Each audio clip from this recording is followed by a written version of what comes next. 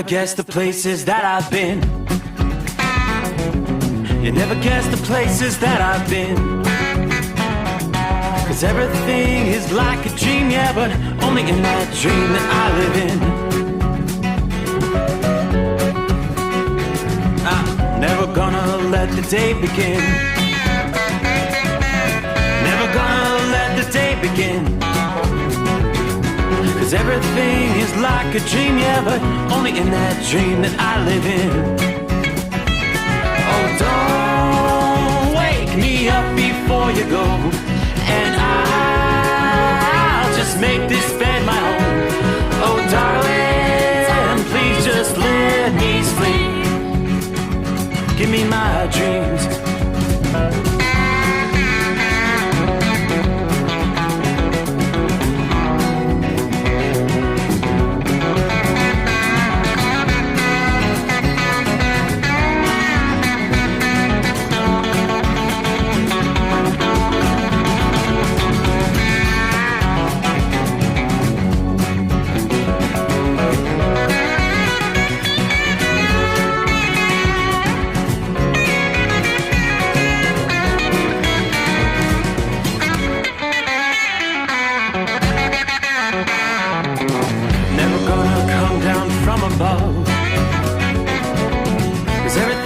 Better from above.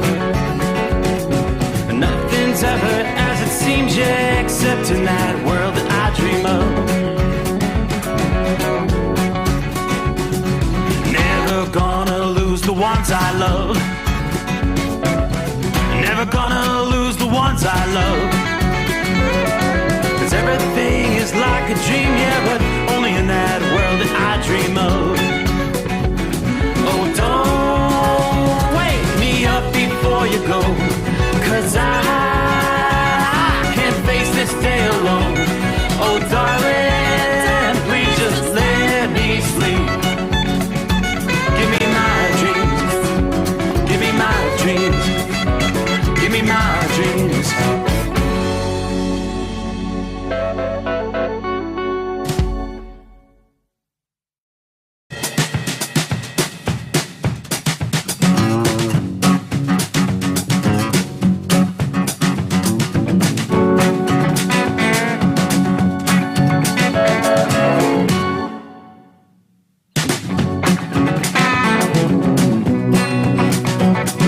Okay, that time again. What do you say? Let's get the show on the road.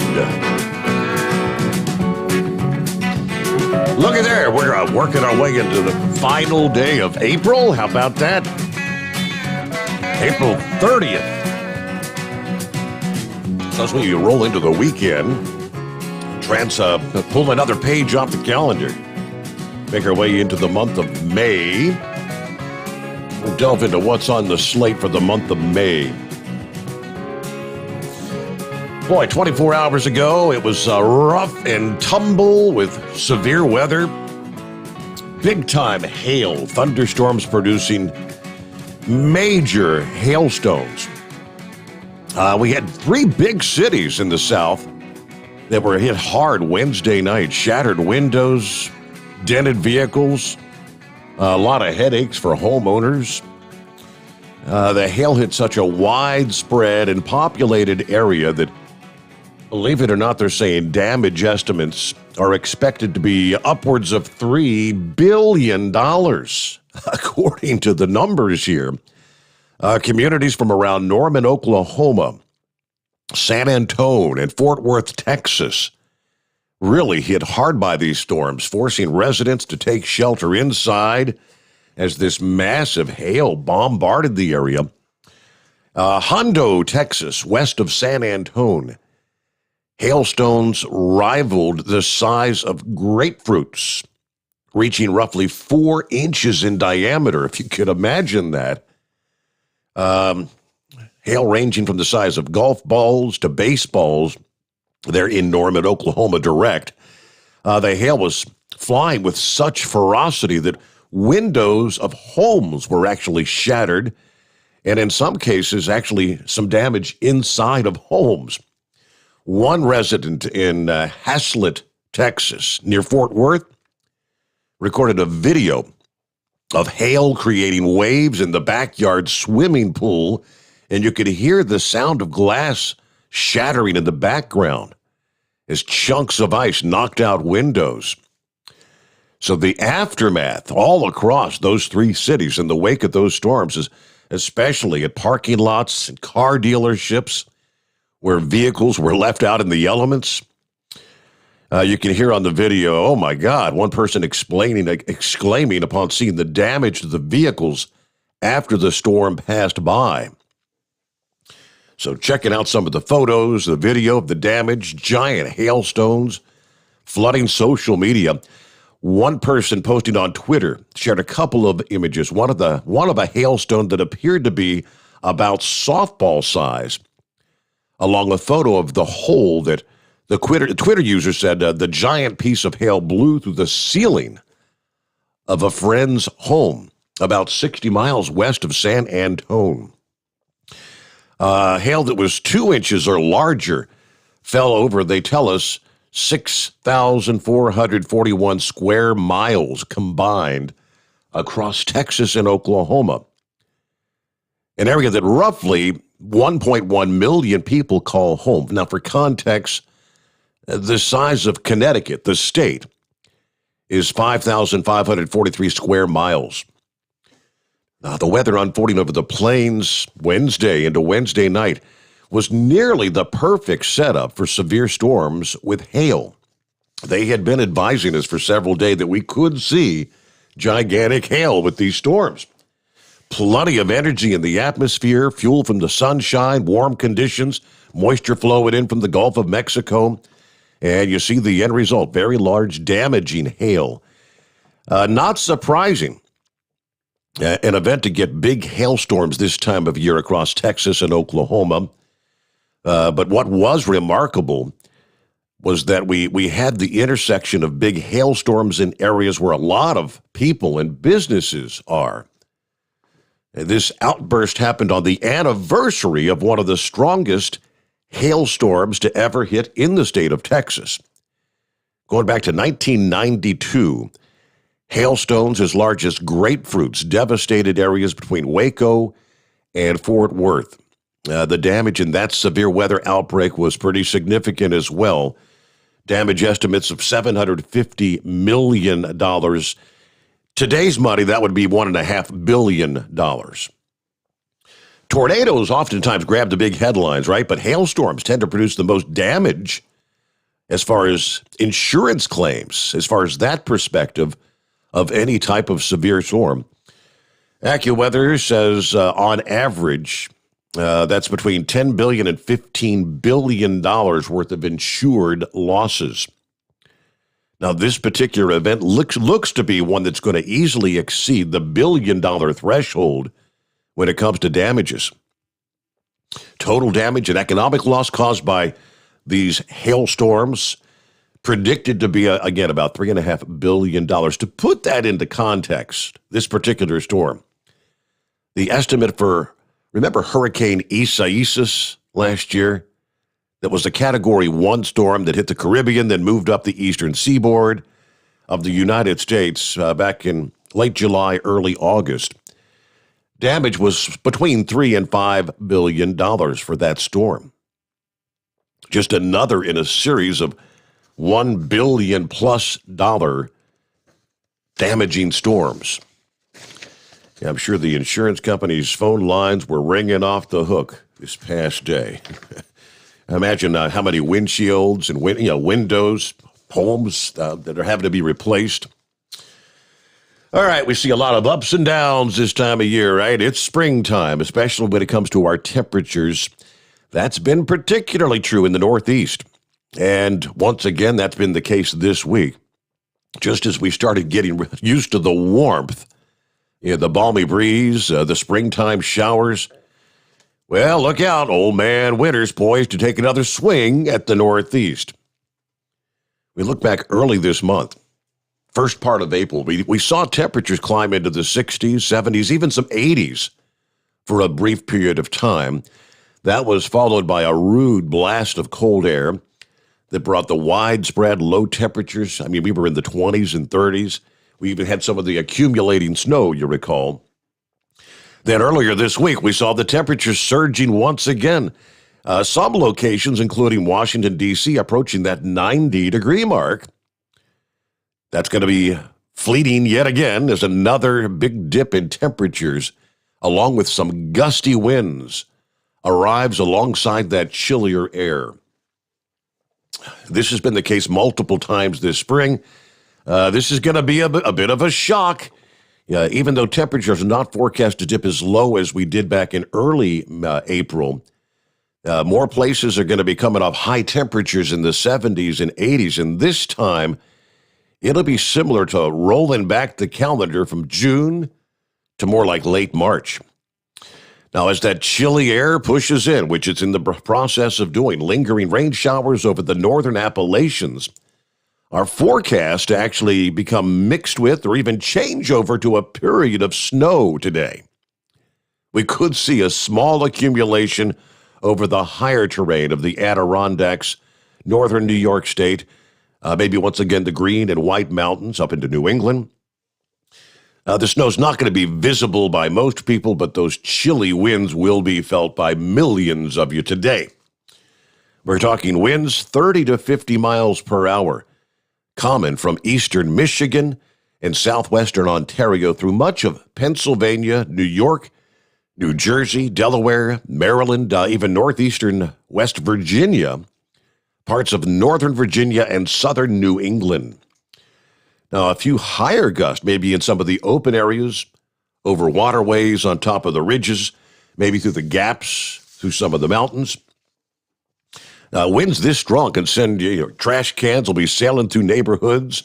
We'll probably be talking about some tree limbs coming down, sporadic power outages.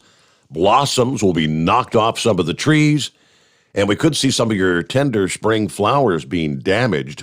The combination of the wind, the cooler air, and other factors Friday and Friday evening results in temperatures anywhere from 30 to 50 degrees lower compared to where we were Wednesday afternoon in that same region of the country. Temperatures, what felt like 80 to 90 degrees, it's going to be swapped with temperatures that feel 40 to 60 degrees colder on Friday. So most definitely, this is going to be a setback for the warm weather fans. If you're going to be spending time outdoors Friday or Friday evening, it may be a little uncomfortable.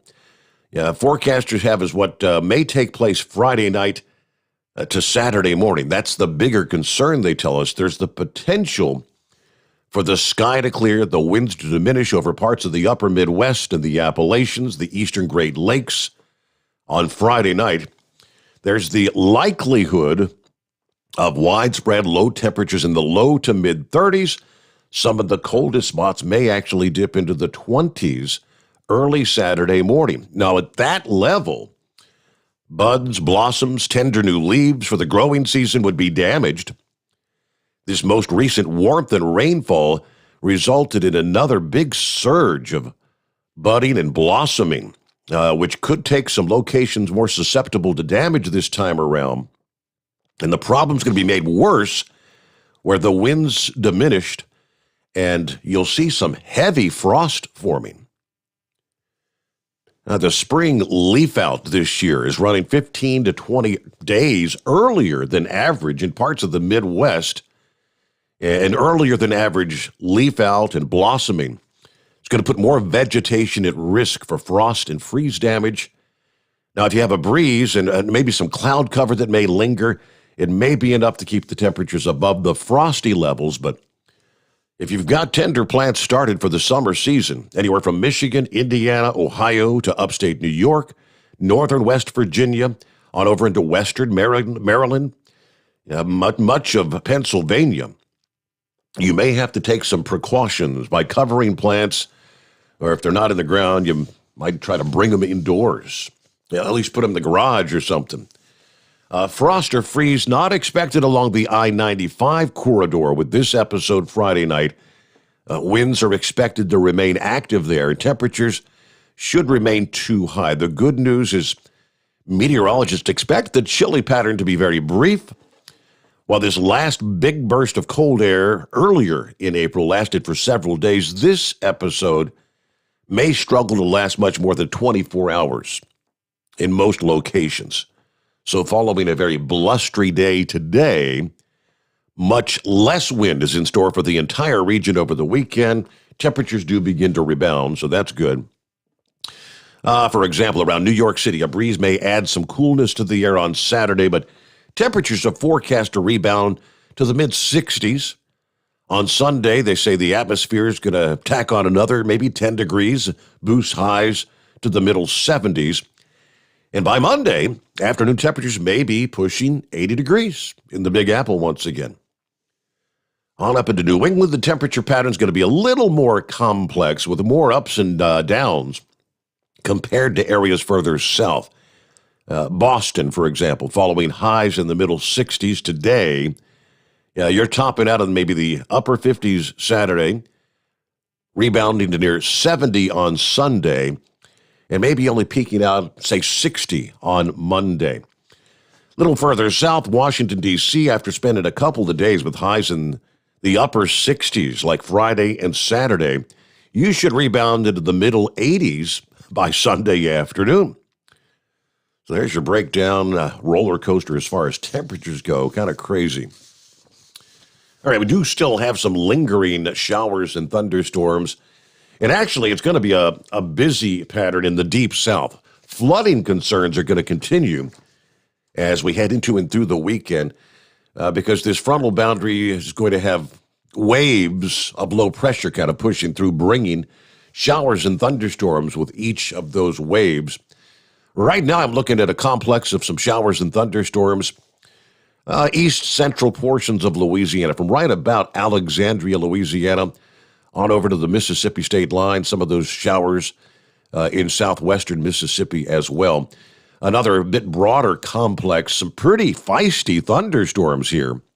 I'm not seeing anything reaching severe limits, but an area from just north of Lufkin, Texas, right up into Palestine and almost into Tyler, Texas. Pretty feisty thunderstorms there. You got some more showers, a few pockets of heavier rain stretching from back in Abilene. More showers and thunderstorms over into Midland, Texas, over into the southeastern corner of New Mexico as well. That's some of the heaviest rains. Now, the bigger picture is on up into the northeast, where we saw a rainy day from the Great Lakes through the Ohio and Tennessee valleys. Still raining, not nearly as intense as it was 24 hours ago, but you'll find some showers through eastern Tennessee, right on up through western and central Virginia, much of West Virginia. Then a little bit of a break in the action, plenty of rain in New York, Vermont, New Hampshire, southern portions of Maine tonight. That's what's left of our storm system that's going to continue to push off the eastern seaboard as we make our way into the final day of April. So there you go. We'll give you more on what's going to be they're calling it a proverbial parade of storms that's going to have flood-wary people in the south-central U.S. Right on through the weekend and into early next week. They're actually trying to advise our friends in places like Nashville, where they've dealt with plenty of flooding already this spring. Brace for more. You're likely going to see some flooding issues in Nashville as we progress through the weekend. All righty, underway here on a Friday, and phone lines are open. It's 844-844-3388. We touch on some of our industry headlines. Texas police say they were able to recover more than $1 million worth of stolen goods after a truck that was loaded with electronics was taken from a truck stop. Going back several days ago in Kaufman County, Texas, where deputies with the sheriff's office there came up on an 18-wheeler blocking the roadway. Deputies saw the rig was stuck, unable to move. Well, when they approached the cab to speak with the driver, they saw that the driver's side window was down and the passenger door was open, but there's nobody there. Deputies noticed a strong odor of burning rubber in the air, and they could feel that the hood of the truck was warm to the touch. After noticing that the trailer seal was broken, deputies discovered that a pallet in the trailer had been tampered with and someone had removed the plastic and cardboard wrappings. The pallet contained Dell laptop computers. There were a couple of them that appeared to be missing. After searching the cab, they found a phone number for a distributor and called that for more information. Distributor informed police the truck had been stolen. The reporting person talking to the deputy stated that while en route to his destination, the driver of that truck stopped at an unknown truck stop to take a shower. And while he was in the shower, someone made off with the truck.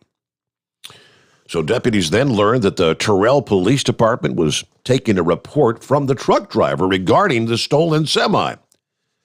Through good communication and investigative skills, the Terrell Police and the Kaufman County Sheriff's Office were able to recover what totaled 50 pallets of Dell notebook computers, estimated value $957,000 and some change, as well as the truck and trailer. So grand total over $1 million recovered. Good job to the law enforcement there. All righty, then, I guess yesterday, Thursday, Love's Travel Stops opened a new store here in the state of Ohio, Portage County, the newest Love's Truck Stop off State Route 225 in Diamond, Ohio. What do we have? Looks like 93 truck parking spaces. They have a Godfather's Pizza, Subway restaurant, 8 diesel bays, 7 showers. You got your laundry facilities. The Speed Co. will be opening at a later date. There's also the cat scale and a dog park. So there you go, adding nearly 100 truck parking spaces here in the state of Ohio, which we could definitely use that, right? Okay, we'll get to some of our other industry headlines coming up here in a bit. Meanwhile, what's going on in your world here on a Friday morning? Hey, weekend is almost here. It's 844-844-3388. Would that be brain dead out of the box? Oh, my God. Pole position for a Friday morning, Steve. How did I get so lucky in this today? Well, congratulations. What's going on, brain dead? Giving drivers a heads up, I-40 in Arkansas, just past the Love's truck stop there, speaking. At the 193-mile marker, the road is shut down. They've had a nasty wreck involving a couple semis and a car. And the car was on fire from what another driver told me. So if you can get off at Brinkley, which is exit 216, and take Highway 70 to go around it. But right now, they said that westbound will be closed and closed for a while. Oh, okay. So, sorry about getting the nominees for Dumbass of the Weekend so late. It's been a crazy week this week. I was checking my email a little bit ago. I was thinking, hey, it's Friday. I didn't see any DA of the Week nominees, and lo and behold, you got them to me here in the last few minutes, didn't you? Yeah, I tell you, I got this new bid. I leave Memphis at 9 o'clock every Monday through Friday. At 9 o'clock, I go to Little Rock, work her dock. I have to unload my trailer, reload my trailer, and come back to Memphis. And it's just trying to get the adjustment from being the solar powered driver back to running the night shift. Because I went to our little shop and kind of trashed around there for about an hour today. I was trying to find a story. And I don't know if you if you heard this story or not, because I heard it on another radio show that I listened to in the morning of a guy who in New Orleans is where it's supposed to be out of, but I can't find it. He went and stole 10 semi-trucks, cabs, speaking of stealing. Yeah. But when they went to investigate and search his house, they found him applying for truck driving schools.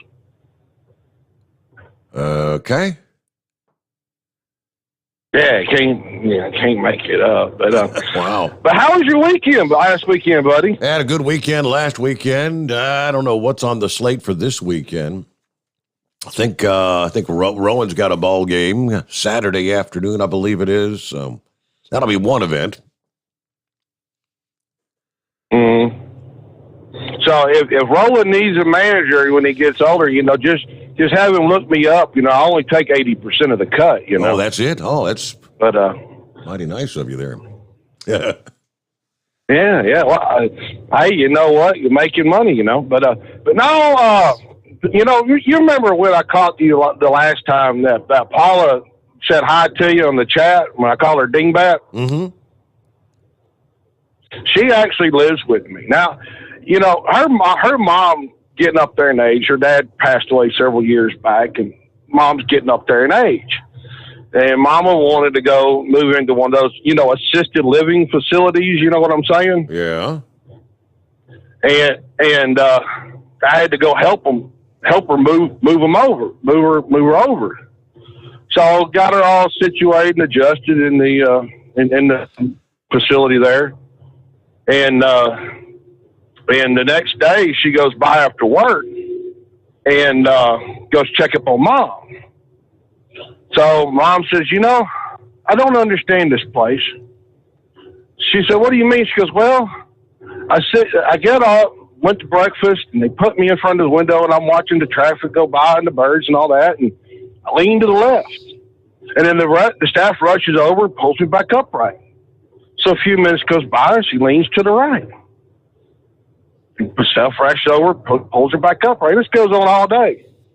She said, okay, and what was wrong, Mama? She said, well, it's not a bad place here, but they won't let you fart.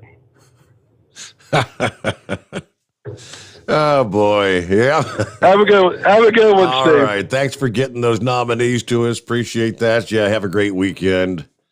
Well, there you go. All righty. What do you see here? It's 844-844-3388. Who all's checking in? Let's see here. Hello from Roscoe, Illinois. Stephen with us. Looper checking in. Everybody have a great weekend, he says. Kim's with us. Hi, Kimberly. Good morning. Let's see. Hey, from the captain in Mainville, Ohio. Chevy guy with us, of course. Randy, hello, Steve. Sitting in the RV at the creek in Tennessee. Thank you much. Scott says, I hate Monday. What, it's just like your Monday? Everybody else's Friday. You starting your week or what? Good morning from Georgetown, Kentucky. Y'all be safe. Have a good weekend. That's from Todd. Michigan Madman. Still running, but finishing up. Looking forward to having tomorrow off and starting my weekend and looking forward to opening night of racing at Kalamazoo Speedway. All right, enjoy that. Tank just crossed over into Arkansas, a nice 62 degrees. One more state closer to home. I'm looking for that. Yeah, welcome to the volunteer state sign. All right, you're making progress, in other words. Everybody have a great weekend. Thank you much, Tank. James, good morning, Steve. A beautiful 53 degrees here in Minnesota tonight. Scott checking in, going to Nashville from Columbus. Have a great weekend. Grumpy checking in. Good morning there, Grumpy. Ken, good morning. Overnight drive. Let's have a great, safe night. Oh, that's Kentucky Ken, who's out there serving and protecting once again tonight. Thank you. Kentucky Ken, be safe. Thanks for what you do. Let's see. Sea Hill checking in from Georgia. Eskimo Mom, happy Friday to all. Heads up on I-71 at the 32-mile marker in Kentucky. XPO Logistics have a set of pups in the median after taking a crazy ride. Left lanes of both north and south are closed in that area as they try to get that cleaned up. All right, so that's, again, I-71, mile marker 32, impacting both sides. Thanks for the heads up, Eskimo Mom. A couple more here. Buckeye Boy checking in from Georgia, 69 degrees. Had a little sprinkle earlier, but everybody have a good night. Be safe out there. And Richard checking in from Florida. Good morning, Richard. We'll get to some of the others coming up here. Meanwhile, lines wide open on a Friday morning. It's 844-844-3388. One of the stories that was still kind of, it was one of the breaking scenarios we were talking about last evening. And I guess technically it all had ended just before the show got on. About 11 o'clock. But we didn't get the update till later in the morning. And that was the scenario where we knew one officer was dead, another had been shot. We didn't know the condition. That was the situation there in North Carolina in Watauga County. Not good news the way it all ended. Authorities say 2 deputies were killed and 3 other people, including a suspected gunman, all found dead after the hours-long standoff there. There was a 3rd officer that was also shot in the standoff. This was the deal where they were responding to a simple welfare check at a home in Boone, North Carolina, after the homeowner and his family didn't go to work and weren't responding to phone calls. It all unfolded early in the day, like 9:45 in the morning. Didn't end until about 11 o'clock in the evening. The individual suspected of killing the 2 officers is suspected of killing 2 civilians in the residence. The names of the civilians not released at this point. The county sheriff's office canine deputy Logan Fox was shot and died at the scene. Sergeant Chris Ward died from his gunshot wounds after he was taken to Johnson City, Tennessee Medical Center. A Boone police officer who stepped in to help was shot when a bullet hit his helmet. Thank God for helmets. That helmet likely saved his life, they're saying. Deputies said officers entered the home for the welfare check, and they were essentially ambushed. Someone started shooting. 2 medical helicopters were called in. 1 deputy, Ward, was flown out before he died. The second remained at the scene.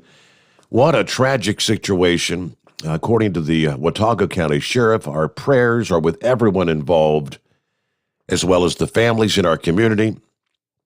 I greatly appreciate the tremendous support we're receiving from law enforcement agencies across the region and the state. Deputies said the shooter remained barricaded inside the home during the hours-long standoff, while periodically shooting in the direction of the officers. They actually had SWAT teams from across the state that came to assist in that standoff. So all said, 5 dead, 2 law enforcement officers, and I guess at some point they'll identify who the other 2 civilians who were in that home. Tragedy there in North Carolina. All right, let's get a news break in here, and again, we'll get to your calls. Jump on in, plenty of room for you at 844-3388. The Steve Sommers Overnight Drive, live from the Hot Shot Secret Studios. USA Radio News with Wendy King. Marking his 100th day in office, President Biden held a drive-in rally in Georgia. He thanked Democrats for their vote, saying the balance in the Senate made the difference in getting his stimulus plans passed. Because of you, the rest of the world, because of your 2 senators, the rest of America was able to get the help they got so far. He also said he's following through with his campaign promises. We created, in the first 100 days, 1,300,000 new jobs. 1,300,000 jobs in 100 days. That's more new jobs in the first 100 days of any president in history. Last night, during his address to a joint session of Congress, the president outlined his American Families Plan. The price tag is nearly $2 trillion, and Republicans say that amount is way too high. This is USA Radio News. Do you have an idea for a book, fiction, nonfiction, or a children's book? We can help you put it together and bring it to market at Dorrance Publishing. We have thousands of testimonials from people just like you that we've helped get their books sold in stores and online. We've even got a service called The Writer's Coach. It's perfect for people that have a book idea in their head and they just need someone to help them put it on paper. Torrance Book Publishing has been helping people just like you who have a book idea, written or not, for over 100 years. Imagine being counted among the most famous authors in the world with your very own book. Call right now and let us help you turn a book idea into reality. It's easier than you think. You just need a little help. Call us now. 800-876-9035. 800-876-9035. 800-876-9035. That's 800-876-9035.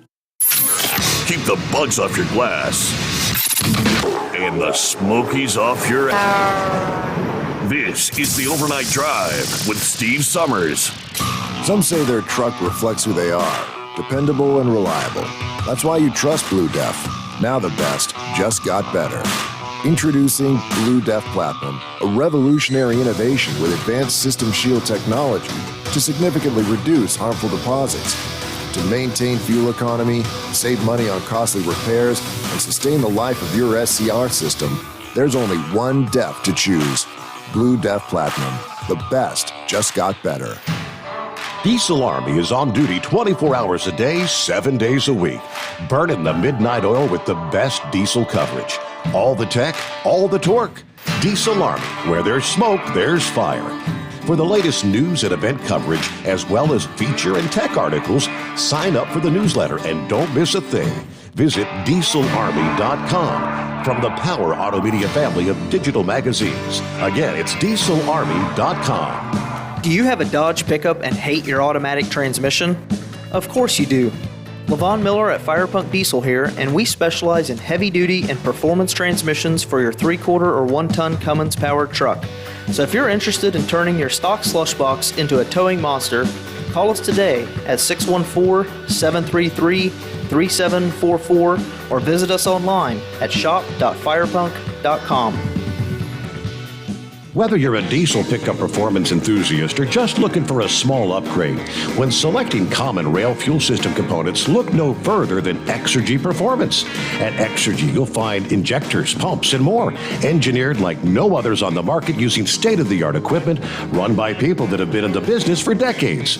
So if you're in the market for common rail components at any power level, contact Exergy Performance or one of the many dealers listed on our website at exergyperformance.com. Dean Michael, the tax doctor here. Are you tired of those tax problems following you around like a dark cloud, always in the back of your mind, losing sleep at night? Call me now and get your life back. 888-632-4506 or go to mytaxhelpmd.com. Pretending they're not there won't make them go away. The IRS isn't going to forget. They will levy your bank account and garnish your wages. Don't wait for that to happen. I'm not telling you these things to scare you. I'm telling you so you can benefit from my years of experience. Now is the time to act. 888-632-4506.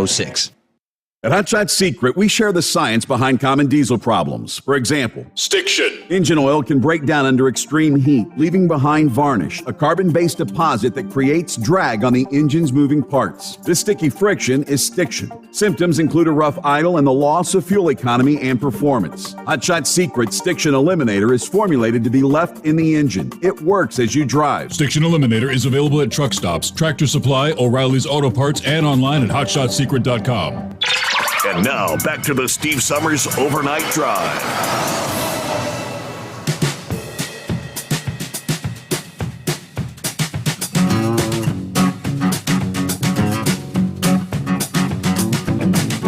Did you hear Uncle Joe there? Uncle Joe. I'm sorry, President Biden. Did you hear the president taking credit for creating more than 1 million jobs in his first 100 days? Isn't that great? Wow, he's doing such a good job. 1,300,000 jobs I created. That is so comical. Does he really believe that? How many people were out of work due to COVID? How many people are still waiting to go back to work due to COVID? you go, but were it not for COVID, hell, 3 months before COVID, we were talking about the lowest unemployment rate in over 50 years in this country. These are all people that had been businesses that shut down, some of those businesses that are never going to reopen. But these people that are going back to work, I'll leave it to Joe. But, there are people that listen to him and they honestly believe it's thanks to Uncle Joe we're creating all these jobs. Well, one of those that doesn't believe it, of course, me, probably not you, Texas Governor Greg Abbott, he spoke out. He slammed Biden's first 100 days in office, posting on social media. His first 100 days in office, Biden's 100 days of failure. He lists, he says, Biden's accomplishments in the first 100 days, starting with Biden border crisis, destroyed thousands of jobs. Think about the pipeline, fracking, threatened the energy industry, proposes major tax hikes, spreads misinformation about the Georgia election integrity law. Americans are paying the price for his failures. Now, obviously, he's under fire from Republicans reversing Trump's executive actions, border security, first day. I mean, the first hours in office. Yeah, we know the whole background there. PolitiFact and other fact-checking websites quote experts as saying this spike in illegals coming across the border is partly seasonal, and that even the rise in illegal border crossings of 173% from February of last year to February of this year can be attributed to some factors other than Biden's policies. But the rise in unaccompanied minors, we are now housing those children and teens. We've got crowded facilities, more and more being constructed, all while we're exposing them and the border security personnel to getting COVID. Yeah, small businesses reeling after a year of government-imposed lockdowns, just finally beginning to get some breathing room, thanks to the rollout of the vaccine. Thank you, President Trump. President Biden could be an advocate for small businesses like candidate Biden was, but he's now beholden to the left-wing base. Republicans in Congress and centrist Democrats have to resist this lurch toward socialism. It's all like rapid-fire bad policy for small businesses. According to the Job Creators Network, these policies are costing jobs, raising energy prices, making it harder to find workers and operate their businesses. While they're trying to recover from the pandemic, Biden wants to make it harder for them to keep their doors open, to keep workers on the payroll, trying to mandate a $15 per hour minimum wage. Also slamming his energy issues, the executive action stopping the Keystone Pipeline, and an estimated 11,000 construction jobs building that pipeline were lost immediately thanks to Joe. And that's now allowing more heavy crude to flow from Canada to the Gulf of Mexico that would have allowed to keep America more energy independent. Then, of course, Biden was even called out by the Washington Post for repeatedly making false claims about Georgia's new election law on multiple occasions, claiming that Georgia's new law forces polling places to close at 5 p.m., making it harder for people to vote if they work during normal hours. Not true. Under the new law, counties have the option to extend the voting hours so voters can start casting ballots as early as 7 a.m. and as late as 7 p.m., the same as Election Day in Georgia. Plus, you've got an additional mandatory day of early voting on Saturday. It was added, and 2 days of early voting on Sunday that were all codified as an option for the counties there in the state of Georgia. It's false information, fake news. All right, to your calls we go at 844-844-3388. I believe it is the Red Mule. Well, good morning, Steve. Morning. Speaking of Joe Biden, this is not a nice thing to say, but I've got a cousin that he reminds me of. The joke in our family is that Cousin Spencer believes his own lies, and I think Joe Biden believes his own lies. What do you think? Yeah, right. Yes, sir. Speaking of Joe Biden, go ahead. Oh, I said yes, sir. Speaking of Joe Biden, I understand he went down to Plains, Georgia to see Jimmy Carter. Isn't that the same neck of the woods where Doc Holliday's from? Do you reckon he got to meet with Doc Holliday? Ah, good question, yeah. Yeah, I think Doc might. Well, I don't know. Joe's pretty far gone. I was going to say Doc might straighten him out, but I don't think even Doc can straighten him out. So, hey, Steve, I got a question, and we know Pat Buchanan wrote speeches for Nixon, Peggy Noonan wrote for Reagan, and this Steve Miller wrote for Trump.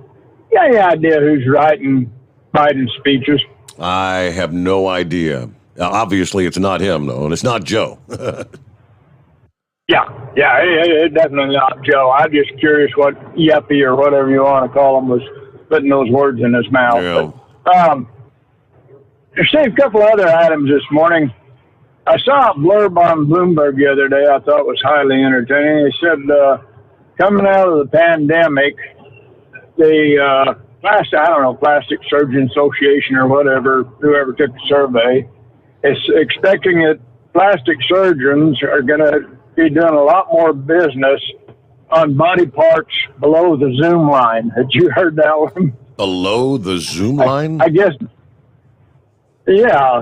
Apparently tummy tucks or whatever. Yeah. I don't know that much about plastic surgery, but I guess the people that's been getting plastic surgery all been on their face or boob jobs or whatever above the zoom line, and now they're expecting, coming back to reality, that they're going to have an increase in business below the zoom line. So I thought that was entertaining. Hey, Steve, I got the first part of your show there Monday morning, and I found several things that Joel had to say was quite interesting. You always think it's interesting when somebody says something you agree with, but when he was talking about the super singles and the trailer wings or whatever you call them on the back there, he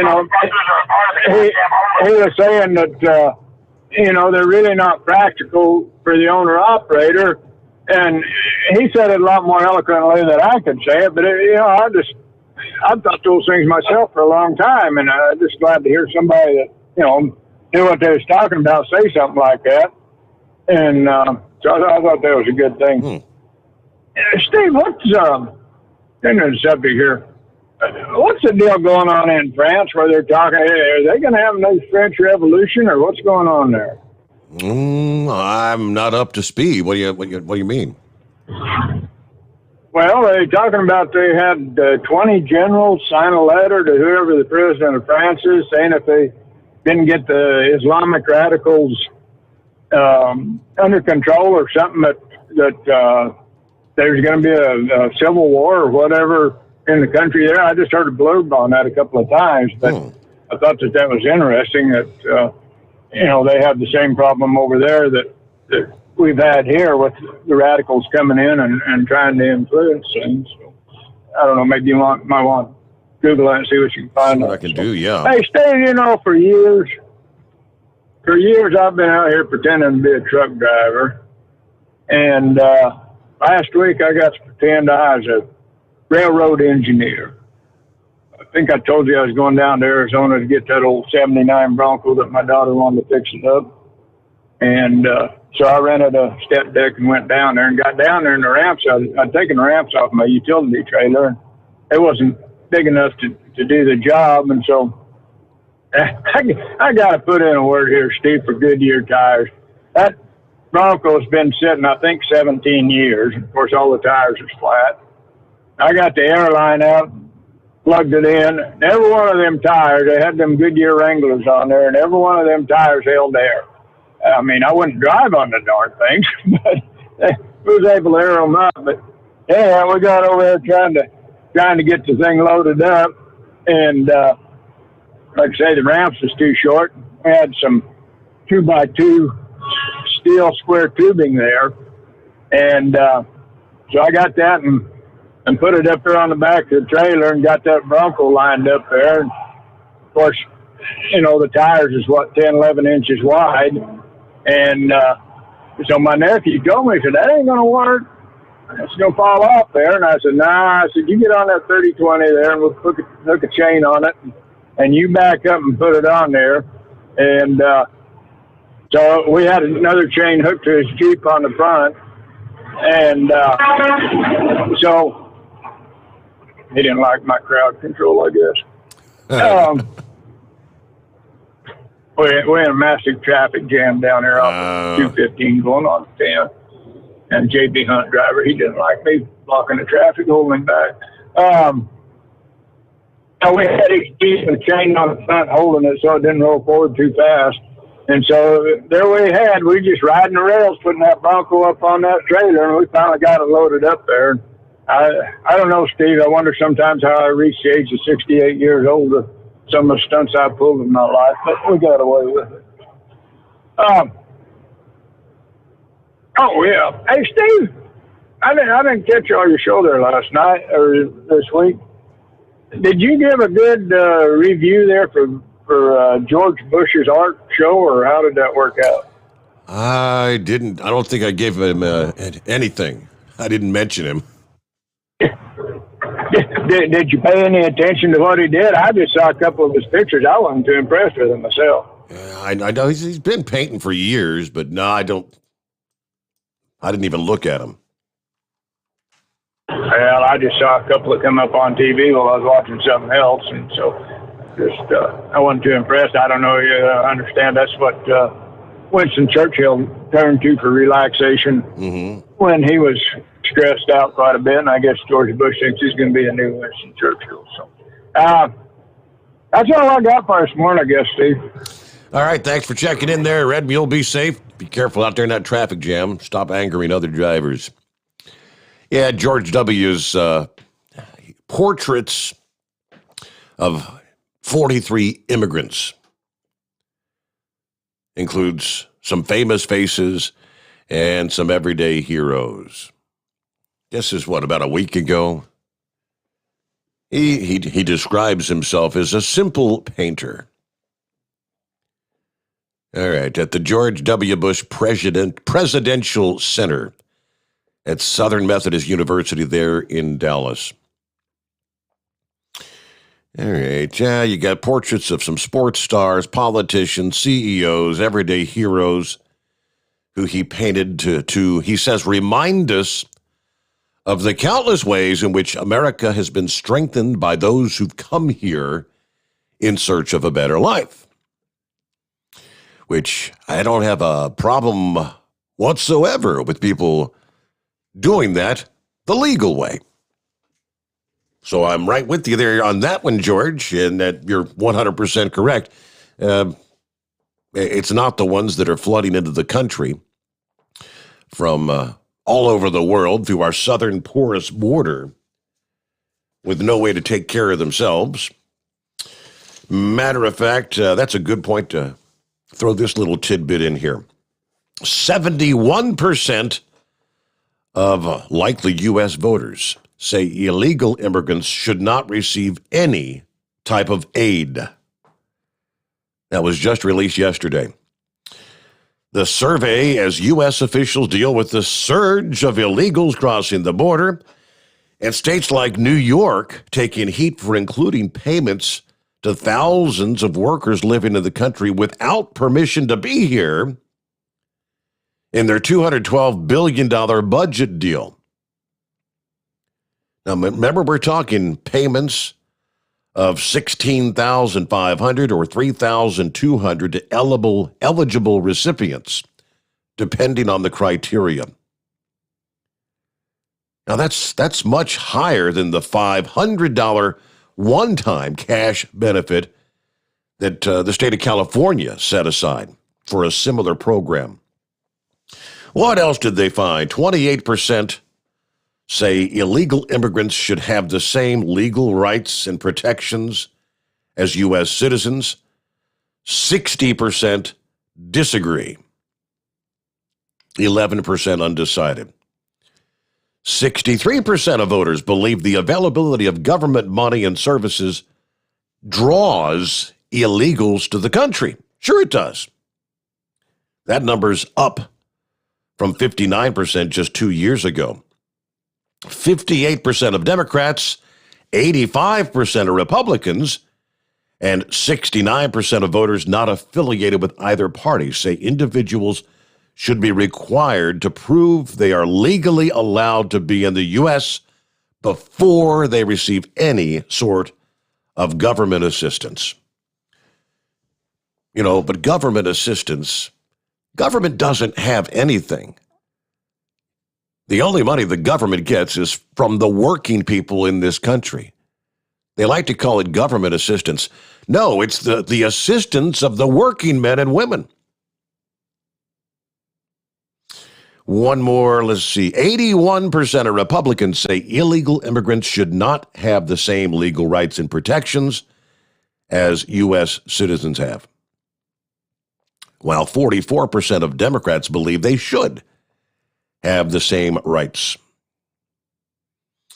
There was another poll released earlier in the month of April on the border topic that showed 50% rate President Biden's handling of the immigration issue as poor. 14% rate his efforts as excellent. Well, there's always a few idiots out there, right?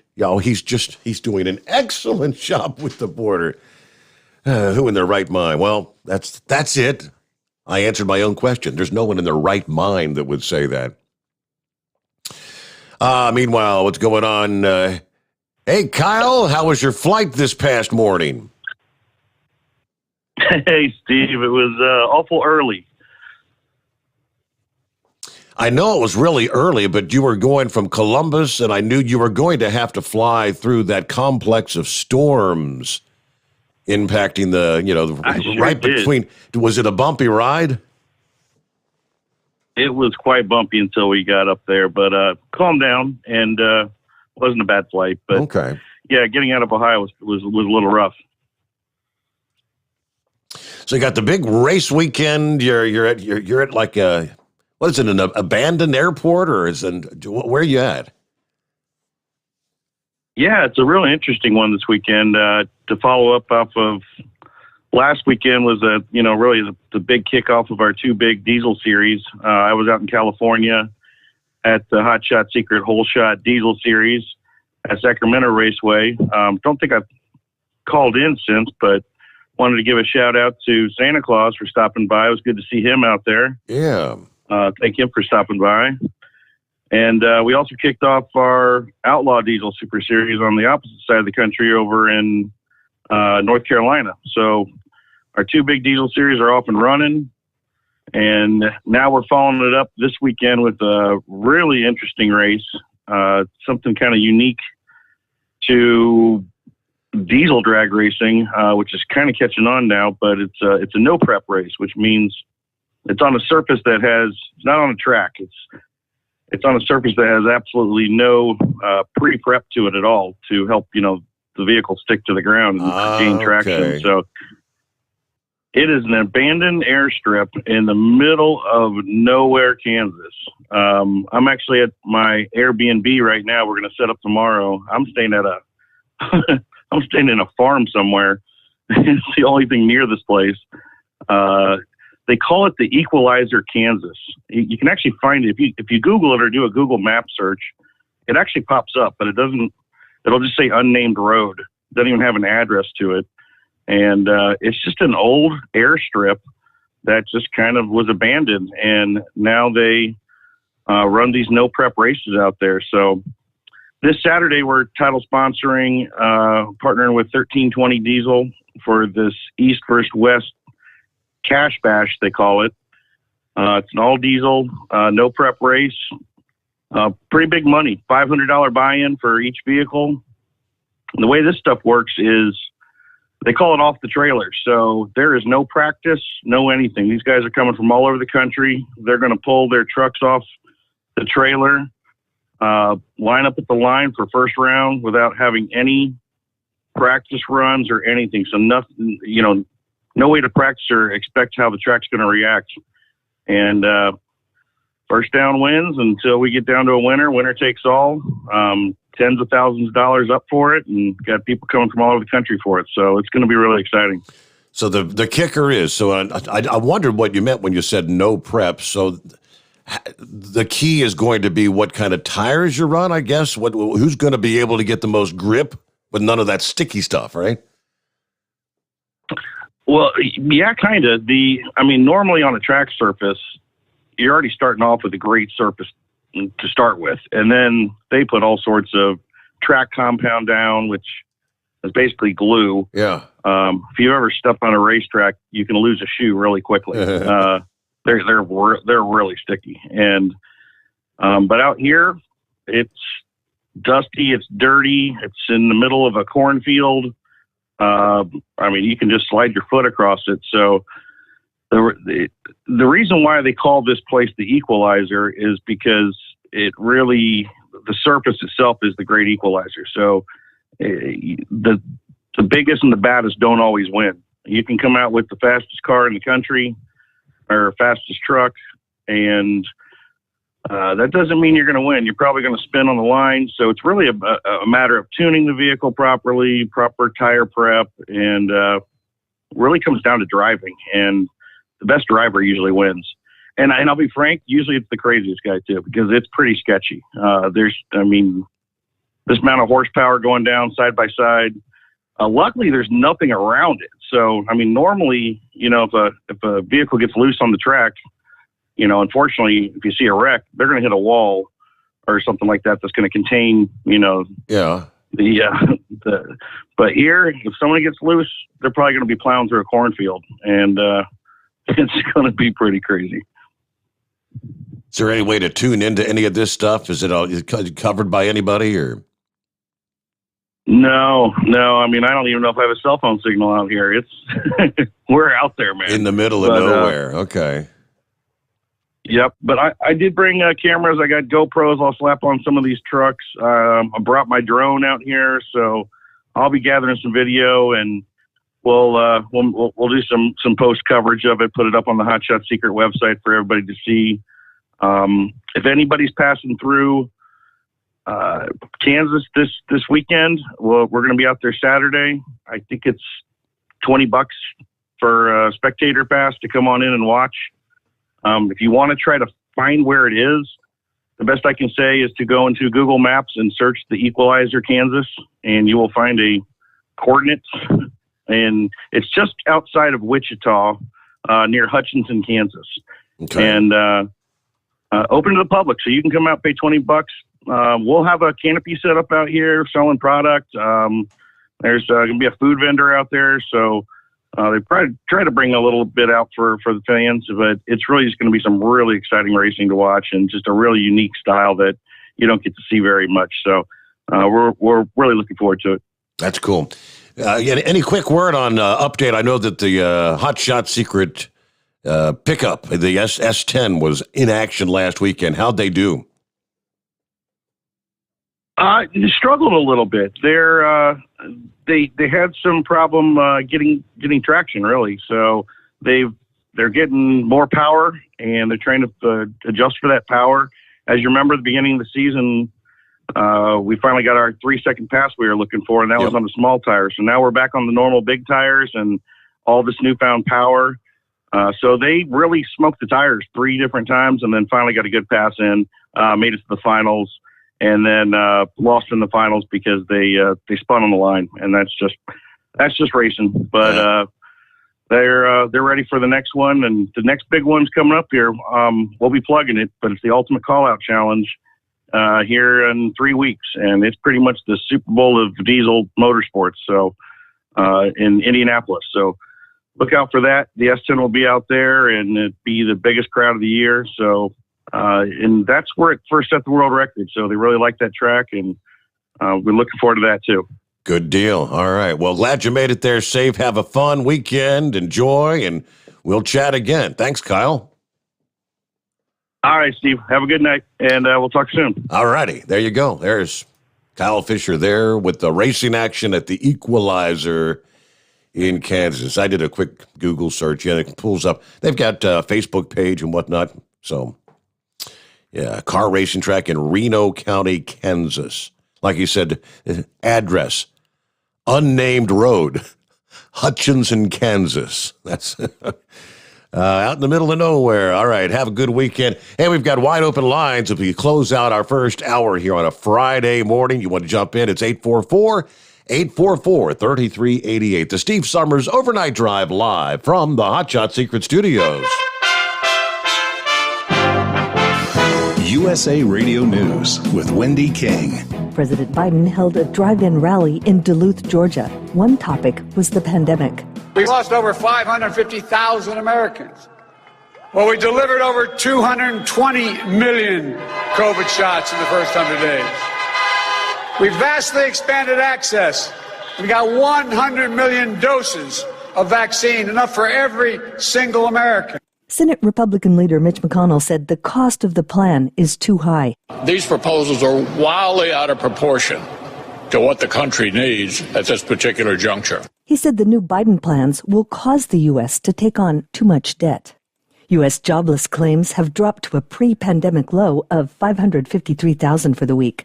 16.5 million Americans are still getting benefits under various programs. This is USA Radio News. Friends, Mike Lindell is a great supporter of conservative radio, but most of all, he's a man who has invented a great USA product that will help you get a great night's sleep. For over 3 years, I've told you how the MyPillow Premium Pillow has changed my life. I get the best sleep of my life. But more importantly, the pillows don't go flat. You can wash them and dry them as many times as you want. They maintain their shape, and they are made in the USA. Here's the best deal you'll ever get on a MyPillow Premium Pillow. $29.98 for a standard or queen size pillow. King size only $5 more. You're saving $40. Go to mypillow.com, click on the radio listener square, use my promo code USA, or call 1-800-951-8175. You can save up to 60% on any MyPillow product when you use my promo code USA, or call 1-800-951-8175 and ask for the MyPillow Premium Pillow Special. 2 officers in North Carolina were killed during a welfare check.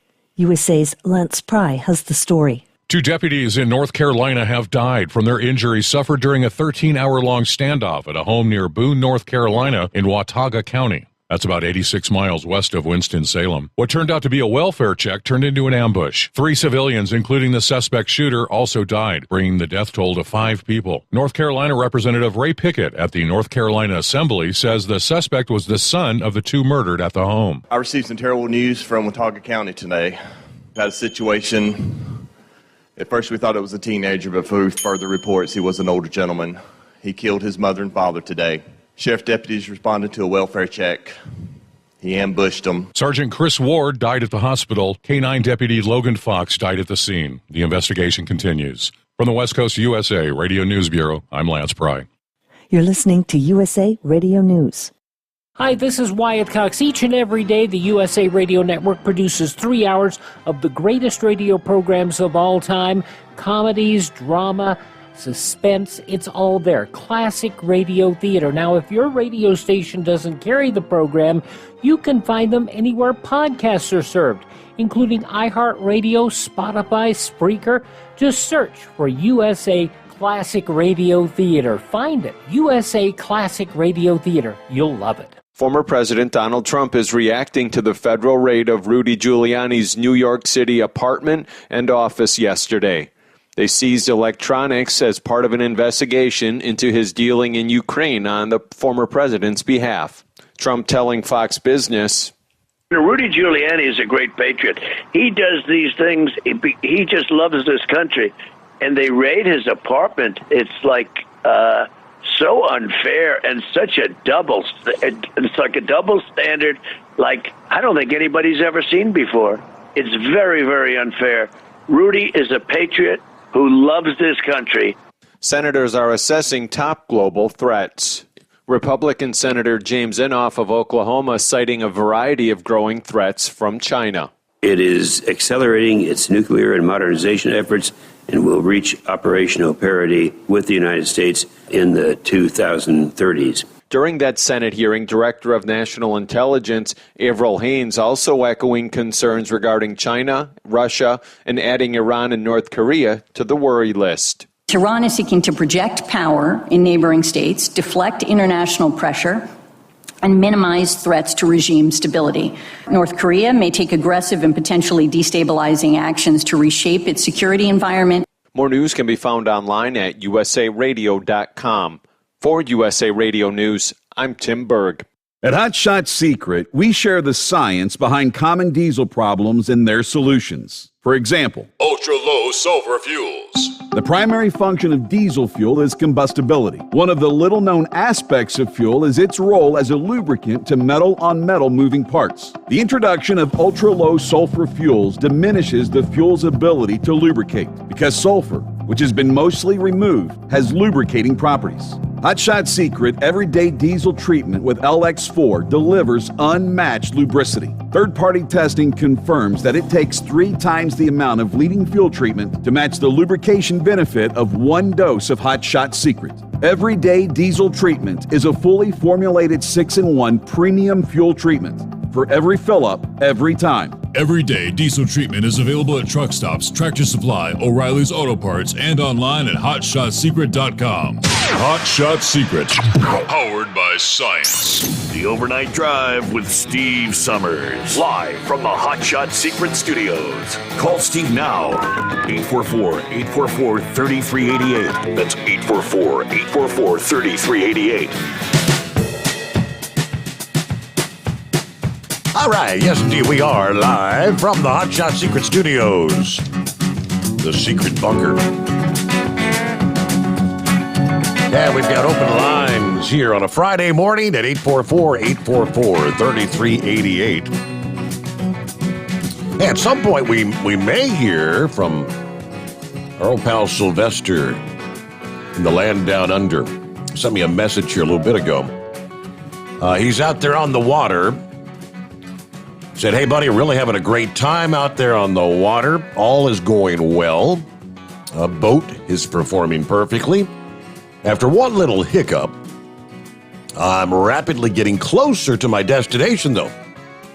I may call before then, but I probably will call after I've moored the boat. Yeah, I saw some of the video that you posted there, Sylvester. It looks like the waters are beautiful. Beautiful day there. There you go. Thank you so much. We'll look forward to hearing from you at some point in time. Meanwhile, under our traveler's weather, what do we see here as we head into the weekend? I mentioned last hour that they're talking about a parade of storms that'll keep the risk of flooding rather high across the flood-weary south central U.S. through the weekend and even into early next week. We saw those drenching severe storms earlier this week, dropping as much as 8 inches of rain in parts of Colorado. We saw almost 7 inches in parts of Oklahoma. Pauls Valley, Oklahoma, about 58 miles south of Oklahoma City, had the intense flash flooding in the streets there. Of course, the storms continued Wednesday night, more heavy rain and hail. We were touching on that last hour, baseball-sized hail at the Laughlin Air Force Base in Texas, as well as Eagle Mountain, Saginaw, Texas. Flooding's been a major concern over portions of Arkansas and Missouri into midweek. That problem lingered on into this past evening with some ongoing downpours. And the heaviest rain is falling across the Midwest and the Ohio Valley Thursday night. And warm, humid air is going to be pulled northward out of the Gulf of Mexico, and it's going to meet up with some of this cooler, drier air from the Rockies. So we're looking at cities in the south like Little Rock, Arkansas, Houston, are forecast to have some heavy thunderstorms, maybe some damaging winds as that cooler air moves into the region. What do we see here? Flash flooding impacting some areas between Texas and Tennessee. We've seen over 3.5 inches of rain so far this month. That's like 110% of the normal rainfall for the month of April in St. Louis. Nashville, I mentioned a bit earlier. After fierce floods in the Nashville area earlier this year, they've seen 140% of their normal rainfall so far this year. Now, they've been running below average for the month of April, but residents of the city should still prepare for possible flooding. Some areas could receive another inch or two in a short amount of time. So we'll see ponding of water on some of the roads, reduced visibility, travel delays on some of the major roads, Interstate 71, 70, 65. While where the downpours repeat in this corridor, according to AccuWeather, there could be some 10-inch rainfall totals achieved. So urging drivers when traveling, of course, slow down with reduced visibility. Cities like Louisville at over 120% of the average rainfall this year. Flash flood watches stretch from southern Indiana to Missouri. Louisville saw the heavy rain this past day. I think their flash flood watches have expired now. But that rain will be long gone by Saturday evening. So we should be set to roll with the 147th running of the Kentucky Derby. They're forecasting sunshine, temperatures in the low 70s for race day. Not bad. South Texas, though, could be in the thick of things between now and Saturday night. Brownsville, Hardingen, Laredo, Texas, looking for some heavy rain to start the weekend. The southern branch of the storm in the east is going to hold back and slowly move across southeastern Texas and the Gulf Coast. With heavy showers and thunderstorms, more flooding possible there. Harlingen, Texas, that's way down near the Mexico border, where it's been very dry. They've seen less than 1/2 inch of rain this month. Way below normal. They've only seen 25% of the rain so far this year.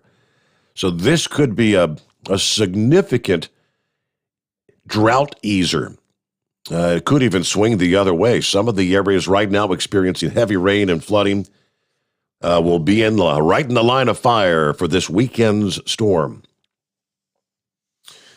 All right, April finishes up with some monthly totals of over 1 foot of rain across parts of Louisiana and Mississippi. But that's not the end of the wet weather for those areas either. May start with a chance for more significant rain and a slow-moving storm through the region. Showers and drenching thunderstorms, possibly some flooding there. This is a storm that's going to move out of the Rockies, meaning severe weather is possible in the eastern plains and the Mississippi Valley as we look into next week. Maybe like Tuesday, midweek next week, we could be talking some severe weather for the Ohio and Tennessee Valley areas and thunderstorms with some severe weather possible through the eastern reaches of the country through like next Thursday. Looks like another big storm, potentially more severe weather next week. All right, so what do we see here? Up to speed there. Our number is 844-844-3388. What's on your mind as we roll into a Friday? OOIDA's tour trailer is going to be stopping in Indiana on the way to stops in Ohio and New York. Looks like today through Sunday, They'll be at the Petro Stopping Center in Angola, Indiana. That's I-69 at exit 357. Yeah, that's just north of the I-90-69 interchange. A pretty decent-sized location. The Angola Petro parking for 200 tractor trailers. Iron Skillet Dining Room open 6 a.m. to 10 p.m. There's been a lot of buzz among the truck drivers about lower emission vehicles. Electric trucks. And it's unsettled some drivers out there. A lot of drivers wonder if they're going to be forced into getting an electric truck, according to Marty Ellis. And yeah, there's a reason to wonder. The Biden administration has taken steps towards stricter emission standards.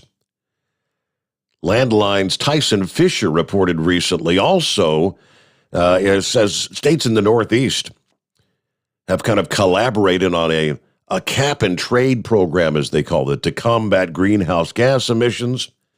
Of course, you've got the California Air Resources Board last year, where they passed the nation's strictest truck emission standards. Early last year, Fisher wrote about the prospect of electric trucks, saying, in the United States, electric trucks have pretty much taken a back seat. However, they're about to be sitting shotgun and possibly in the driver's seat. And there were some drivers stopping by the Spirit expressing interest in becoming owner-operators. Marty says the Owida Foundation has a series of videos that address some of the issues of a driver getting your own authority, an important part of becoming an owner-operator. You can view those. One is entitled The Video, Getting Your Own Authority, from Owida's Business Education YouTube channel. And to get more a rounded overview of what it takes to be an owner-operator, the Owida Foundation is going to be bringing back their Truck to Success. That's a 3-day course later this year. Most of that had to be shut down last year. They may have done the virtual thing, but this is like an in-person session. You could actually attend in person or online. This year's Trucking to Success program is going to be coming up in October, late October, 26th through the 28th. So undoubtedly we'll be talking more about that as the time approaches. So meanwhile, it's 844-844-3388. And we get back to your calls here. What's going on, Demon? Another damn paradise. Been sitting at the house all week. Oh. Supposed to go to Georgia tonight, but they gave my load to somebody else, so I said I had to take the rest of the week off. But got to go to the Carolinas next week. So did your Cardinals pitcher this weekend? Did your Cardinals pitcher hit anybody in the face this past evening? Nobody got 2 in one night. Well, yeah, Girardi got ejected back to back. Yeah, but it wasn't intentional. I mean, I don't think anyone's no pitcher's going to hit another player in the face intentionally. But I don't know that next pitch though, hitting the next player right in the square in the back. You don't think that was intentional? No. I think he was shook up from hitting Bryce Harper in the face. Okay, I think really is what happened. Gotcha. That's my opinion, but yeah, I watched it and like I said, I don't think he done it on purpose. But they were tallied against him. But anyway, yeah, Kyle was talking about it. I was trying to figure out the other day, I actually messaged Kyle, and asked him where it was at, and then I figured it out myself. But yeah, it's just right down the road from my house. Is that right? If he'd answered me, hell, I could have rented my couch out instead of him wasting money on an Airbnb. How about that? Yeah, I could have taken him to B-Dubs for beer and wings, and, well, no. Couldn't take him for wings. They've got a nationwide wing shortage. B-Dubs been out of wings all week long. Are you serious? I'm dead serious. Went up there last night and no wings. So there's just the burgers and things like that? Is that? Yeah, nachos is what I had. Okay. You know, yeah. I mean, I guess I do have a story here where they've got. Apparently, it's a chicken shortage overall. They're saying, but I didn't realize that places were like literally out of chicken. Yeah. The B-Dub's having a hard time getting the wings, but I know our B-Dub's Miller Lite's on special all month for $4. You know, so hey, worth going up there for that. But I may have time to go out there to the track on Saturday. I don't know yet. I know exactly where it's at. I mean, you know, like I said, it's in the middle of nowhere. You know, and anybody coming through, there is a Love's truck stop just right down the road from there. You know, now how they get over the track from there, I don't know, but you know, but it's right off K-96. And, you know, there's a little community called Yoder. If you'll take and turn right there, like I said, it's an old airstrip. But you know, it's not going to be an interesting race with just run what you brung. You know, right off the trailer and no test and tune, just get out there and run. Yep. You know, like I said, I may try to get out on. I wouldn't plan on leaving until sometime Saturday, so you know, who knows? But anyway, what else? There was something else I was going. I don't even remember what it was. I'm sure Kyle would be happy to chat with you. Stop by. And sure, yeah. Yeah. Was he said he was going to be out there tomorrow sitting up, I wonder? No. I don't know. I'm not sure about that. I mean, Saturday's the race day, I guess. Yeah. I said I wasn't sure if it was Friday, Saturday, what it was. I know he said Saturday something, but I thought I'd read the schedule online. But we got several different places they drag race around there, so I wasn't sure. I got a friend of mine who lives in Hudson was telling me about it. But of course I like the straight line racing myself, But man, I can't remember what the heck I was going to talk to you about or something. And old timers getting you. Yeah, sometimers, old timers, Alzheimer's, something like that. But no, we missed all that bad weather. Here in Wichita, it all went south of us. But I know what it was. I was going to say, Dan said something to me about mentioning to you about the Guilty by Association truck show there in Joplin. I don't know what, they do the truck pulls, tractor pulls, stuff like that. You've talked about it. I know it's just every other year. It's the one they do the convoy and they go downtown and everything. But I think you said it's like the 22nd, 23rd, 24th, something like that of September. But it might be something that, Hot Shot Secret might be interested in looking into. Like I said, they interesting that you'd bring that up because I got an email on Wednesday, as a matter of fact, from Josh asking if I had a list of truck shows that are going to be taking place this year, and I'm like, well, I'm thinking, no, I don't have a list. I honestly, I'm not. Typically, it's Mid America, the Great American, and we know those aren't happening, and I don't know. Maybe Walcott, I guess that'll probably be a go. They're in the Iowa 80. I believe Walcott's still a go. And then Kinley, North Carolina, I believe those are still a go. And like I said, the Guilty by Association of 4 states, they're in Joplin. Okay. And then, of course, I think those are the bigger ones. But like I said, if you look up 4 states, or like I said, Guilty by Association, I think either one of them, they got a webpage for both of them. But I don't know if Dan's up listening tonight or not, but he found all the information on that. Okay. All right. Yeah, because they are, I know they are looking for some events that they might want to attend this year. Since anybody that's actually going to hold them, because everything was canceled last year. Right.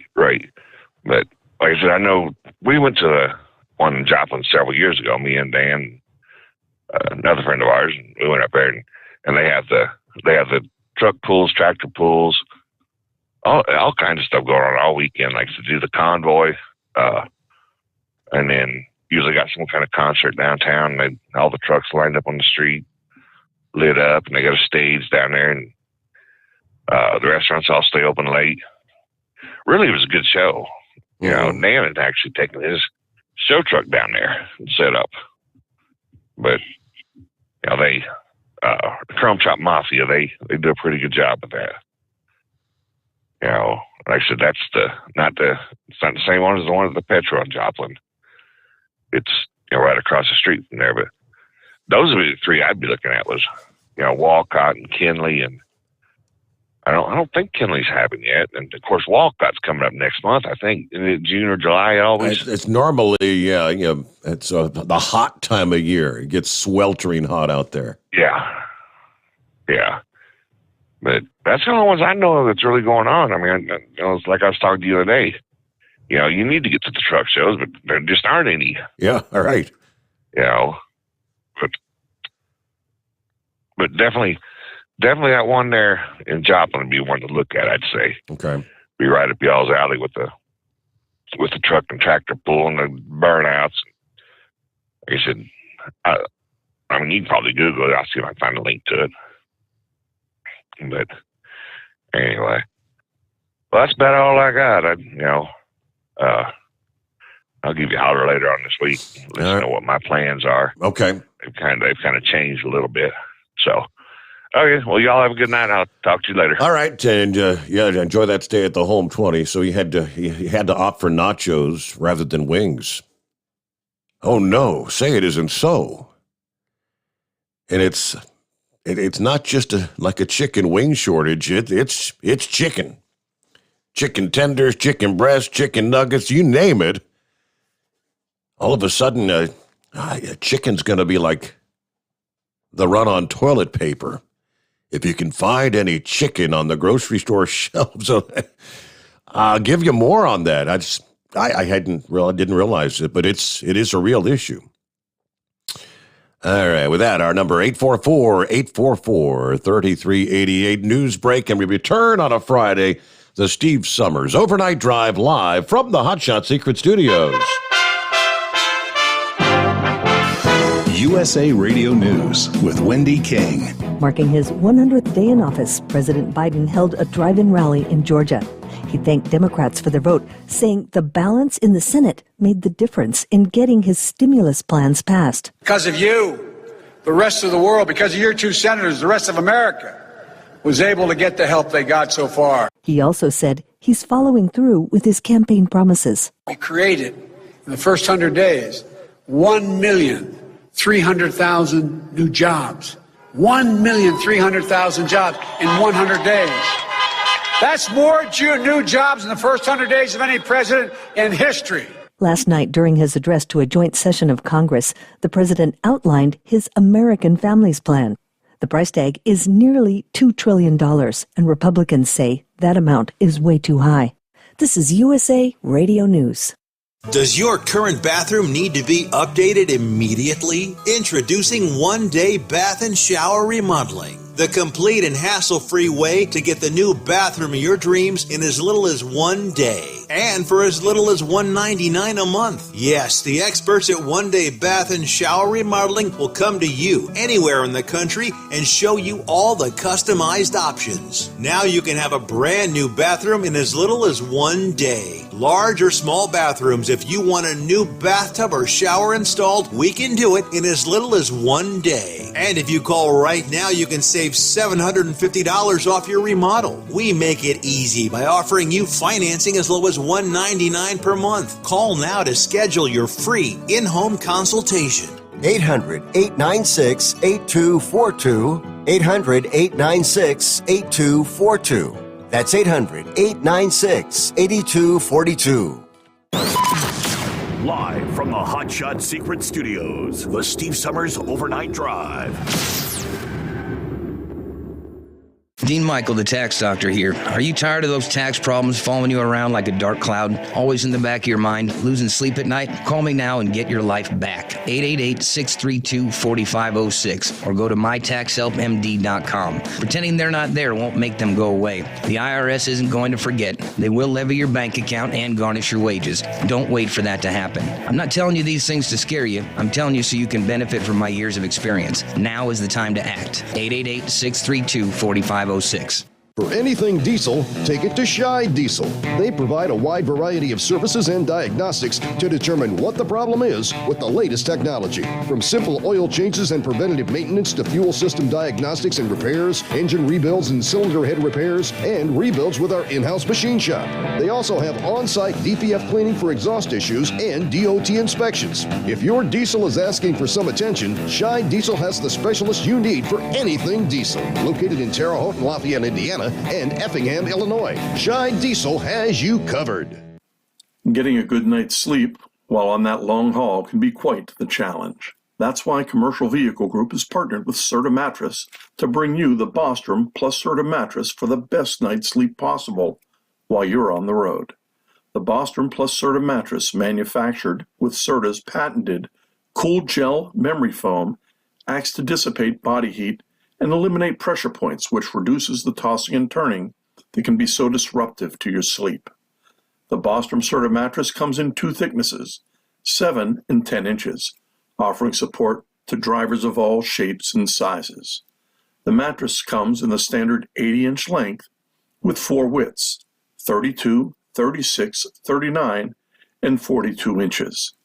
For more information on the mattress or where to buy, call us at 800-459-7328. That's 800-459-7328. At Hot Shot Secret, we share the science behind common diesel problems. For example, Fuel additives. most fuel additives either impact performance or provide protection. Hot Shot Secret Everyday Diesel Treatment provides both performance enhancement and fuel system protection. Everyday Diesel Treatment delivers a 6-in-1 premium fuel treatment for every fill-up, every time. Everyday diesel treatment is available at truck stops, Tractor Supply, O'Reilly's Auto Parts, and online at hotshotsecret.com. Keep the bugs off your glass and the smokies off your ass. This is the Overnight Drive with Steve Sommers.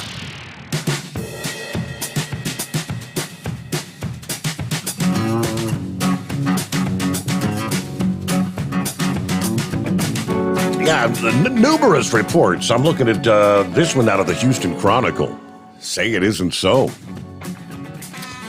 After that freak winter storm rolled through Texas, most Texans were hoping to avoid any further statewide issues of supply, and it was going so well until the great chicken wing shortage of 2021 struck, and it's on. And the shortage is threatening to become a national problem, which I would assume it already is. Because Scotty's in Kansas. You imagine Buffalo Wild Wings out of wings? No wings. There's stories out of New York and all around the country. So it is a national problem. Poultry plants struggling to meet demand. Texas restaurants are high on the list of large-scale customers stressing supply chains. Now, in Texas, the shortage spiked as a result of that winter storm in February, disrupting production, prices skyrocketing, according to the Business Insider. Chicken producers are doing everything they can to overcome the impact of Mother Nature when she inflicted a once-in-a-lifetime winter storm on Texas and nearby states, major chicken-producing regions, according to the National Chicken Council. It's going to take some time and effort to eventually replace the impacted hatchery supply flocks. Someone who loves chicken wings more than the average person, this is rather disheartening. This reporter says, I've always been one of those people who just doesn't believe you can ever eat too many wings. And the last thing I want to do is relive 2011. Trying to recall, was there a wing shortage in 2011? All right, true enough, it's no one's fault except, well, maybe the Electric Reliability Council there in Texas. Chicken wings literally got a lot of us through the pandemic. They've always been a popular, convenient takeout option, according to the Associated Press. They even saw a 7% increase in sales during the pandemic. When the hard times hit, we turned to familiar comfort of drums and flats. So what do you do now? Do I cut back on my wing intake to help restaurants and make sure everyone has a chance to enjoy them? Do I simply take a break from eating wings until the shortage passes us by? All right, yeah, I can't imagine walking into a chicken joint, ordering your usual 10 pieces of all flats. That's my favorite. All right, only to be disappointed because they don't have any wings. So there you go. They say there's no shortage on chicken breasts. So as long as you don't mind eating other varieties of chicken, you might be fine. But that's from the Houston Chronicle. I've got the other story over here that says that other chicken chains, I think they mentioned Bojangles, the popular chain in the South, having a hard time keeping their supply, and I'll get around to that here in a few minutes. Let me get back to the calls here. What's going on, Chevy Guy? I sort of like chicken thighs myself, here and there. Yeah, you get a chance to talk to that fellow from Australia.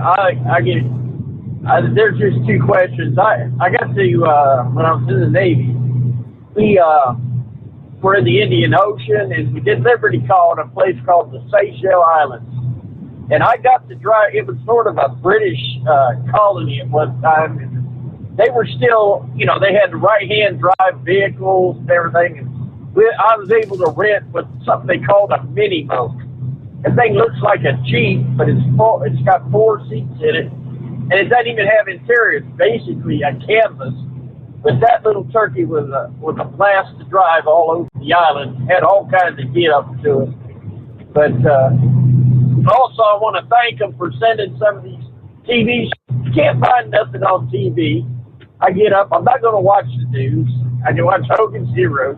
Go to PBS, and they're playing British TV shows. Well, one of these shows comes out of Australia. It's called McLeod's Daughter. And I kid you not, it's 4 women, 2 daughters. Man dies, leaves a farm to his daughters. The daughters never met each other. They've got, different mothers. And it was just a hilarious show. Last time I watched it, it was mating season. I mean, her prize horse kicks her way out to get to a wild stallion and almost killed her trying to get her prize horse back. The cows were giving her trouble because they wanted to get to the foals. In the sheep, everything. I mean, every female on the place was in season. And then they also included the young girl who was on the computer, one of the sisters on the computer, talking online to men. The older sister comes in, she's straight arrow, What are you doing? He's probably a pot-bellied 6-year-old man. And, eventually, I guess it's hot. They're all rolling around. They're lonely. She sneaks into her sister's room and types in her name and starts putting conversation to. The only qualified males, I guess they live way in the outback on this ranch, and the only qualified males live next door. Well, I guess she mating season. She invited them over to for a cookout, and they had a tennis court there. Well, the 2 brothers finally come over at the end of the show, and they're dying to have some attention from the male company, and these 2 brothers are out on the tennis court, won't even talk to them. Both of them are intense competition with each other. But it was just a hilarious. I mean, I think the only females on the place that didn't have their way was the human females. But, yeah, and I'm saying that also there's a show that comes on Heartland, and that's out of Canada. I mean, you know what? They can make good shows. They really can. We just don't get nothing. I mean, there are moral stories. There's just basic stories that's being taught in these shows that's coming out of Canada, Australia, even some of the British shows. That show, World on Fire, tells what people were going through in Poland when the Germans attacked. I mean, that right there is just an education. It's educational. They don't teach that in school. I guarantee it. We're just, I just kid you not. It's just we got a drought. They talk about a food drought. We got a drought on TV. It's all cop shows, I guess, or I don't watch them, so I just quit watching them. It's just obnoxious stuff they put on there right now. And as for George Bush and his art projects, I'm sorry, the man turned against Donald Trump, turned against the American people. I had to stand up for him for some of the dumb things he did. You know, hey, George Bush did not lie, and people died. Okay, they got a warrant. It's like a police officer. We got a warrant to go in and check out this country for weapons of mass destruction. Now that could happen to a police officer too. Get a warrant, go in, and not find nothing. Okay, but you know what? People, George Bush lied, and people died for this reason alone. He said, we are not going to Nationville. And that's exactly what we did when we went in there. Yep. And it's been nothing but a bloodbath since. And I don't care to hear anything the man had to say. I don't care if he painted his pictures. He means nothing to me anymore. And his brother, he can take his brother and go with him. There's a reason why they kicked him out of Florida. And they're professed open borders. So you just sort of wondered, you know, I'm sorry, Donald Trump is the only politician I know of that said what he said, meant what he said. And I'm scratching my head on this news break that Biden keeps saying that he had 130,000 jobs in 100 days. I don't know how he done that. You know, I don't know if he's not subtracting the oil industry jobs in the. I wonder how that works. You've got a restaurant down there in one of these back places where they were catering to the oil field workers, and here you don't have any customers anymore. And here you're looking at him on TV, and he's saying he's created all these jobs after he sent all these people home, man. So other than that, hey, you have a great weekend. I'm really enjoying copying the mail. Sometimes I have to drop off because I got y'all pray for my girl cousin. She's fighting lung cancer really, really bad, and she's just in pain all the time. But bless her heart, she'll be sitting there sucking on a cigarette. I ain't gonna say nothing, but all right. I've said all I can say. All right. Y'all have a great time. Thank you for checking in there. Yeah, sent back copy in the mail. That's the way he likes to put it. What do we have here? Looking at some of the comments. Yeah, Kyle said, Scott, come on by, say hi. They'd love to meet you. They're at the Equalizer on Saturday. Who else checking in? Let's see. April showers bring May flowers. That's the old saying, right? How about a April frost may kill your flowers? Because that's what we're looking at maybe tonight, Friday night into Saturday morning. Heat wave. All right, heat wave checking in. Morning from the Arizona-California line. He's way out west, going to Tracy.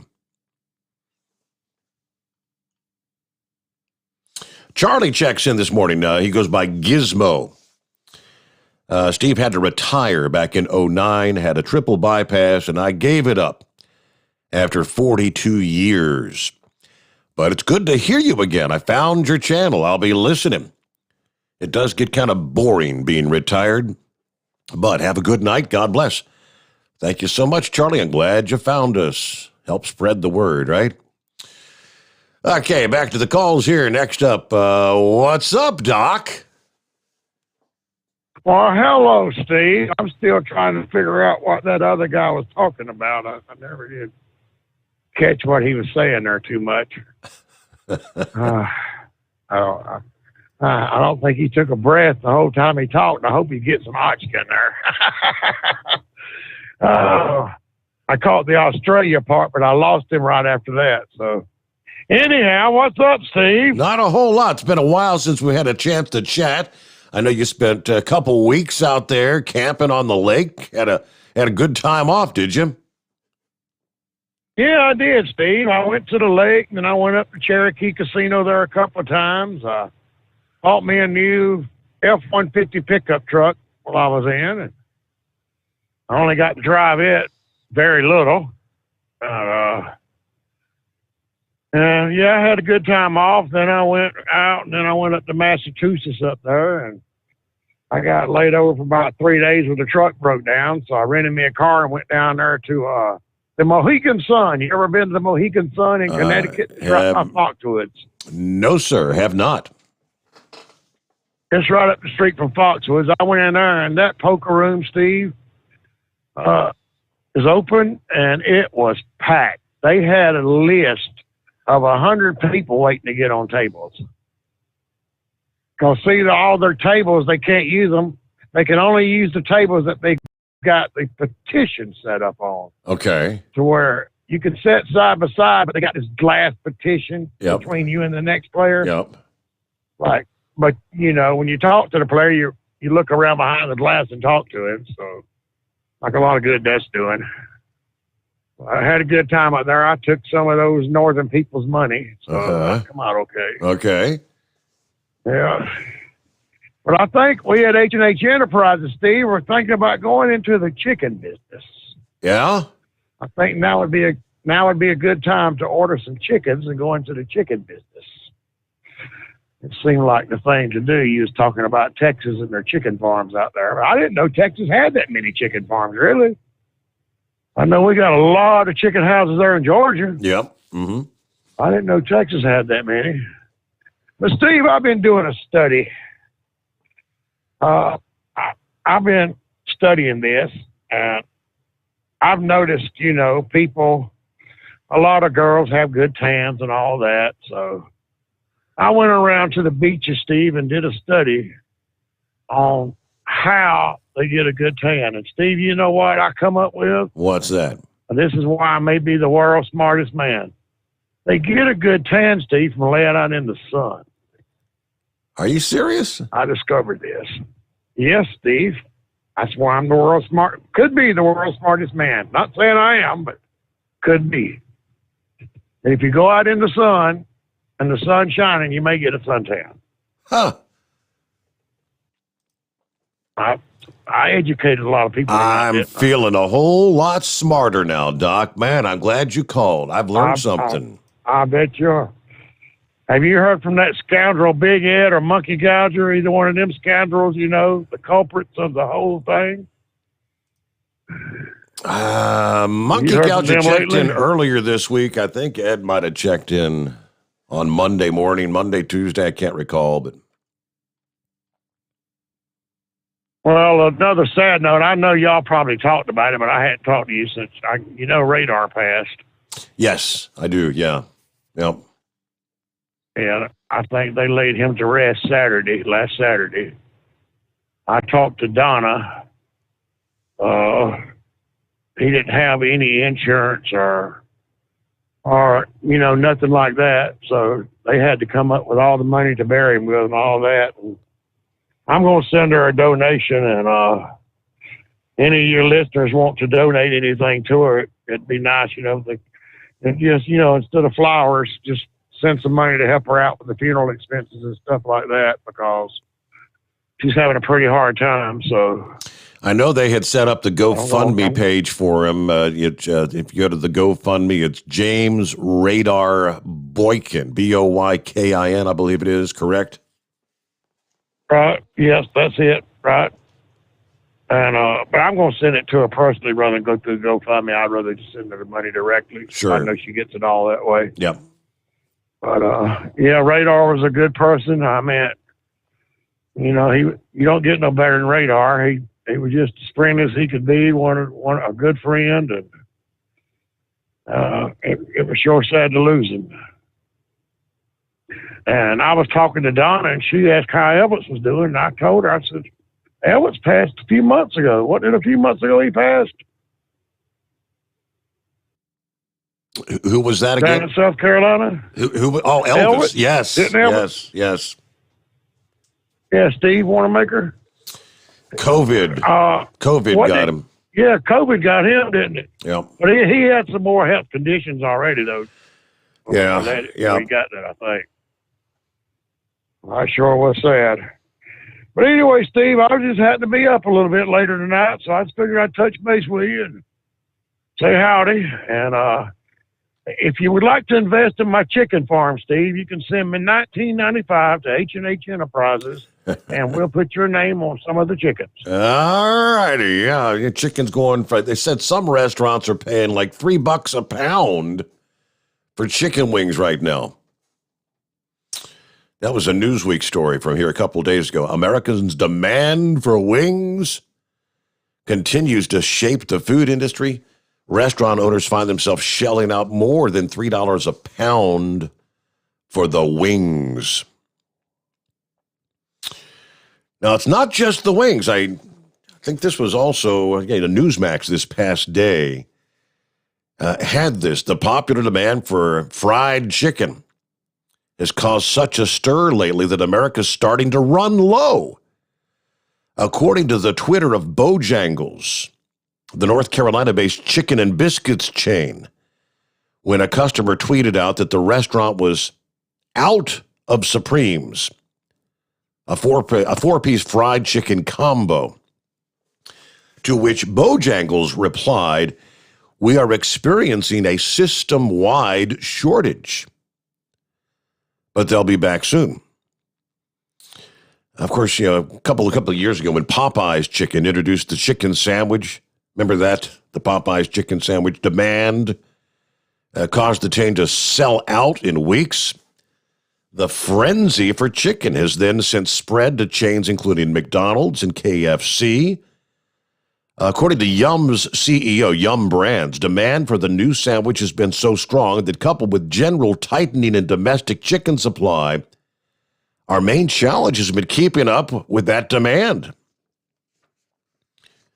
Chairman of Wingstop Incorporated also citing his concern about the demand for chicken. Suppliers are struggling, just as many in the industry are, to hire people to process chicken, and that's placing unexpected pressure on the amount of birds they can be processed.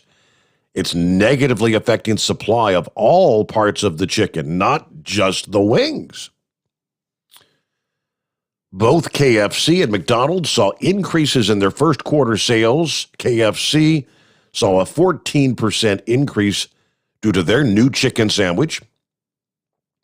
McDonald's attributed its success to far exceeding expectations to a new chicken sandwich line there. They didn't make any mention of having a difficulty keeping up with supply, though. All right. Other companies trying to seize the moment and enhance demand for their products, for example, Beyond Meat, is planning to sell vegan-based chicken this summer. Well, if it's not chicken, it's not chicken. It's plants or whatever the hell they're doing, vegan-based. If you're going to eat a hamburger from this, what are they, Beyond Meat, that's become all the rage for the vegans. It's not a hamburger. It's a bunch of plant material all processed together to look like and supposedly taste like a hamburger. I've known a few people that have tried them and said, no, it doesn't taste like a hamburger. All righty, who's next up here? Would this be Gilligan This ain't Caitlin. Oh, gee whiz. Hey, what's going on, Steve-O? So it says this is Jacqueline. So is that what you said? No, I said this is Carolina monkey gouger, and I wanted to acknowledge Doc because I didn't understand a damn thing the Chevy guy was saying tonight. I don't know what's going on, but I was sitting there and what in the world is going on here? I don't know whether it's a bad connection, but I couldn't understand him. I was sitting there like Doc trying to figure out what he was talking about. But, Steve, about a year ago, I was sitting in Lubbock, Texas, and talked to a buyer that buys, he goes, he buys all the product for this chain of food stores and stuff. And he was telling me, and I reported it to you, that there was going to be a chicken shortage.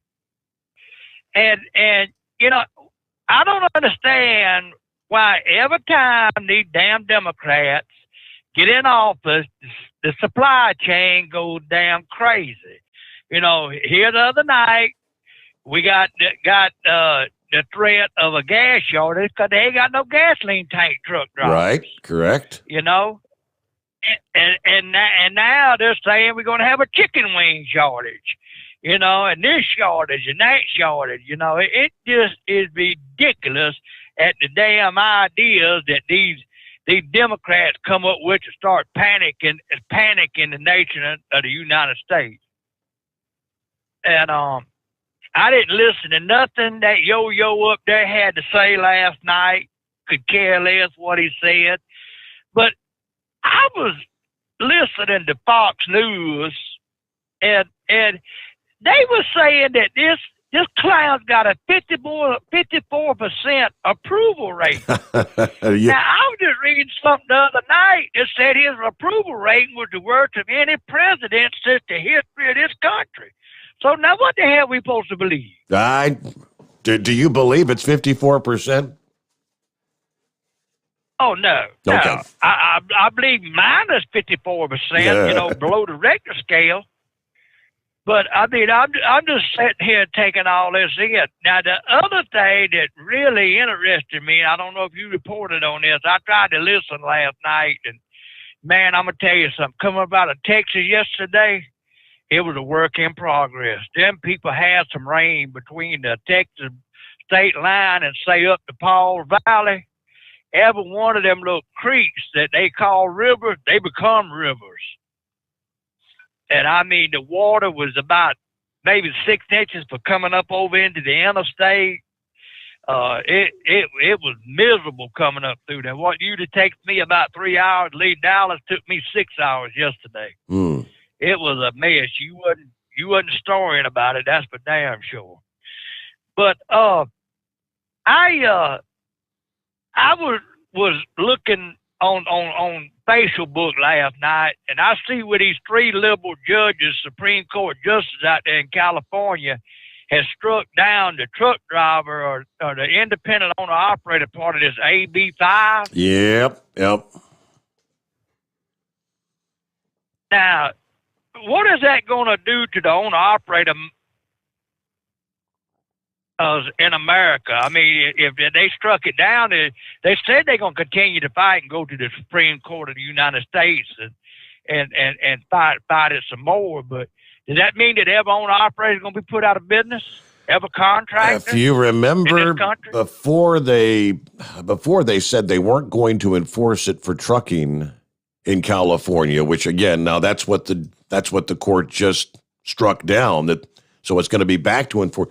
You recall there were a handful of companies, some well-known, well-recognized trucking companies that said they would no longer run into California if they pursued that, because most of their operations were the quote, owner-operator model. I like the leased on owner-operators. So there's going to be, essentially it's going to put the owner-operator model out of business in California, and that's what they're looking to try and do on a national level with the whole AB5 thing. All right, we got to get a news update in here, though. We'll return. And more of your calls ahead on a Friday morning. It's 844-844-3388. The Steve Sommers Overnight Drive, live from the Hotshot Secret Studios. USA Radio News with Wendy King. President Biden held a drive-in rally in Duluth, Georgia. One topic was the pandemic. We lost over 550,000 Americans. Well, we delivered over 220 million COVID shots in the first 100 days. We vastly expanded access. We got 100 million doses of vaccine, enough for every single American. Senate Republican leader Mitch McConnell said the cost of the plan is too high. These proposals are wildly out of proportion to what the country needs at this particular juncture. He said the new Biden plans will cause the U.S. to take on too much debt.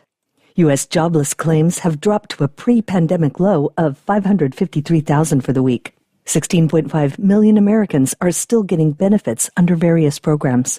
This is USA Radio News.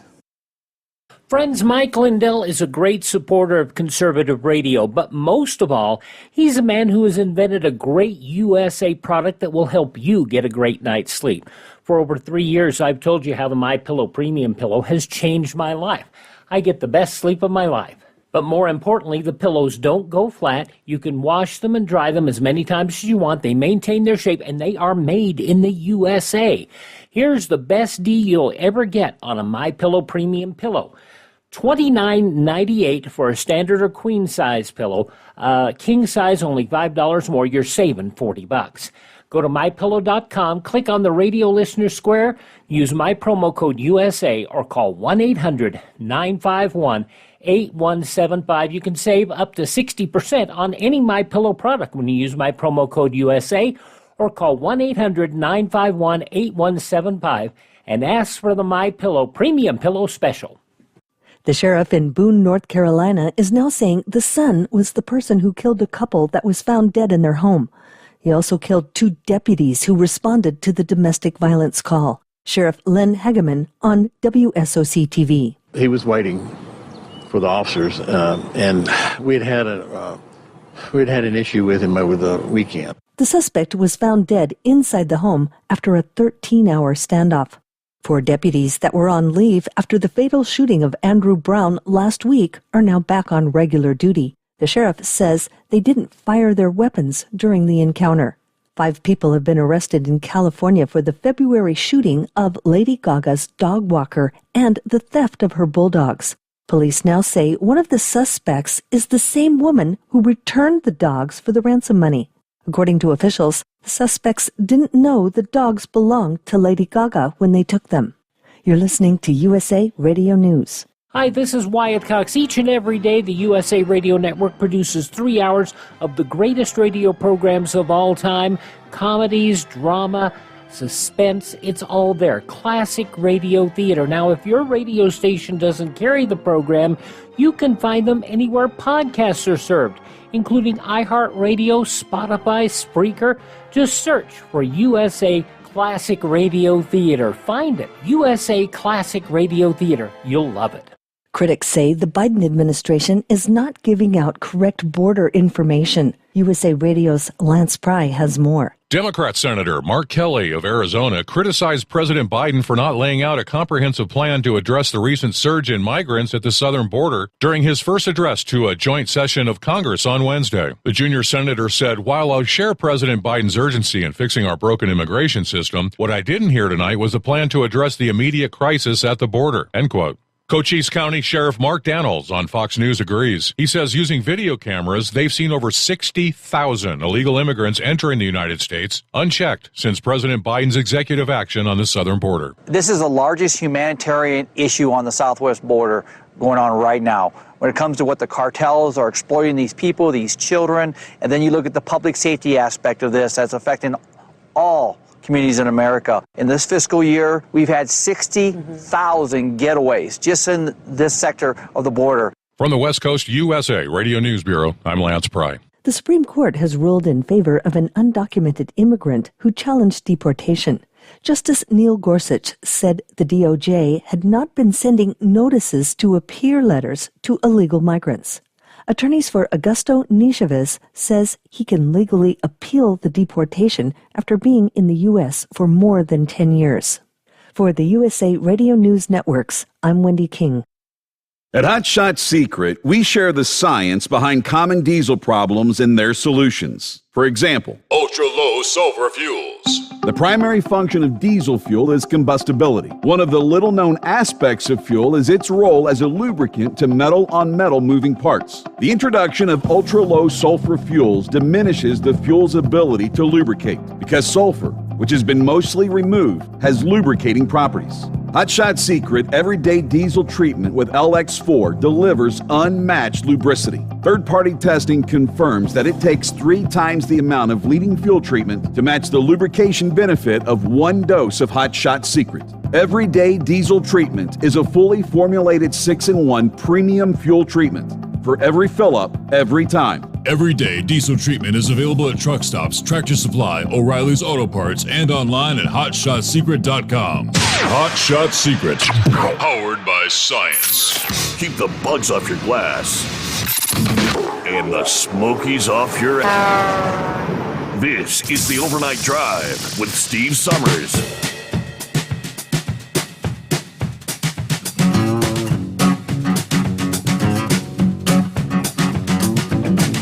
Okay, right back at it here on a Friday morning. TGIF, is that correct? As we roll into the weekend. All right, welcome back, Jacqueline.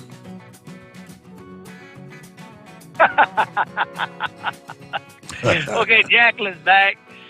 Going back to what we was talking about, I mean, it just amazes me at the stuff they're throwing down the tube at us when they're hollering, you know, that we're having shortages, and what do they want to do? They want to knock 75% of the truck capacity out in America. You know, they get control of the transportation, and they can create some real shortages. Yep. It's that place to turn into another Nicaragua down there. There was a gentleman talking a couple of years ago, talking about this ELD. And he said, gentlemen, let me tell y'all something. And I was sitting there just kind of listening at it. Then the more he talked, the more I knew he made sense. He said, if they get control of the supply chain in this country, we've had it. And he said, that's all this ELD is. So they're trying to track where everything's at. They're going to control you. They're going to know every move you make. They're going to do everything. And you know, and I kind of, okay, whatever, you know, and the more I look at it, they're trying to seize control of the transportation in this country, and where they can create whatever the havoc they want, whenever they want, and create another Nicaragua. That's what this country's going to, Steve. Mm-hmm.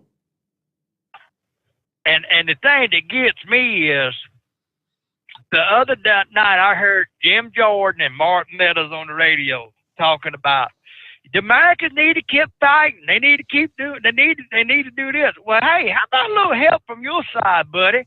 Let's stand up, start throwing some roadblocks and some of this stuff that they're doing. This kumbaya y'all doing ain't working. Let's fight a little bit for the American people. Let's see your backbone. Let's stand up. Let's lock up Maxine Waters and Censor and a couple more of them that have been running their mouth. You know, let's see some action out of y'all, and then maybe we'll give you a little bit more. But I just couldn't believe they said that. I mean, we fighting tooth and nail, but if we ain't getting no help, I mean, we're fighting a losing battle. Is that not correct? Yeah, pretty much. Yep. So, Steve, before I get off of here, there was a long-time listener. He's listened to you for years. Never called in. He's real radio shy. He had a horrific truck crash about 3 months ago, and he was hauling asphalt, and I've been keeping up with him through his wife. And when the truck laid over, the tank ruptured, and the hot asphalt filled the ditch up, and it knocked the sleeper door open, and the hot asphalt poured in there on top of him. And wow. They finally got the windshield, got him out of there. Well, tonight I was looking around on Facebook and seeing where he was talking on Facebook. So I sent him a message to him to call me. And he's recovering. He said he's not 100% yet, but he's getting better. He's got all the burns straightened up and everything. He went by peacekeeper for years and years. Great truck driver. Growed up with him and everything. So I'm glad he's on the road to recovery and hope he gets back out here with us. All right. And that's about all I got for tonight. You enjoy your weekend, and don't drink too many of them skull busters now, you hear? All right, and good luck on your Kentucky Derby wager there. If you strike it rich, don't forget to share the wealth. Oh, I might be able to purchase a few of them T-shirts and hats if I hit it rich. There you go. Yeah, do that. Get your Overnight Drive Radio T-shirts and hats. OvernightDriveRadio.com. Get your travel mugs. Those things are nice. They turned out great. Let me see. Who was it? Bourbon Street Gary. Yeah, Bourbon Street Gary had shared a photograph. I did share it on my page because I thought that was cool. He must have got a small Steve Sommers Overnight Drive T-shirt, and he had it on his pooch, and his pooch got his pooch up on his hind legs. He was sporting the Steve Sommers Overnight Drive. We got a new listener in the family. That was pretty cool. Army, what's going on there? Oh, not much. Just getting back to work after home time and still getting over the loss of my friend Radar. And yes. Donate, everybody, please. Give Donna some help with the stuff she's dealing with, and God bless Carolina Monkey Gouger's buddy there. And George Bush did not lie. I'm a Desert Storm veteran. We had low level exposure over there to mustard gas and sarin. So don't sit there and tell me about how there were no WMDs in Iraq in 2003. That's a bunch of hooey. Just about the same amount of hooey is President Biden and his 1 million jobs that he's created. Yeah, isn't that something? Sure. I call shenanigans. Oh gosh, and I'm not the only one, dude. I did do one thing. I ordered up some of that Hot Shot Secret Stiction Eliminator. Yes. And Shift Restore before I went home. And I got the package. It took a while. They routed it through Des Moines. Don't know why, but going from Ohio to Dayton, Tennessee, and you're going to go through Des Moines? Okay, I'm a little lost there. But, yeah, it finally got to the house. One of the bottles had leaked a little bit, and they didn't keep it right side up and whatever. There was some staining on the outside box, but there was still plenty in the bottles, and the seals were mostly intact. Put the Stiction Eliminator in, had an oil change done, had a transmission oil change done, and the old Mountaineer. It's a 97 Mercury Mountaineer with 5.0 under the hood, 5-speed automatic, and 270,000 miles on it. And you know what? That thing is running a lot smoother. And my God, man, it's like I put a new transmission into it. Mm-hmm. It's shifting like smoothly. You hammer down, the power comes up like nobody's business. I don't know if it's actually cleaning the injectors or not, but I'm noticing a humongous difference in the performance of my car. So got to hand it to the guys, man. They did a good job. Good stuff. That's what it's supposed to do. That's the name. That's the reason. That stuff really works. Well, I got 270,000 miles on that thing, and it's driving like it just came off the lot yesterday. You know, except for the check engine light on and the EGR valve stuck shut or whatever. But that's another issue altogether. That's a totally different can of worms.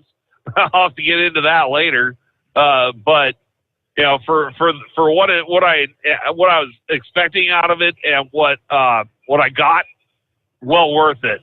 totally well worth it. I used the stiction eliminator in my old truck, my Columbia. Hell, I had 650,000 miles on it, and I slapped a full bottle down the neck, and my God, what it did to that Detroit was amazing.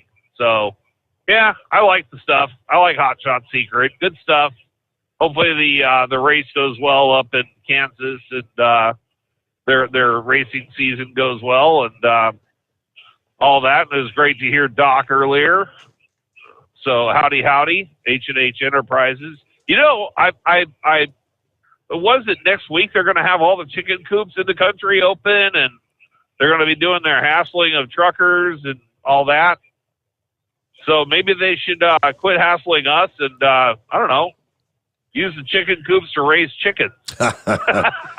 Yeah, you are correct. The all right, man. 72-hour road check is next week. Yep, if you haven't been prepared just yet, you're going to have 72 hours of, many drivers call it, harass the truck driver week, but yeah, the 72-hour road check. Make sure all your lights are operable. Yeah, lights and logbooks, hours of service. The two key items they're going to be focused on here for the 2021 road check. Of course, last year due to the pandemic, it was delayed, and I think the number of inspections were down. There weren't nearly as many done. I think they're going to be running gangbusters this year, though, since they're back to normal. All right, who's next up here? Horse Feathers on a Friday morning. What's going on? Yeah, morning, Your Honor. I think I'm in the mix there with the people. The Chevy guy, he was right on he must have been drinking the same coffee there that, what's his name there? The Stinger? Used to talk about the beer hauler out there. The Stinger, yeah. He must have been drinking some of Stinger's coffee with 5-hour energy in it or something there tonight there. So in a hurry to get done or trying to talk over that Mercedes motor that he has. Because I know sometimes, a lot of times that Mercedes makes a lot of noise in the background. But anyways, hey, you talking about Texas there and the chickens and that. And I know a couple people that haul some of the laying chickens to the processing plants up here, and some of them go up into Canada there towards Toronto. And of course, with their big lockdown they got going on up there, they've gone from the point of buying the chickens to have them transported up there and pay the transportation to taking the chickens for free and paying for the transportation. And at this point now, they're making the people that own the laying chickens pay to actually send them to Canada to have them processed. And at that point, it's almost the same cost as paying to have them gassed with carbon dioxide and send them to the landfill. So some of these places aren't even getting chickens because the cost of sending the chickens out is to the farmers isn't worth having the trucks come and get them to haul them out. Wow. So they're landfilling a lot of the laying chickens here. So there's an issue there. But you also got the whole deal that the whole world's been shut down for a year, and the demand wasn't there. So all your eggs weren't being hatched, and you don't have in the whole cycle of everything all the things you need. It's kind of like the milk business, There's only one way to get milk from a cow, and the mama cow has to have a baby, and then you get the milk. Well, with all these things being shut down, all the restaurants and schools and industry that needed milk for lunch times, well, they weren't getting milk, so all the cows got dried up. So now you gotta wait for that baby to come before you get more milk. You can't just turn the spigot on and have it come out of the cow, So, but anyways, there's a little bit of chicken in this news there. More out of Texas and the cold spell. Did you see that deal? There's a guy down there that's lost a bunch of family members to carbon dioxide, or carbon monoxide, I should say, because, and I guess there was quite a few of the deaths down there from carbon monoxide because people were running their cars to keep warm. And I guess they figured if they closed the garage door, they could use the exhaust from the car to heat the house. And I don't know who hasn't heard this, but this guy that was on the TV last night, of course, his first blame was to the government. It's the government's fault that his family's dead. And I looked at my wife and I said, well, if he could, well, see, he didn't get to say it. They had to have a translator say it because he couldn't speak English. Uh-huh. So I said, well, the first thing is if he learned to speak English, then he could learn, what's bad for you. But the thing is I guess now we got the Democrats in office. They're supposed to take care of everybody, and everybody can sit home and get lifetime unemployment. But how many times have you heard on the radio that you're not supposed to, use your barbecue or your gas range or park your car in your living room to heat your house? Said it 1,000 times before. I think a lot of people were going out since there was no heat in the house. They were starting their car, and they were actually trying to sleep in their car because the car had heat, but they didn't open their garage door or whatever. And they carbon monoxide poisoning. And it's probably those who can't speak the English that don't get the message of do not bring your propane grill in the house to generate heat and those sort of things. How many times do they say don't run your generator indoors? Don't even run your generator next to a window where the fumes can come into the house. But so it's the government's fault, huh? Okay, well, that's a new one on me. All right, got a couple lines available there at 844-3388. What else do we have here? Hey, let's jump over to a couple of our Dumbass of the Week nominees here on a Friday. First, out of Florida, from Cape Coral, Florida.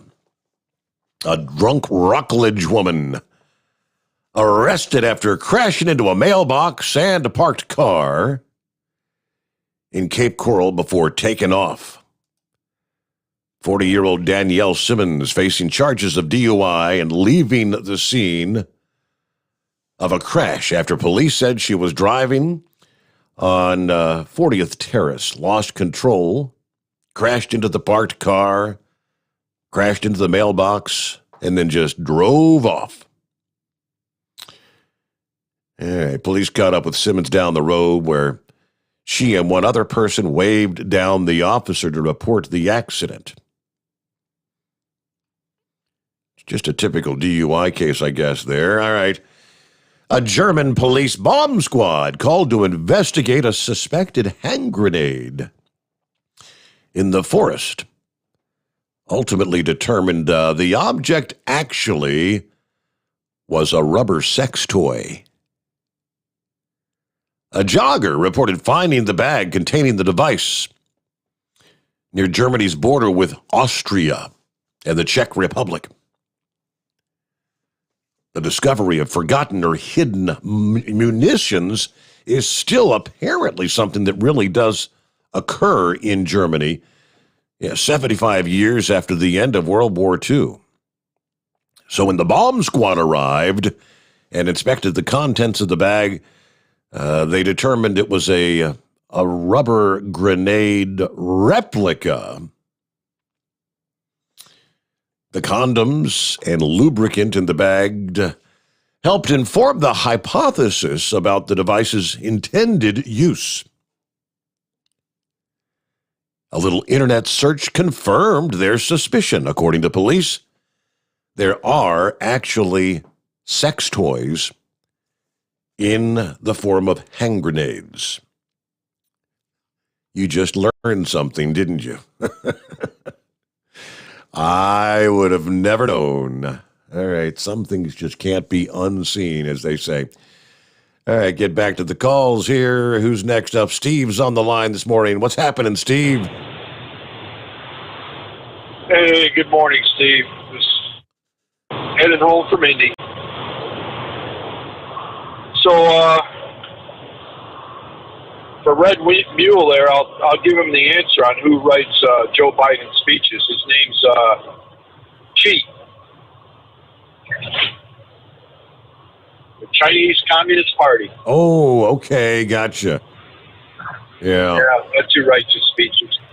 But Steve, I was reading some of that speech from a couple nights, Wednesday night, and when's the last time you heard a Democrat talk about the Constitution, talk about the Bill of Rights? Have you heard those words at all in the past year or two? I can't say that I have off the top of my head, no. No, I haven't either. It's, that speech last night, I'll tell you, there was a couple things that shocked me. One of them was, since the Civil War, what do you think is the greatest attack that's happened to America? Just say, Steve, in the last 20, 30 years, the greatest attack on America. Well, I mean, do you have an answer for that? As far as what, a literal attack, it would be, I guess, September 11 of 01. Thank you. That would be my answer. That would probably be any American patriot's answer. Do you know what Joe Biden's is? The greatest attack on American democracy happened on January the 6th. Oh. The so-called insurrection. Yeah, okay. The insurrection. He brought that up last night. He brought up a lot about white supremacy in the beginning and the end. If we don't get in line, Steve, if we don't believe in racism, if we don't believe in critical race theory, if we believe in the Constitution, if we believe in the Second Amendment, we are considered racists. We are considered white supremacists. That's what that speech was about, in the beginning and at the end. This guy is destroying America. He set the groundwork last night for it. CBS News, which is a hack news organization, 60 Minutes used to be one of the greatest journalistic shows of all time. I mean, they've been on the air for, 50 years? And they're a bunch of hacks now, too, but I'll tell you how many liberals watch CBS and how many conservatives don't. They did their poll after Biden's speech. 81% of people that listened to that speech said it was a great speech. How about that? Yeah. So that's the telltale sign right there of who's watching and listening to CBS and ABC and all these other reprobate stations. Well, even Chris Wallace, apparently. Chris Wallace was, I saw the headline from Newsmax, Chris Wallace praising Biden's speech, predicts it'll be popular. Steve, I lost all respect for that guy. You could tell he was starting to lean to the left. But I'll tell you what, after that debacle of a debate that he supposedly was running, which he didn't run it, I mean, that was ridiculous what went on there. It really was. I mean, he should have been fired for that. That was a joke. I don't know if you saw that debate or not. I think that was a joke. Yeah, I believe I did. Well, essentially, what Biden did was just tell Congress and the American people that we're gonna give everybody some free stuff. It's I did see a clip where Bernie Sanders was pretty much leaned forward and just loving what he was hearing. We're gonna give.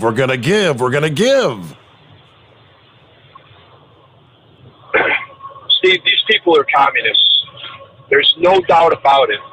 In 12 months, if these next bills pass, what he was talking about the other night, in 12 months, this country will have printed and spent $19 trillion. $19 trillion. We can't pay that back. No. Never can we pay that back. He's destroying this country. I mean, everything for free. Free child care. Free community college. Are you kidding me?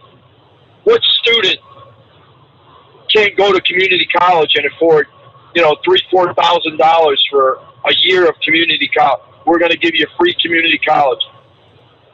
The other thing, Steve, you see what they're trying to do?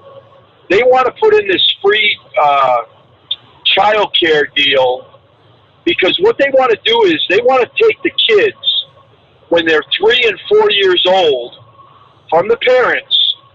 It's not about the mother going to work. It's indoctrinating children when they're 3. Because, see, when they're teenagers, they waited too long. It's hard to indoctrinate them. But when they're 3 or 4, that's their plan. This is dangerous, what's going on. And I'll tell you, people really need to wake up. They really need to wake up. I like what Tim Scott had to say, about the racism and all of that. I mean, he kind of talked about, the systemic racism issue that Biden, was talking about, that it doesn't exist.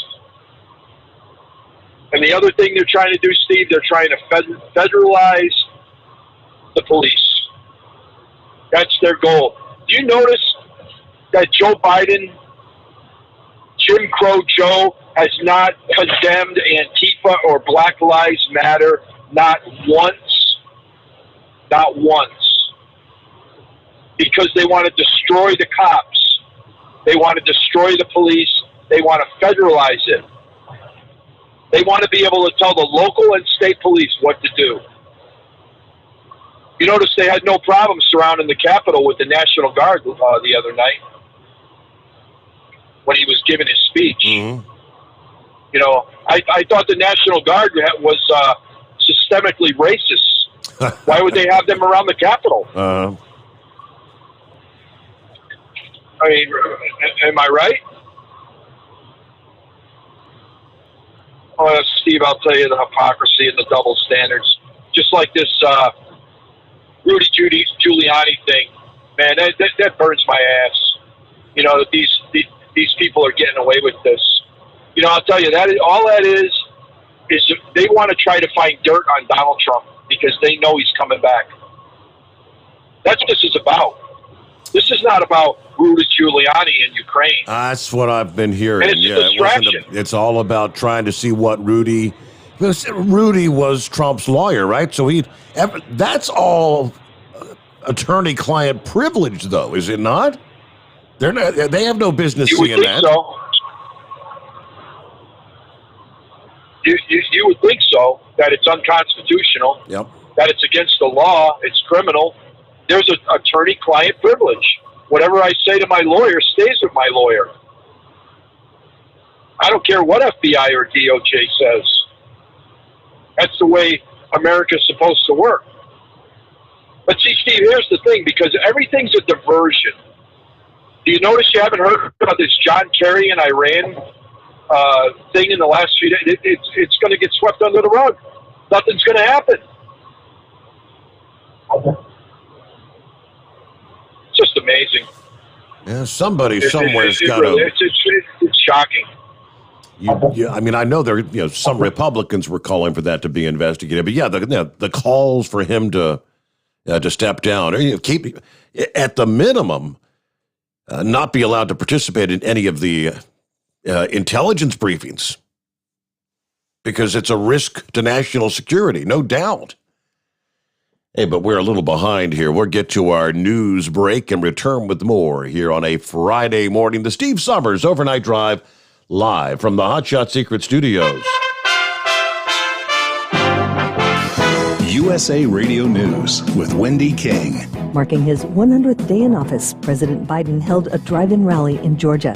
He thanked Democrats for their vote, saying the balance in the Senate made the difference in getting his stimulus plans passed. Because of you, the rest of the world, because of your two senators, the rest of America was able to get the help they got so far. He also said he's following through with his campaign promises. We created, in the first 100 days, 1,300,000 new jobs. 1,300,000 jobs in 100 days. That's more new jobs in the first 100 days of any president in history. Last night, during his address to a joint session of Congress, the president outlined his American Families Plan. The price tag is nearly $2 trillion, and Republicans say that amount is way too high. This is USA Radio News. Does your current bathroom need to be updated immediately? Introducing One Day Bath and Shower Remodeling, the complete and hassle-free way to get the new bathroom of your dreams in as little as 1 day and for as little as $199 a month. Yes, the experts at One Day Bath and Shower Remodeling will come to you anywhere in the country and show you all the customized options. Now you can have a brand new bathroom in as little as 1 day. Large or small bathrooms, if you want a new bathtub or shower installed, we can do it in as little as 1 day. And if you call right now, you can save $750 off your remodel. We make it easy by offering you financing as low as $199 per month. Call now to schedule your free in-home consultation. 800-896-8242. 800-896-8242. That's 800-896-8242. You're listening to the Overnight Drive with Steve Summers. At Hot Shot Secret, we share the science behind common diesel problems and their solutions. For example, Hot Shot Secret Diesel Extreme. Today's ultra-low sulfur fuels leave injector deposits causing frequent DPF regens and low throttle response. Diesel Extreme is a once every 6-month treatment that will clean your entire fuel system, including the tank, lines, pump, and the injectors. Hot Shot Secret Diesel Extreme is available nationwide at truck stops, fine farm and auto stores, and online at hotshotsecret.com. Some say their truck reflects who they are, dependable and reliable. That's why you trust Blue Def. Now the best just got better. Introducing Blue Def Platinum, a revolutionary innovation with advanced system shield technology to significantly reduce harmful deposits. To maintain fuel economy, save money on costly repairs, and sustain the life of your SCR system, there's only one DEF to choose. Blue Def Platinum. The best just got better. PureFlow AirDog, your leader in fuel air separation system technology. Our systems filter out water, particulates down to 2 micron, and remove all of the air out of your diesel fuel. This allows for nothing but pure, clean diesel fuel to reach the expensive injection system equipped in your vehicle. Not only do our fuel systems protect, they also come in a variety of flow rates to meet your performance needs. Our systems are compact and use OEM-style fittings for an easy installation. Learn more about our product at www.pureflowairdog.com and be sure to follow us on Facebook and Instagram. Protect your investment with PureFlow AirDog. Diesel Army is on duty 24 hours a day, 7 days a week.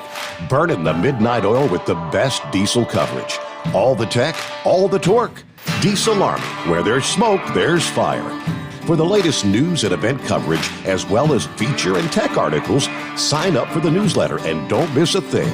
Visit dieselarmy.com from the Power Auto Media family of digital magazines. Again, it's dieselarmy.com. Dean Michael, the tax doctor here. I have one question for you. Do you want to stop worrying about the IRS? If the answer is yes, then look no further. I've been around for years, I've helped countless people across the country, and my success rate speaks for itself. So now you know where to find good, honest help with your tax problems. What are you waiting for? If you owe more than $10,000 to the IRS or haven't filed in years, call me now at 888-557-4020 or go to mytaxhelpmd.com for a free consultation and get your life back. For anything diesel, take it to Shy Diesel. They provide a wide variety of services and diagnostics to determine what the problem is with the latest technology. From simple oil changes and preventative maintenance to fuel system diagnostics and repairs, engine rebuilds and cylinder head repairs, and rebuilds with our in-house machine shop. They also have on-site DPF cleaning for exhaust issues and DOT inspections. If your diesel is asking for some attention, Shy Diesel has the specialist you need for anything diesel. Located in Terre Haute and Lafayette, Indiana, and Effingham, Illinois, Shy Diesel has you covered.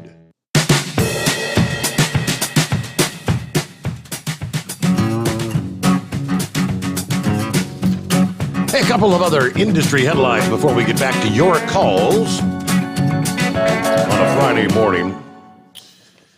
So, what a partnership between the state of North Dakota and the province of Manitoba intended to help get COVID-19 vaccines into the arms of truck drivers, hauling goods on both sides of the border. North Dakota's governor and Manitoba's premier announcing this week the Essential Worker Cross-Border Vaccination Initiative. North Dakota will administer COVID-19 vaccinations to Manitoba-based truck drivers transporting goods to and from the United States. This is the first such program between a Canadian and American jurisdiction. The statement says, North Dakota and Manitoba have a long, rich history of friendship and cooperation. This is an opportunity to strengthen that bond, offering assistance that will protect public health and the flow of goods and services on both sides of the border. With adequate vaccine supplies and all North Dakota residents having access to the vaccine, while Canada is dealing with a vaccine shortage, we want to do our part to ensure essential workers from Canada who are frequently traveling through our state are vaccinated. So there you go. The timely, effective administration of vaccines is essential for public health and eventual safe reopening of our shared border, where they've still got a lot of restrictions, lockdowns, shutdowns there in Canada. All right, back to the calls here. And Eagle, what's happening this Friday morning? Okay, hey, yeah, can you hear me now? Yes, sir. What's going on? Okay, hey, let me say you this right quick, Steve. I'm gonna start with California, and then I'm gonna make my way to the situation with the police in the U.S.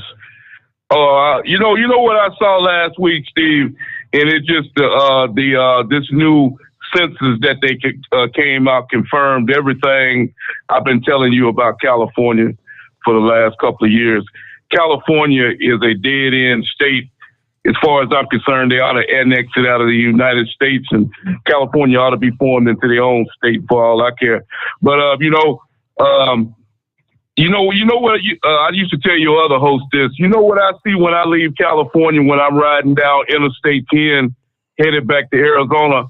All I see is a bunch of U-Haul trucks. All I see is U-Haul one-way trucks headed out of California, and guess where they headed? Unfortunately, they headed to the state of Texas, where I live at, and they bringing their same liberal communist attitudes with them to Texas, with this to Austin, Texas, to Dallas, Texas, San Antonio. Eventually, California, a lot of these losers that live in California will be living in Texas, and Texas will turn into another California, unfortunately. You can already see it happening. But, you know, because California, they lost one of their Senate seats. I forgot what, last week, because so many people are leaving the state of California. Right. The taxes out there in California are ridiculous, Steve. I went into a Walmart to purchase something last week, and I couldn't believe the amount of tax that I paid on this thing. It was ridiculous. I'm not purchasing anything else in California when I go there, because I see why so many people are leaving California. The taxes are outrageous. You still there? Oh yeah. And you are correct. Yeah, they lost a seat in the House of Representatives, I think, for the first time. Yeah, and Texas got that seat. We got an extra seat in the state of Texas because so many people are moving to Texas, because you can actually afford to live in Texas. All your money is not going to taxes like they do in California. Like I said before, California, they're not a part of the United States as far as I'm concerned. It's just another state. But I like I say, it's a waste of time. Like I say, that place has been long forgotten as far as I'm concerned. Truck drivers, I've been telling you this for years, Steve. Truck drivers ought to boycott the state of California. They shouldn't even travel and let them figure out their way to get their own food and water and everything else for all I care. Like I said, the speed limit is still a stone age 55 mile an hour. There's no reason for the state of California to have a 55 mile an hour speed limit in 2021. It's ridiculous. In Texas, where I live at, you can drive a vehicle 75 to 80 miles an hour. In some parts of Texas, you can wait a minute. As a matter of fact, you can travel 85 miles an hour. They got a toll road here in Texas where you can run 85 miles an hour and the police will look the other way when you drive by. But yet you go to California and you do 57 miles an hour, they want to stop your truck. I got a real big problem with that. And other truck drivers, you ought to have a problem with that too, because that's taking money out of your pocket to pay a 57 mile an hour speeding ticket. Do you understand what I'm saying, Steve? Absolutely. Yeah, that's petty. Yeah, it's not like I say, it's nothing but a money grab. Now let me talk about this situation with the police, Steve. I've been talking to you about this for the last couple of weeks, about these shootings that we've had in the USA the last couple of weeks. This latest shooting that we got in North Carolina with this guy, and the police is not showing the video of the incident. This guy here, like I told you the other night, this guy here had warrants for his arrest. The police went to his home to arrest this man, and he put up a fight. He didn't cooperate with the police because it's obvious he didn't cooperate because he was on the run. They claim they shot the man in the back of the head. When you shoot somebody in the back of the head, that means that he's going the opposite direction. And that means that guy's going to. So the police officer was trying to stop the man from driving off, which he apparently tried to do. This guy was not an angel like his family make him out to be. He had 10 kids, and it wouldn't surprise me if they had 10 different mothers. I'm pretty sure of that. Like I say, he was a drug dealer. He was a known criminal. And like I say, I've been telling you this for a long time. If like one guy said, if you cooperate with the police, you won't have no problem whatsoever. I've been driving trucks since 2001. I've been stopped by the police several times. Never had no problem with no police officer because I cooperate and I do what these people tell me to do. And you can drive off into the sunset. But apparently these other people don't seem to want to do that. So they're going to continue to have altercations with the police. Like I told you the other night, Steve, you either the shootings will stop. People say, well, how do you stop the shootings with the police of these people in America? The way you stop it is you cooperate with the police. You stop running. First of all, you don't run from the police. If you're running from the police, you've obviously done something wrong, or you wouldn't be running. So if you want to know how to stop the shootings, people say, well, how can we stop this? How can we stop it? That's how you stop it. Stop running from the police, and you won't get shot. Simple as that. Now let's go back to that other incident that they had in Ohio, where you live at, with the black girl that got shot by the cop. I looked at the video several times since yesterday and last week. You could obviously see a knife in this girl's hand, Steve. Yeah. The officer, he saved the individual's life. This girl was, if the cop wouldn't have shot this girl, he would have took somebody's life. And so the cop was in a no-win situation. What's he supposed to do? Stand there and watch the girl stab another girl and let that go down? His job is to serve and protect, and that's exactly what he did. Now, let's go back to LeBron James. Like I told you the other night, LeBron James has been called out by people all over America, Steve. Police officer out there in Los Angeles, California, he wanted to sit down at the table with LeBron James and talk to him about his running his mouth about police incidents. Another guy, even O.J. Simpson, can you believe that? O.J. Simpson, he told LeBron James to stop talking so much. And O.J. Simpson is a man that's been to jail for the so-called murder of his wife. Even O.J. Simpson had to tell LeBron James to keep his mouth closed. And look at the video, and I'm still saying the same thing to LeBron James and anybody else that listens to your radio show. Look at the video before you make an accusation about if a cop done something wrong. Look at the video. Don't make an accusation about somebody if you haven't seen the video. And LeBron James, like I said, his job is to play professional basketball. Like I told you the other night, Steve, I I don't listen to no athlete. I don't need no athlete to tell me what's going on in America. I can figure it out myself. I don't need LeBron James. I don't need Brett Favre. I don't need Shannon Sharp or any Charles Barkley or any of these other people that want to chime in on the situation with what's happening in America. I can figure that out myself. So like I said, my thing for LeBron James is like Laura Ingram said, and I'm gonna continue to say it like Laura Ingram said: shut up and play basketball. And I thank you for taking my call tonight. Okay, all right. The only thing I'm gonna correct is, O.J. Simpson. He's not in prison for murdering his wife because he got off on that. Remember, if the glove don't fit, you must acquit. It was the whole deal in Las Vegas, where some of his memorabilia, merchandise or whatever had been stolen or whatever, and he's going in to get it, and had his posse with him and the guns, and big mistake. But what are we looking at? About 8 before the hour. Okay, who's next up here? Hang in there. We've got you coming up. I want to first grab over to Sylvester because he's calling from a long ways off. What's happening down there in the land brother. down under? Yeah. Oh, man, what a day. I got up at 4 o'clock this morning, drove about 100 miles. I've left my car down at where the boat was moored. Loaded up the rest of my stuff on the boat. Engine started on the third pull, which was fantastic. Left out at 7:30 this morning, arrived here about 4:30 at this mooring. Actually, I've taken a couple of minutes just to kind of gather my thoughts, eat something, had something just real quick bite to eat, and a drink. Man, I'm tired. Long day. So are you on? Are you like at an island destination, or where are you? Where do you at? No. I'll shoot you some more photos. Actually, I was just doing a final post for the day about where I am. It's actually called The Basin, right across from Avalon. Sorry. Right across from Palm Beach, New South Wales. Okay. It's just stunning. The sun's just setting. There's still boats on the water. I don't know. Can you hear me okay still? Because the wind just picked up. You're all right. Yeah. Okay. But I had cell phone coverage the entire trip. That was so cool.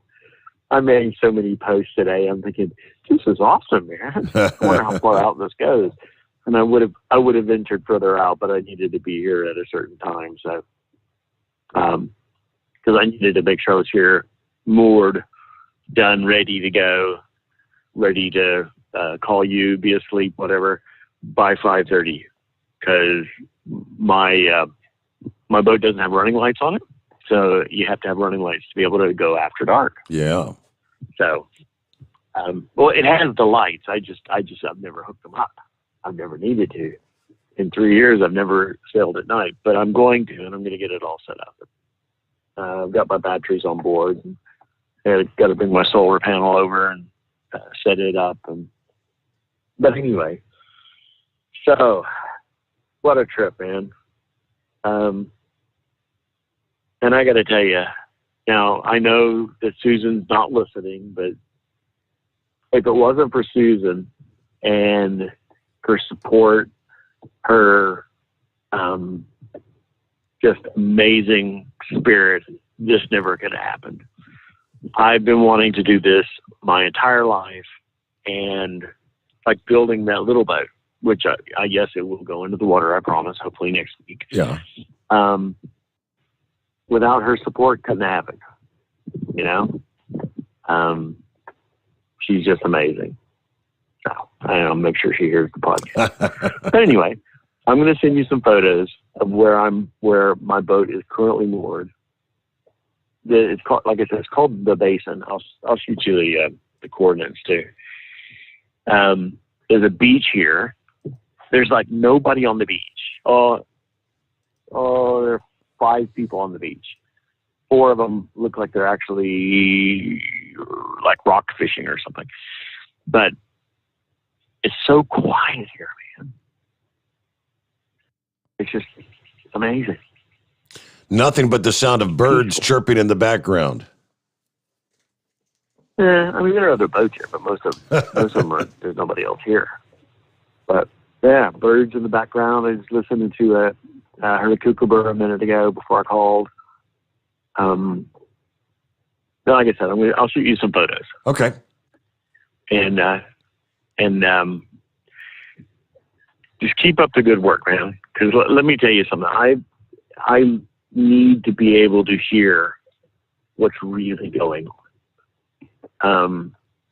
I've got an 80-year-old mother who's over there, and I want to make sure that she's okay and hear what's really going on, not the rubbish that keeps coming from the news media and the reports that truck drivers make about what's really going on. Listening to Philip and Red Mule earlier, because I was listening, and I know you're about to talk to my friend there, Neil. But it's good to get the reports and know what's really happening. I made a post last week about good old French's mustard. Now that may not seem very important to people, but when you live overseas, when you live somewhere else, and something as simple as just that cheap yellow mustard is so good to be able to have. So as important as your show is to the trucking community in Australia, try that again, in America, it's also important to me in Australia because it helps me to know what's going on. Because, I was in the trucking industry for a long time, and it's important for me to know what's happening. I mean, I still want to know what's happening in the industry. Yeah. I still have a number of really close friends that are truck drivers still the same. And it's really important. Now, have you gotten any more information about terrestrial radio or about further outlets? If not, what do we need to do to make sure that happens?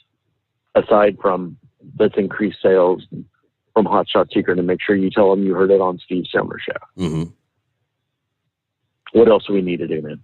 I guess just try to keep spreading the word for those, because it's like not a night goes by that I don't get either a call or a post or an email from somebody that says, "I didn't know you were back on. I didn't know you were there." So I guess we can just share via social media and whatnot. That's one step at a time. It's working. Yep, exactly.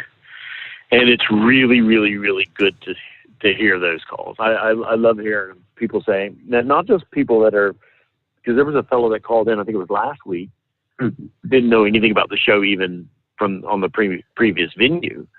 And he was like, wow, I didn't even know this existed. And it's great to hear. Don't forget to tell people. At some point I need to talk to Kyle or somebody, whoever's doing the sales and stuff, because I want to be able to make sure that people know what the product is even over here. So the variety of products.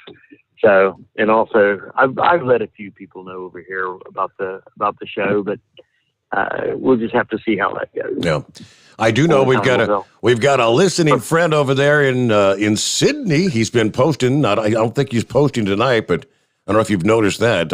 What's his name? Raul or something like that. Listening in from Sydney, Australia. I'm not on the computer, so if he's posting like on YouTube, like listening on YouTube or Facebook, one of the two. I can't actually see those comments while I'm just on the phone. Yep. So maybe hopefully I'll be able to have a look at it and see eventually. All right, my friend. Don't take this personally, but I'm going to lay my head down. I'm going to take a nap. Absolutely, yeah. After a long day and an action-packed adventure of a day, well, Have a glorious time out there enjoying the beauty of Mother Nature there in Australia, where it's actually their fall there, right? Summer's over, fall, wintertime will be coming, but they don't get real cold in the wintertime, unlike we do. All right. Hey, we'll get our news update here. Come back with more on a Friday morning. Great to have you with us. The Steve Sommers Overnight Drive live from the Hot Shot Secret Studios. USA Radio News with Wendy King. Marking his 100th day in office, President Biden held a drive-in rally in Georgia. He thanked Democrats for their vote, saying the balance in the Senate made the difference in getting his stimulus plans passed. Because of you, the rest of the world, because of your two senators, the rest of America was able to get the help they got so far. He also said he's following through with his campaign promises. We created, in the first 100 days, 1,300,000 new jobs. 1,300,000 jobs in 100 days. That's more new jobs in the first 100 days of any president in history. Last night, during his address to a joint session of Congress, the president outlined his American Families Plan. The price tag is nearly $2 trillion, and Republicans say that amount is way too high. This is USA Radio News. Hey friends, it's John Jubilee. I've become dear friends with Wayne Allen, and wow, has this guy had a transformation this year or what? He's so excited, the guy is posting pictures with his shirt off on social media. I am so excited for him. But more importantly than all of those amazing muscles and all the fat that he's lost, he has gained intercellular hydration, energy. Did you think he could even get more energetic? Why? Because this breakthrough science of intercellular hydration literally reverses diabetes, high blood pressure, builds your immune system, super boost the immune system. Ladies, it'll balance your hormones naturally while metabolizing all your fat. Every side effect is a good one. This is intercellular hydration, cellular health, the best you in just 88 days. Call me today at 888-444-8895 or log on to energizehealth.com. 2 officers in North Carolina were killed during a welfare check. USA's Lance Pry has the story. 2 deputies in North Carolina have died from their injuries suffered during a 13-hour-long standoff at a home near Boone, North Carolina in Watauga County. That's about 86 miles west of Winston-Salem. What turned out to be a welfare check turned into an ambush. 3 civilians, including the suspect shooter, also died, bringing the death toll to 5 people. North Carolina Representative Ray Pickett at the North Carolina Assembly says the suspect was the son of the 2 murdered at the home. I received some terrible news from Watauga County today. Had a situation. At first we thought it was a teenager, but through further reports, he was an older gentleman. He killed his mother and father today. Sheriff deputies responded to a welfare check. He ambushed them. Sergeant Chris Ward died at the hospital. K-9 Deputy Logan Fox died at the scene. The investigation continues. From the West Coast USA Radio News Bureau, I'm Lance Pry. You're listening to USA Radio News. Hi, this is Dr. Joel Wallach, and I want to tell you that arthritis is not a genetic thing. It's not a disease of aging. Neither is osteoporosis. Get a hold of my book. It's all in your head. It goes into the 25 different diseases you get when you have osteoporosis of the skull. These are all reversible. You take the Healthy Bone and Joint Pack, the MSM, vitamin D3, stay away from all the bad foods, including gluten, and guess what? You'll regrow all your bones, including your skull and your legs and your hips and everything else. Contact us at usaradiohealth.com. That's usaradiohealth.com. A truck driver shortage has caused delays in the supply chain. USA's Tim Berg reports. More than a year after many in the United States were forced into lockdowns by the pandemic, Americans are taking to the road again, whether returning to work or taking long-delayed vacations. But travel plans could be disrupted in the months ahead due to a possibility of gasoline shortages. There's an abundant supply of petroleum, but according to one trade group, almost a quarter of the country's tanker trucks are currently idled because there's no one to put behind the wheel. Last year, during the pandemic, many of the drivers retired or they went to different industries, and that created a shortage. Janet McGee, AAA's Director of External Communications, speaking there on ABC's Good Morning America. McGee, as far as what you can expect when you hit the open road? What we're looking at is the summer. In terms of this happening most likely in spots that are very popular in terms of travel destinations for the summer. So beaches, so mountains. From the USA Radio News Phoenix Bureau, I'm Tim Berg. A prisoner who is suspected of murder and being transported from Georgia to Arizona has escaped custody at the Atlanta airport. Fulton County Sheriff's Office said officers were searching for Jason Stover. They said he was last seen in College Park, Georgia. He's wanted in connection to a shooting at a Phoenix bar that left one person dead and another injured. For USA Radio News, I'm Wendy King. At Hot Shot Secret, we share the science behind common diesel problems and their solutions. For example, ultra-low sulfur fuels. The primary function of diesel fuel is combustibility. One of the little-known aspects of fuel is its role as a lubricant to metal-on-metal moving parts. The introduction of ultra-low sulfur fuels diminishes the fuel's ability to lubricate because sulfur, which has been mostly removed, has lubricating properties. Hot Shot Secret Everyday Diesel Treatment with LX4 delivers unmatched lubricity. Third-party testing confirms that it takes 3 times the amount of leading fuel treatment to match the lubrication benefit of 1 dose of Hot Shot Secret. Everyday Diesel Treatment is a fully formulated 6-in-1 premium fuel treatment for every fill-up, every time. Everyday Diesel Treatment is available at truck stops, Tractor Supply, O'Reilly's Auto Parts, and online at HotShotSecret.com. Hot Shot Secret, powered by science.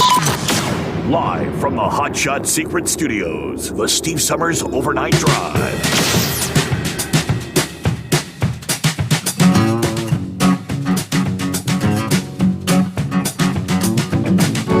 All righty, back at it here on a Friday morning. Well, we knew 2020 was a year. Everybody's shut down, everybody's home, so everybody's shopping via Amazon and other online outlets. But the Amazon numbers are astounding. Amazon's pandemic boom not showing any signs of slowing down. Yesterday, they announced their first quarter profit more than tripled from a year ago, fueled by the growth of online shopping. It also posted revenue of more than $100 billion, which is the second quarter in a row they've passed that milestone. One of the few retailers that have actually benefited during the pandemic. Of course, many of the physical stores closed temporarily. All the people at home turning to Amazon, whether it was groceries, cleaning supplies, and it doesn't seem to be dying down. In the first 3 months of 21, the company reported profit of $8.1 billion compared to $2.5 billion the year before. Earnings per share came to $15.79, about $6 more per share than what Wall Street analysts expected. So that's a major jump. Revenue jumped 44% to $108.5 billion with a B. Wow. Let's head out west, where the heat waves checking in. Good morning, senor. Yes. Oh, yeah. It's a beautiful night out here on Interstate 40 around Ludlow. It's just a ribbon of lights, whereas last year at this time, there was maybe one light for every 3 miles you were out here. Just people trying to get the hell out of California, I guess. Mm-hmm. Sylvester, sounds like you're doing good. If you sleeping in your boat and your feet get wet, you might have a little bit of an issue there. So be sure to have your life jacket on. And trust me, when I was in the military overseas, he's right. Of course, I always had the option of going to the BX or the commissary to grab good American, stuff. But if you're living on the economy out there, outside the U.S., little things like Cholula sauce or French's mustard, that's almost a luxury item. Mm-hmm. some items that we had at the BX was considered, I just had that word in my head and I lost it. It was considered, it'll hit me later when I stop thinking about it. I was going to tell Stockman yesterday that I think he had me confused with Horse Feathers. Now, Horse Feathers is the one that's got the tanker passing gas up and down the East Coast. And I do work for Yellow, and our company is around the Kansas City area in Olathe, Kansas, but I don't do rail. I mean, our company does put containers on rails, but I don't do that part. I just drive the wiggle wagons all up and down the East Coast and the west side of the country.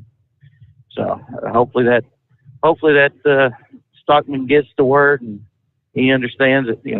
I know there was no malice in what he said. It was just, he just misinformed there. Okay. Well, let's see what's been going on. Has Fly Rod called in yet to push his new cookbook? I have not heard from him this morning. Not yet. No, sir. Okay. He told me he was going to try to call in tonight.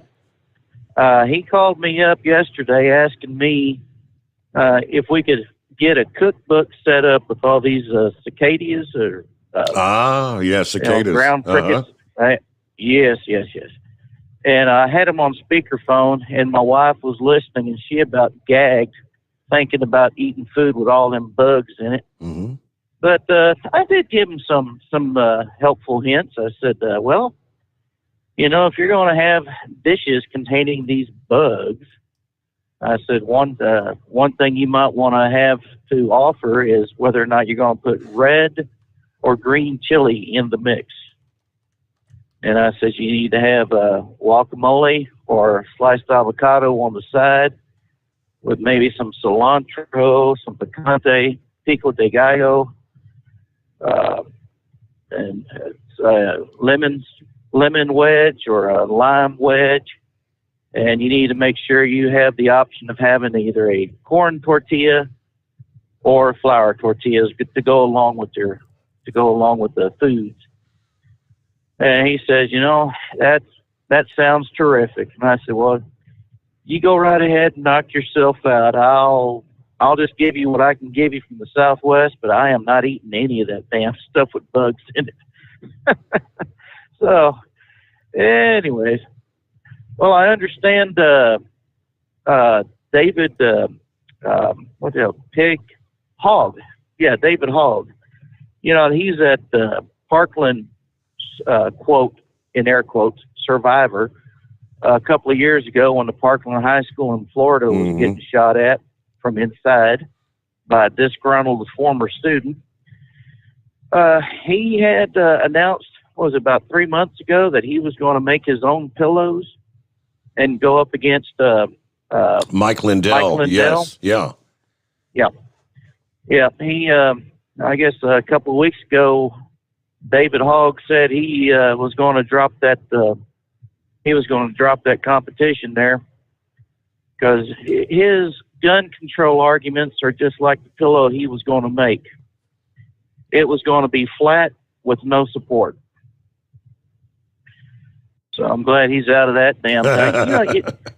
Why would anyone want to give him or that Greta Thunberg, whatever, any time for their ignorant and spoon-fed BS that they're spewing out to the public out here? I cannot believe that we as a country are one of the biggest producers of CO2. China, I can understand that because they don't give a rat's behind what happens just as long as they become a superpower. You would think that countries like India or Russia would produce more than what we do. I mean, when you put these environmental controls on an engine out here, I mean, basically you're strangling that engine. You know, you're saying, okay, you can have this much power, but we're going to limit your intake and we're going to limit your gas. And to me, that's like having a marathon runner with a 50-pound knapsack, and then have it to where his neck has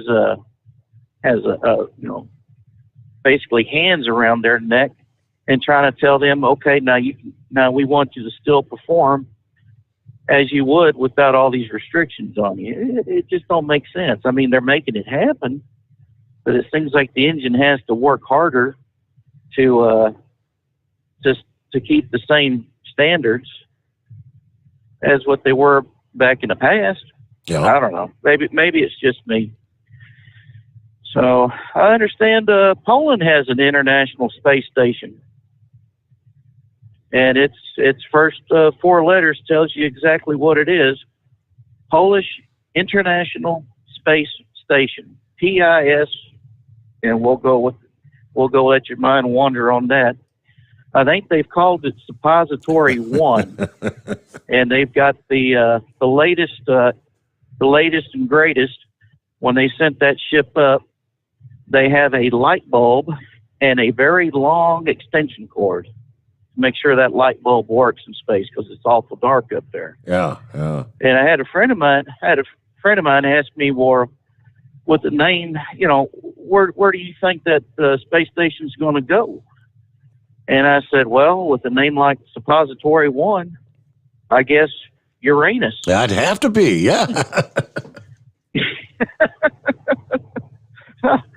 So, anyways, we're just, the news is getting so damn depressing, or it just raises people's blood pressure. We have got to have a little bit of levity and a little bit of humor. What's going on, to kind of level out the egregious nonsense that's going on in D.C. right now. And as far as Chevy guy goes, I understood perfectly what he was saying, guys. He was saying these 4 separate daughters from the same father through 4 different women are working the farm, and the only animals that are getting any kind of action are the actual animals on the farm, and these girls are going without. So, and he said that was a Canadian production. Well, there is good TV programmings to be had that's not lewd or rude or sexually, socially unacceptable. You can still have fun in a clean way, and that's what he was trying to talk about. And I'm sure a lot of you guys out there understood. He's just giving him a hard time, and I understand that. So, but other than that, did Avery have his baseball game last night, or no? There was no baseball last night. It rained and rained and rained, man. And those ball fields are mud pits right about now. No, they've got a game. Rowan's got a game coming up on Saturday. I think Avery's first game is actually sometime next week. So, okay. Well, I mean, what kid didn't like to play the great American pastime or football? And what kid did not like to play in the mud? It might make that family SUV a little dirty inside, but that kid will have the time of his life. Playing in the mud. So with that, senor, I'll bid you adieu, and we'll see y'all. Have a great weekend. Thank you very much there. Speaking of dining on cicadas. Remember last evening I mentioned snappy cicada pizza? Yeah, I think that was a real thing. It was. Some people thought it was a joke, but there are recipes, believe it or not. Yes, there are. According to the Academy of Natural Sciences of Drexel University. This is actually from Food and Wine magazine. It's a delicacy. The cicadas, that is. It's a delicacy that's rare. They are anthropods, which means they have an exoskeleton. Whether you know it or not, you regularly eat the arthropods of the sea. That would be shrimp, lobster, crabs. So cicadas are arthropods as well. Some say they actually taste a little like shrimp, although the flavor's also been described as being reminiscent of asparagus or almonds. Others recommend seasoning them with Old Bay or other spice blends so that every bite just tastes like whatever you've sprinkled on the crunchy little bodies. Most people like them deep fried and dipped in a sauce like a hot mustard or a cocktail sauce. There was a brood that came out, Brood 5, in 2016, and there was actually a bakery in Pennsylvania that were topping chocolate chip cookies and butterscotch ice cream cones with a single cicada. They also served an omelet filled with avocado, roasted veggies, and teriyaki cicadas. All righty. They go on to say, if you're curious enough to actually give them a go, practiced insect eaters recommend looking for the freshly hatched cicadas that are easier to find first thing in the morning. It's best to boil them for a few minutes, which both softens them up and can kill any fungus or bacteria that might be present. Consider the fact they've been underground for 17 years. Drain the cicadas, remove any of the remaining legs and wings, and purists say they're good to go. Some experts recommend if you have shellfish allergies, contact your doctor before eating cicadas. It's also best to hand harvest your cicadas from areas that have not been sprayed with pesticides or other chemicals. Okay. I'll give it a pass once again. What are we looking at? 24 past the hour.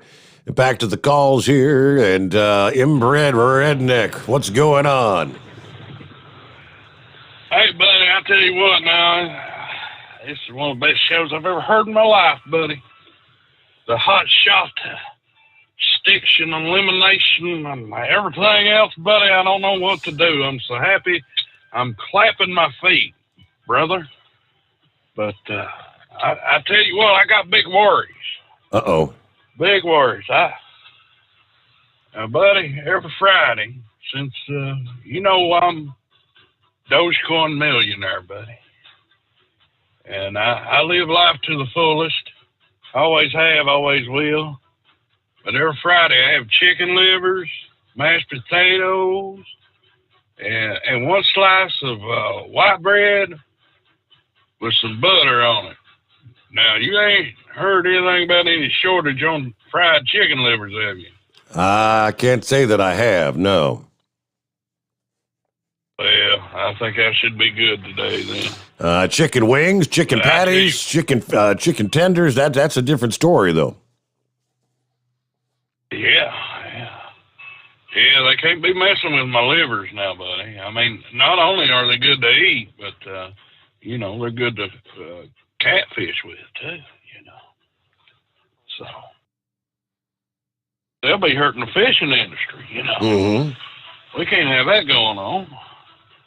But, I listened to the president last night, buddy, and he got me worried. Let me tell you.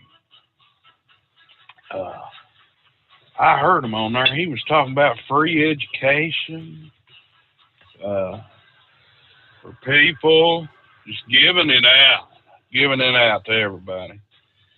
Buddy, I'm going to tell you some consequences that can come from that people out there may not realize. It's going to hurt some people's sex life, buddy. You think about it, free college,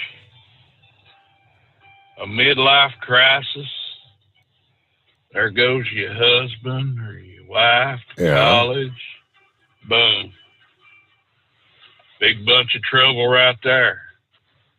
And Steve, educating these women, that's not good for my sex life. I mean, buddy, I've capitalized on people of lower intelligence for a long time to get my sexual conquest in. You know what I'm saying, buddy? Oh, yeah, right. Yeah. I mean, I hope they ain't going to be in there teaching them measurements and everything else. They'll all know it's a lie then, buddy. Oh, my God. This is scary, buddy. This is going to hurt America. I bet you there'll be a population decrease, buddy. They may be even... The redneck girls won't be redneck girls no more. They'll become sophisticated girls, buddy. We can't have this stuff going on. This is going to destroy America. It's like a guy used to tell me all the time. He said, hell, we need dummies too. We need ditch diggers out here, man. Who you going to get to do this stuff? But I guess maybe that's why they're saying, let the immigrants in. Just open up the southern border, let them cross. When I was thinking about that today, Yeah, new high-tech means, Steve, tracking immigrants, That's what old Biden was saying. In the wildlife industry, they don't care to catch one, put a tag in its ear, and release them. Now, if that's not cruelty to animals, Steve, I don't think it'd be cruelty to humans.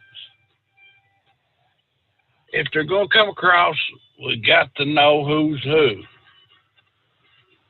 Catch and release. And I say put a tag on them. Right there in their ear. That way, that's a real tender spot. You ain't going to want to pull that out anytime soon. With a big tracking device. So we kind of tag them like when we catch a shark or a dolphin and we tag them. Yeah, buddy. I mean, does them sharks or dolphins really want that? No. We really want the immigrants? If you come here the right way. Do we want lower wages from illegal immigration? No. So it's only fair. And I say, it's like you were saying last night, so many people, the majority of people, think that it's not right that they get any services from the American government or that they obey the law. Right. It's like going out on a date with your first girlfriend or a girl for the first time and bringing along your current girlfriend. It's a bad way to start off, buddy. You know what I'm saying? They're just hopping the border. Hey, that's a law too, buddy. The way I look at it, they're probably breaking at least 3 laws every time they cross the border, Steve. And what I'd like to ask Joe Biden right now, old Uncle Joe, if they can break 3 laws, can I break 3 laws and still be called a productive citizen of society? And all I want is bank robbery, the right to murder, and another one to be determined at a later date. Okay. If it's good for good for them, why isn't it good for us, right? And that's because they like to pick and choose what laws they want to enforce today. Hey, inbred redneck, not a bad idea. Put a tag on them, some suggested an ankle a bracelet. They wouldn't hesitate to cut off the ankle bracelet, right? All right, it's 844-844-3388. We'll be back momentarily as we get a news break. The Steve Sommers Overnight Drive live from the Hot Shot Secret Studios. USA Radio News with Wendy King. Marking his 100th day in office, President Biden held a drive-in rally in Georgia. He thanked Democrats for their vote, saying the balance in the Senate made the difference in getting his stimulus plans passed. Because of you, the rest of the world, because of your two senators, the rest of America was able to get the help they got so far. He also said he's following through with his campaign promises. We created, in the first 100 days, 1,300,000 new jobs. 1,300,000 jobs in 100 days. That's more new jobs in the first 100 days of any president in history. Last night, during his address to a joint session of Congress, the president outlined his American Families Plan. The price tag is nearly $2 trillion, and Republicans say that amount is way too high. This is USA Radio News. Does your current bathroom need to be updated immediately? Introducing One Day Bath and Shower Remodeling, the complete and hassle-free way to get the new bathroom of your dreams in as little as 1 day, and for as little as $1.99 a month. Yes, the experts at One Day Bath and Shower Remodeling will come to you anywhere in the country and show you all the customized options. Now you can have a brand new bathroom in as little as 1 day. Large or small bathrooms, if you want a new bathtub or shower installed, we can do it in as little as 1 day. And if you call right now, you can save $750 off your remodel. We make it easy by offering you financing as low as $199 per month. Call now to schedule your free in-home consultation. 800-896-8242. 800-896-8242. That's 800-896-8242. The Overnight Drive with Steve Summers. Live from the Hot Shot Secret Studios. Call Steve now. 844-844-3388. That's 844-844-3388. At Hot Shot Secret, we share the science behind common diesel problems and their solutions. For example, ultra-low sulfur fuels. The primary function of diesel fuel is combustibility. One of the little-known aspects of fuel is its role as a lubricant to metal-on-metal moving parts. The introduction of ultra-low sulfur fuels diminishes the fuel's ability to lubricate because sulfur, which has been mostly removed, has lubricating properties. Hot Shot Secret Everyday Diesel Treatment with LX4 delivers unmatched lubricity. Third-party testing confirms that it takes 3 times the amount of leading fuel treatment to match the lubrication benefit of 1 dose of Hot Shot Secret. Everyday Diesel Treatment is a fully formulated 6-in-1 premium fuel treatment for every fill-up, every time. Everyday Diesel Treatment is available at truck stops, Tractor Supply, O'Reilly's Auto Parts, and online at HotShotSecret.com. Hot Shot Secret, powered by science. Dean Michael, the tax doctor here. Are you one of those truck drivers that came home after a long haul and found the only thing waiting for you was a stack of IRS letters? Your significant other was gone, but your newfound IRS problem is still there. I've heard this story many times over the years. While I can't help you with your broken heart, I can fix your tax problems. If you owe more than $10,000 to the IRS or haven't filed for many years, call me for a free consultation at 888-557-4020 or go to mytaxhelpmd.com. Like I always say, you keep your eyes on the road, I'll keep mine on the IRS. Whether you're a diesel pickup performance enthusiast or just looking for a small upgrade, when selecting common rail fuel system components, look no further than Exergy Performance. At Exergy, you'll find injectors, pumps, and more, engineered like no others on the market using state-of-the-art equipment run by people that have been in the business for decades. So if you're in the market for common rail components at any power level, contact Exergy Performance or one of the many dealers listed on our website at exergyperformance.com. Do you have a Dodge pickup and hate your automatic transmission? Of course you do. LaVon Miller at Firepunk Diesel here, and we specialize in heavy-duty and performance transmissions for your 3-quarter or 1-ton Cummins-powered truck. So if you're interested in turning your stock slush box into a towing monster, call us today at 614-733-3744 or visit us online at shop.firepunk.com. Getting a good night's sleep while on that long haul can be quite the challenge. That's why Commercial Vehicle Group has partnered with Serta Mattress to bring you the Bostrom plus Serta Mattress for the best night's sleep possible while you're on the road. The Bostrom plus Serta mattress, manufactured with Serta's patented Cool Gel memory foam, acts to dissipate body heat and eliminate pressure points, which reduces the tossing and turning that can be so disruptive to your sleep. The Bostrom Serta mattress comes in two thicknesses, 7 and 10 inches, offering support to drivers of all shapes and sizes. The mattress comes in the standard 80-inch length with 4 widths, 32, 36, 39, and 42 inches.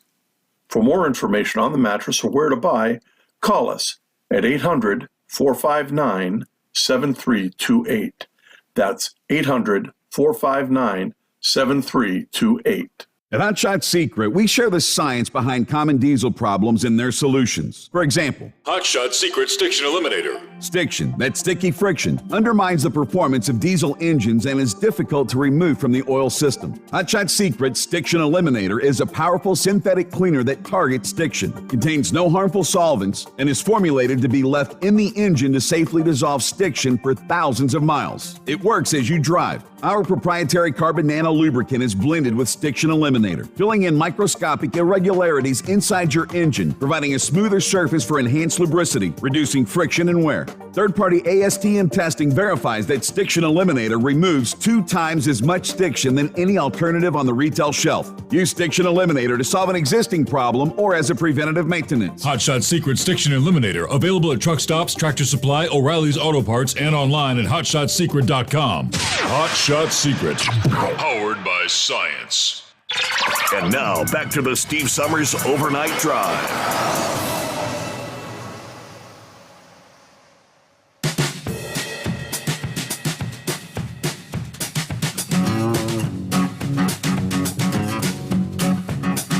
Okay, where did we leave off there? Back at it as we did have to do a phone reset.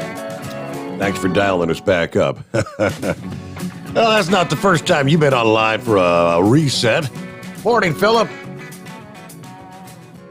Yeah, man, I love those resets. They're amazing, man. I'm just sitting here reading about this Chinese space station that started yesterday when they launched. Did you hear about that, Steve? Chinese space station. So this isn't Heatwave's Polar Space Station.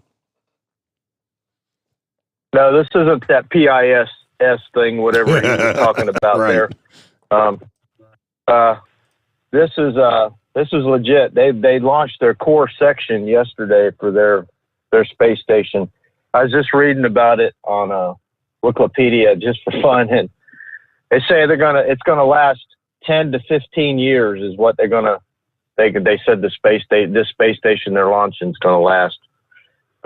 That's kind of strange because ours has been up there forever. I don't know how long it's going to be up there, but yeah. All their technology, from what I gather, is all from Russia. It's put together in sections just like the ISS and the Mirrors. So, they did a lot of reverse technology. The Chinese have. It's funny as heck reading about their reverse technology that they do. So, SN-15, I think it's going to get off the ground today, Steve. Did you hear anything? I have not. I don't know weather-wise. Were they talking? Trying to remember. Was that today where they're talking some of the strong storms down in South Texas? That may impact them. Maybe. And there's something I got to ask you, Steve, and I just want to ask this of a person who smokes. Did you hear about the FDA talking about banning menthol cigarette or methanol cigarette? Menthol, yes. Yeah, menthol. So, what is your opinion on it, Steve? I don't know what the rationale is. I mean, I think they've already they've squashed selling cigarettes that have flavors and whatnot because they think it entices younger people to smoke them. I don't smoke menthol cigarettes. I'm not a fan of menthol, but have they not tried it before? And lawsuits, and that's what I think they're expecting that's going to happen this time around as well. There's going to be lawsuits. It'll probably take years to go through the courts.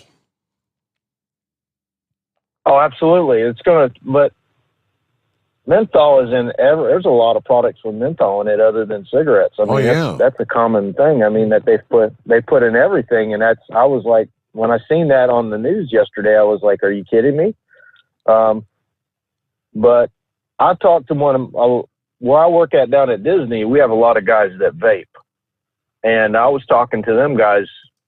These guys have been doing it for years, vaping. And what they use has glycerin in it. And they say it's not got as much chemicals in it as all the rest of it. I wouldn't want none a part of it because of the chemicals. But, I mean, this menthol cigarette, I mean, I couldn't understand the concept behind it because that stuff is in a lot of different things. And, and like you said, they said on the news that it would take years for this to even come to fruition if it happened.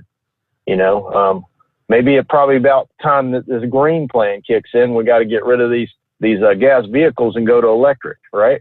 Mm-hmm. So, but I just don't know. I just wanted somebody's opinion that smokes, and I know you smoke, Steve, and I don't have anything personally against it. I don't care. You do what you want to do. You can go out, drink, smoke, whatever. It doesn't matter to me. But it's another one of those things. They're eating at somebody's right to do something. I mean, the cigarette companies put everybody in the position they are because they put the stuff in them that they have in them. You know what I mean? So I don't blame everything on everybody except for the companies that produce them sometimes in the situation. But I don't know. It's crazy as heck. And another question I had for you, Steve, how many females you got in your house? Well, I'm down to one now.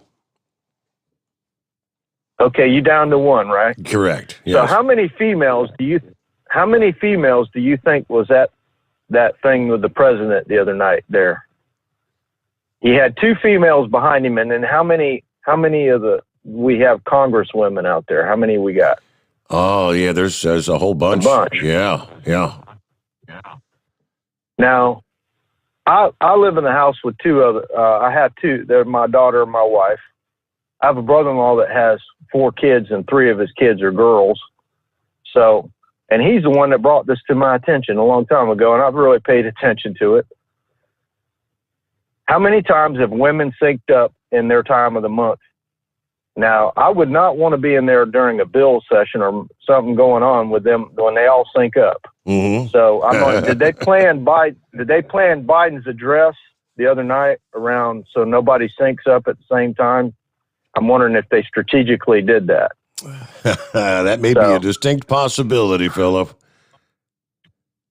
Because I'm telling you what, it was awful quiet in there from what little bit. I saw just a little bit of the video. And by the way, if you want to see something interesting, have you ever watched that movie about Moses? They play it every Easter. The 10 Commandments. Have you ever watched that before? Absolutely. Okay, now, you watch that movie, and then you watch Biden when he talks. And he sounds just like Moses talking up on the rock. The way it sounded, like, I swear to God, a while ago when you played that on that news break, they had a little snippet, just a little snippet of him talking, and it sounded just like Moses up on the rock talking in that movie. So I don't know if where he's getting his information from or how he's building his character up or whatever he's doing, but he sounded a lot like that, and he sounds like an angry grandpa that yells at you all the time. So, but that's all I got today, Steve. You have a good one, bud. All righty, good to hear from you. Thank you, Philip. You do the same. Have a great weekend. We'll chat next week. Yeah, somewhere down the line. Yep. All right, so what are we looking at? It's 844-3388 here on a Friday morning from our friends at CDL Life. Couple of characters causing issues out there on the roadway. Animals, that would be. A cow and an alligator found themselves in the rush hour traffic in Houston Wednesday. Yeah, 2 separate incidents. According to the affiliate, about 8 o'clock in the morning, police received reports of a cow hanging out on I-10 in East Houston, stopping traffic during the early morning rush there. A pedestrian reportedly tried to rope the cow unsuccessfully, so officers herded it to a nearby cemetery. They were able to ultimately load it on a trailer Cow was promptly reunited with its owners who run a nearby farm. Cow wasn't hurt, neither were any motorists. A few hours later, police received reports of an alligator chilling on a busy bridge in Baytown, blocking one lane of traffic. Officers arrived, closed off a portion of the bridge, while members of the Texas Parks and Wildlife Department placed a rope around the alligator, who started doing his alligator wrestling spin move. He wasn't happy. They were able to hold him down, tape his mouth shut. He was taken to a nearby waterway to be released. Then Wednesday of this week, Forward Air, y'all familiar with Forward Air, the trucking company announcing they've entered into an agreement to acquire a privately held Georgia trucking company, Greenville, Tennessee-based asset-light freight and logistics company Forward Air, announcing plans to acquire the assets of Atlanta-based J&P Hall Express, part of the ongoing LTL network expansion strategy. They say that the acquisition increases Forward's footprint in Atlanta and adds a new location in Albany, expanding the LTL operations in that region. It's expected to close the acquisition next month, as a matter of fact. Financial terms of the deal not disclosed. J&P Hall Express have been in business since 1989, providing LTL, full truckload, LCL, CFS warehousing, and airport transfers across the Southeast, generating revenue approximately $15.8 million. J&P Hall employs 110 workers and operates 70 power units. Forward Air has been growing. Forward Air operates approximately 200 facilities around the country, employs more than 5,200 people nationwide. Okay, so let's get back to the calls here. Next up, it's Knucklebuster. What's going on? Happy Friday. Morning, Mr. Steve Sommers. I think that company, they finally got their act together there. I think the DOT shut them down 2 or 3 times. I'm glad to see them making a profit and doing it right there. Okay. Okay. We are never going to run out of baloney, because I hear a bunch of baloney every day. I put a bunch of it out too. So I smoked for 30 years. Glad I quit, because I found out all them tobacco farmers, they got dogs. And, them dogs go to the bathroom out there on that tobacco. They don't wash that stuff off either. So, plus, they add a bunch of chemicals to it. So, you see where old Ted Cruz took a nap? No, where'd he take a nap at? Speech. Oh, did he? Yeah, I don't blame him for taking a nap. I'd be bored to death listening to that Crocker Sam Houston Institute of Technology that come out of his mouth and having to look at them 2 dogs sitting there behind him there, Bud Ugly and Two Bagger there. So I've got some great news for us to celebrate today. This day back in 1945, Adolf Hitler and his wife committed suicide. Great. Good. Gone. Good riddance. Mm-hmm. Glad they're gone. Yep. Well, I ain't but one truth in this world, Steve, and you know what that is. So that's all my bologna and steak. So have a great night, a great weekend, and don't forget to go to church on Sunday. And buy some hot shot secret while y'all are at it too there. Shoot, we need to keep this thing going. I don't want it going down. Have a good weekend, bud. Thank you so much, Knucklebuster. Have a great morning, about 10 before the hour. Okay, we got lines available at 844-3388. Let me see here. You got to finish that thing. I did not catch the fact that Ted Cruz decided to take a little nap there, huh? Let me see. So maybe President Biden's congressional address wasn't the most riveting speech in history. Started strong, but like a lot of them, dragged a little bit. Even so, someone needed to pour some Starbucks down Ted Cruz's gullet by the looks of the Twitter video. shared by Vox journalist Aaron Rupar. He just couldn't keep his eyes open during the address. Well, who could? Maybe dreaming of Cancun. There you go. Whatever the case, former San Antonio mayor and 2020 Democrat presidential candidate Julian Castro wasted no time getting a jab in at the snoozing senator. Because the material kind of writes itself, right? Yeah, right. Nancy looked like she was about to doze off as well. And on a few times when Joe was speaking, it actually looks like he was kind of sleepwalking to some. All right. Who's next up here? Looks like we got, there's Hobo Jack. What's happening? Well, good morning, Steve. The new reborn Hobo Jack, no longer stock man, one of Big Moose's children out there. I don't know how many he has. Since he renamed me, I'll have to claim him as one of my pappies or whatever. Mm-hmm. Anyways, I want to call and say thank you so much for the Hot Shot Secrets. I just got it in the mail the other day. Couldn't wait to get it in my truck, and I honestly believe my truck is running better. It's just a four-wheeler Chevy Silverado, but I believe it's making a difference. I really do. And I wanted to thank you for that. Absolutely.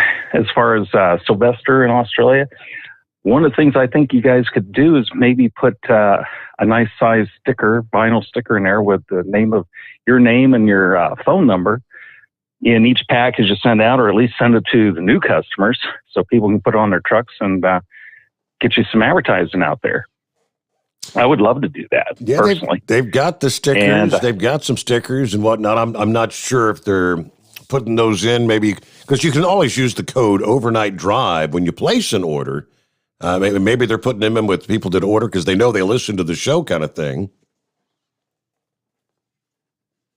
Yeah, I didn't get anything in the box. I actually went out here a little bit ago and checked the box again, but there was nothing in there. No catalog, no stickers or anything, just the product, which is fine. I'm using it. I love it. But, I just thought, there's another avenue of advertising for you to get your name out there and get some more listeners back. Yeah.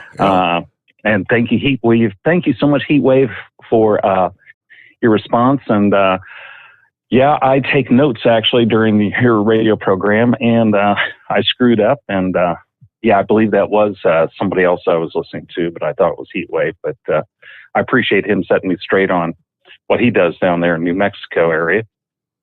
And the other thing is the cicadas. I was laughing my butt off on his joke about the Polish International Space Station. But to tie that in with the cicadas, if you eat those and they're supposedly kind of like asparagus, so they make your pee smell funny. Does that make you an astronaut? I reckon they probably do. I don't know. I don't think I can get past the crunchy shell. Well, I love the fact that you said it was a rare delicacy, because I'm thinking it's a rare person that would consider the delicacy. Yep. That's my own personal opinion on it. I've got a question also. Oh, and prayers out to Roadmaster and Peacemaker, who had the asphalt truck. They'll definitely be in our prayers. But another question I have is CB radios. Like I said, we're going on a long trip here for about 3 months or so, and I was wondering what's the best kind or type of CB radio to put in like a Chevy Silverado. I don't know if I can avoid the big antennas like they used to have. I have never had a CB radio, and I could use some help in that area, picking one out. Interesting, because here about a month or so ago, that was one night we spent much discussion. Someone was asking, do truck drivers still actually use the CB radios? And I think the overwhelming response was most of them don't. I don't know. You're looking to be able to get some advice when you're out there on the highway, kind of thing. Yeah. Advice on where you might have road hazards and things like that. Yes, any kind of news information on what's up ahead would help. Okay. Well, we'll have to take. I'm not real familiar with the varying who even makes them anymore. Cobra Electronics is the one I'm familiar with. That they were always supposed to be quality CB radios. Is that correct? Listening audience. What do you want to invest? How much you want to spend on a CB radio? I know they make them. Some of them have all the bells and whistles. You've got the Bluetooth technology, kind of like the hands-free CB radio kind of thing. So, all right, with that, hey, we've got wide open lines here as we head into our final hour. It's 844-844-3388. So, Joe, in his little speech, talking about, let's spend some more, We spent $2.3 trillion. We've spent another, 1.8? I'm losing track of how many trillions we're spending. Earlier, Steve's call, what did he say? If Biden gets everything through that he's talking like he wants to do, he's talking like $19 trillion. Does Joe Biden know that 1 trillion is like a million times a million? All right, his $6 trillion in early term spending. He had the $1.9 trillion American Rescue Plan that passed with 0 Republican votes, along with his proposed $2.3 trillion American Jobs Plan, and now the $1.8 trillion American Families Plan. Obviously drawing sharp criticism from Republicans and even some criticism from Democrats from his own side. This incredible amount of spending. Okay, so another $1.8 trillion package for families and education, as he says. Calling it a once-in-a-generation investment that would bring lasting benefits to the economy, expand the middle class, reduce child poverty, and all. You heard it in the speech. $1 trillion in spending on education and child care, $800 billion in tax credits aimed at middle and low-income families, funded mainly by tax hikes on wealthier Americans. It is the proverbial redistribution of wealth. Republicans said the bulk of this $6 trillion in proposed spending, he's only 100 days in now, right? This is all about satisfying the liberal base, and it amounts to nothing less than socialism. Ted Cruz, for as much of the speech as he heard, said Biden's plan is a radical vision for the country that would turn the American dream into the American nightmare. Mitch McConnell spoke from the Senate floor, pushing back against what he called Biden's go-it-alone radicalism. Hey, flip the page over to the numbers here. So that's it, nearly $6 trillion in early spending. It's off the charts. All right, with that, we are up to news update time. That again, lines available as we roll into that final hour. Go ahead, jump on in. So you roll through a Friday morning, the Steve Sommers Overnight Drive live from the Hot Shot Secret Studios.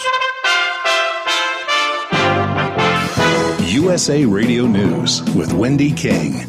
President Biden has made a special trip to see an old friend in Georgia. The Bidens made a stop to see former President Jimmy Carter and his wife before heading to a drive-in rally in Duluth. He thanked Democrats for voting for him, as well as the 2 Georgia Democrats in the Senate. In November and then again in January, your vote changed the world. He spoke of his plan for jobs and families.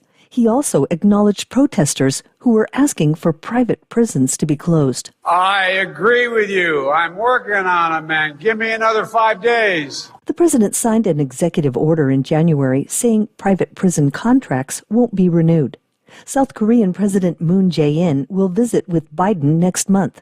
The White House says the talks will highlight the ironclad alliance between the two countries. This is USA Radio News. When thinking about life insurance, my accident reinforced you never know what tomorrow might bring. That's why I reached out to AccuQuote. AccuQuote helps people find a life insurance policy that meets their needs. Since 1986, they've helped millions of folks save up to 60% on their life insurance by comparing the rates and features of dozens of top-rated life insurance products. A healthy 50-year-old non-smoker can buy $500,000 of 10-year level term for less than $45 a month. A 60-year-old under $120 a month. Longer or permanent terms are available. Even if you already own life insurance, you really need to check out my friends at AccuQuote. Don't worry about health issues. Remember, they help me. As a pastor, I'm concerned about your soul and helping you to make sure your family is taken care of. Life insurance is more affordable now than ever, so don't make them wish you'd made that call. 877-437-4781. Call now, 877-437-4781. 877-437-4781. Rates, policy forms, and availability vary by state. Former President Trump's one-time attorney, Rudy Giuliani, is speaking out for the first time since his New York City apartment was raided by federal agents. Electronic devices were taken from him as part of an investigation into his dealings in Ukraine. I could have destroyed the evidence a year. I didn't destroy the evidence because the evidence is exculpatory. It proves that the president and I and all of us are innocent. He spoke on Fox. Authorities are investigating whether Giuliani broke lobbying laws while doing business in Ukraine. 2 children were killed and 16 other people were injured after a man with a knife attacked a kindergarten in southern China. The attack took place at a kindergarten in Xinfang. Authorities say the suspect was going through a divorce and his wife worked at the school. China has experienced multiple mass stabbings at schools and daycare centers recently, including an attack in which a security guard injured 39 children and teachers at Wangfu County Center Primary School in Guangxi. You're listening to USA Radio News. Hi, this is Wyatt Cox. Each and every day, the USA Radio Network produces 3 hours of the greatest radio programs of all time. Comedies, drama, suspense, it's all there. Classic radio theater. Now, if your radio station doesn't carry the program, you can find them anywhere podcasts are served, including iHeartRadio, Spotify, Spreaker. Just search for USA Classic Radio Theater. Find it. USA Classic Radio Theater. You'll love it. People are wondering whether former President Trump will run again in the next election. USA Radio's Tim Berg has more. Well, 100% I'm thinking about running. Former President Trump saying he's mulling a 2024 run for the White House. The former president continues. We will, I think, be very successful. If we were very successful, look, I ran twice, and the second time I got 12 million more votes than the first time, which very rarely happens for a president. I got the largest number of votes in the history of our country for a sitting president. And I was told if I got 66 million, you couldn't lose. I got 75 million. Trump also telling Fox Business he's considering Florida Governor Ron DeSantis as his running mate. From the USA Radio News Phoenix Bureau, I'm Tim Berg. The Los Angeles Police Department says they've arrested 5 people in connection with the shooting of Lady Gaga's dog walker and the abduction of her French bulldogs. Police arrested James Jackson, Jalen White, and Lafayette Whaley of the crime, charging them each with 1 count of attempted murder, also conspiracy to commit robbery. 2 others face 1 count each of accessory to attempted murder, Harold White, who is Jalen White's father, and Jennifer McBride. Among those arrested was the woman who said she found the dogs and returned them for the $500,000 reward from Lady Gaga. Police said 4 of the suspects are gang members. For USA Radio News, I'm Wendy King. At Hot Shot Secret, we share the science behind common diesel problems and their solutions. For example, ultra-low sulfur fuels. The primary function of diesel fuel is combustibility. One of the little-known aspects of fuel is its role as a lubricant to metal-on-metal moving parts. The introduction of ultra-low sulfur fuels diminishes the fuel's ability to lubricate because sulfur, which has been mostly removed, has lubricating properties. Hot Shot Secret Everyday Diesel Treatment with LX4 delivers unmatched lubricity. Third-party testing confirms that it takes 3 times the amount of leading fuel treatment to match the lubrication benefit of 1 dose of Hot Shot Secret. Everyday Diesel Treatment is a fully formulated 6-in-1 premium fuel treatment for every fill-up, every time. Everyday Diesel Treatment is available at truck stops, Tractor Supply, O'Reilly's Auto Parts, and online at HotShotSecret.com. Hot Shot Secret, powered by science. Because Channel 19's a little congested. Call Steve now at 844-844-3388. The Overnight Drive.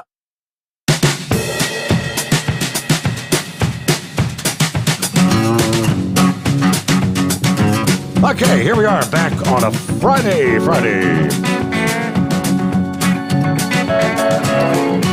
What else did Joe have in his little speech the other night? Apparently he brought up a little bit on gun control.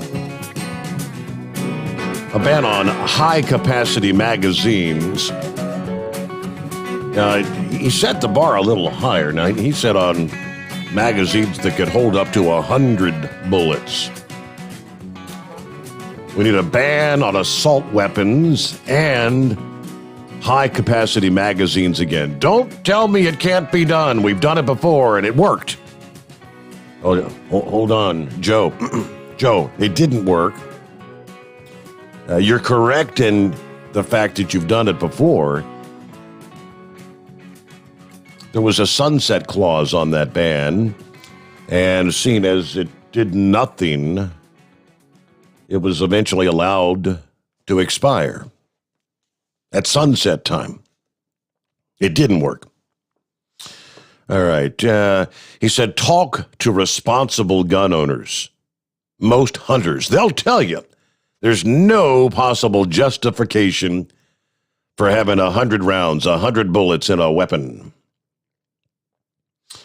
It's not clear why he specifically made the proposal for 100-round magazines. Most Democrats are pushing for a ban on anything that holds more than 10 rounds.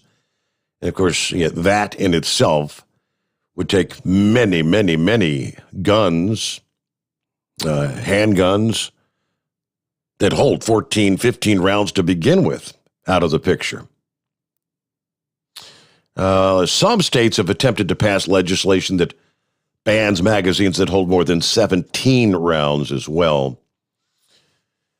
Let me see. The president also called for a ban on so-called assault weapons, universal background checks, and regulations for the do-it-yourself guns, or ghost guns, as they call it. All right, we'll see where it goes, but that's the same battle, same debate that's been going on for how many years now. And did you just hear that in the news break there? Speaking with former President Trump, who more and more sounds like he may actually make a stab at it in 2024, floating the idea of Florida's Governor Ron DeSantis as a potential running mate. He said, I endorsed Ron, and after I endorsed him, he took off like a rocket ship. He's done a great job as governor. I'm saying what I read and what you read, they love that ticket. Ron would be considered. He's a great guy.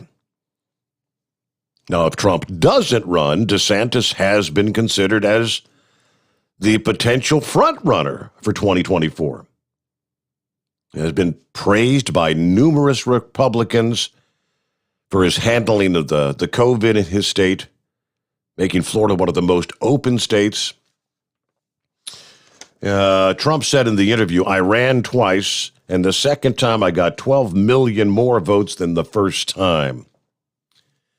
He did not make a definitive prediction about running again. Of course, if he makes an announcement too early, it has a big impact on fundraising and a number of other things. It's a little bit of a crazy, complex thing. The whole fundraising contribution stuff is ridiculous. Laws are so archaic and stupid, frankly. But he did encourage Republicans to Have courage. Keep fighting against the Democrat agenda. But he went on to, lastly, he says, it's going to happen. We're going to turn it around. They've gone too far. They can't get away with this. We can't allow them to get away with this. They're destroying our country. But have courage. It's going to happen. I'm with you. That could very well be a big ticket. Donald Trump, Ron DeSantis. Well, good morning, Big Moose. Hey, bud, what are you into? Trying to stay out of trouble. Well, I was trying to stay out of trouble, but it didn't work out that way. I wasn't planning on doing nothing today, but I got a call about 2:15. One of them fellers said, "Oh, I'm too sick to drive. I can't breathe. I can't smell. I can't all this crap." I said, "Well, just stay home. I'll do it then." So I'm going to run this over to Lebanon, Ohio, and then get back and go to the dentist at 3 o'clock, I guess. But a couple things here. Did you happen to see where old Sniffy Joe there said that we, the people, as it pertains to the Constitution, means us, the government? Someone sent me a message saying to look into that. I didn't really delve into it, no. Well, there's a nice video you can watch. It's all over the internet, but yeah. And I tell you what, people, if that ain't enough to scare you, nothing is. If they're going to push that narrative, and you know how stupid people are. If the TV says it, it's got to be true. They'll have X number of million people believing that crap, that we, the people, means us, the government, you know? Mm-hmm. And, that's, I tell you what, buddy, last lap around the bowl, we're going down. And, you know, they've already spent more money than we can ever possibly make. And, I'd love to see where these 1.3 million jobs are. You know, I not been able to figure that one out yet, but there's a lot of stuff going on, and they're pushing this big false narrative. And I tell you how they're getting by with it. They're using this racism thing as a distraction. Yep. You know, and just like, you know, the old thing, you know, with I forget which one it was, one of them famous bank robbers, he had a ploy he'd do. He'd go to a town and scope out a bank he wanted to rob. Then he'd go to the other end of town, set a house on fire, and while all the lawmen and the firefighters was down there putting the house fire out, he'd go up, rob the bank, skip out of town before anybody even seen him coming, you know? And that's what they're doing, except the house fire in this case is this quote-unquote racism. And I tell you what, I don't think most of the people who are sitting back crying this racism blues have ever been witness to racism. You know, that Mississippi Burning, you remember that movie? I do, yes. About the civil rights activists went down there and they killed them and you know, and buried them down there. And the only reason that come to light was because one of them protesters or civil rights people was a white boy. That was the only reason any of that ever come to light. If they hadn't been a white kid in that station wagon, them people would have just disappeared and everybody would have been happy with it. And that's what racism is, you know. And you know, Black Panthers and all this stuff and the Ku Klux Klan and you know, first of all, that's all fad stuff. This is minute groups of the population. You know, less than 1/100th of the percent of the population are in these groups on either side of the fence. Yep. But they get so much media attention that people think that it's actually a big problem. It's not. Come up here in corn country. We ain't got all that crap going on that we got over here in New York City or Los Angeles. You know, they anytime you get a festering cesspool like that together, that's what the media lurks for. And, you know, you sit and look at a cesspool long enough, your favorite turtle float to the top sooner or later. You know, and that's all. That's what they're doing. You know, it's just a bunch of BS. But these people, you know, talking about we the people means us the government. Good night, Irene. I tell you what, buddy, we're in bad shape. And I tell you what, I don't mean to get on my religious high horse here. I try to stay away from that much as I can, okay? But the part of the world where I come from, there's a lot of holiness churches and stuff down there, and that's what I was raised up in and around, you know. And these people want to talk about, oh, well, it'll be all right if we just pray about it, Well, I'm going to tell you something with all these people that go around touting that beat your sword into a plowshare. If you read a little further, it tells you the day's going to come where you're going to have to beat that plowshare back into a sword, and that's exactly where we're at. And what kind of unmitigated gall do we as a Christian nation got to have the gall to ask God for something when we stand by and we let these people murder children? And you see now they're going to pass this bill where you can even have up to 20 minutes after the child is born to decide whether you want to abort it or not. 20 minutes. Now, can you believe that? Yeah.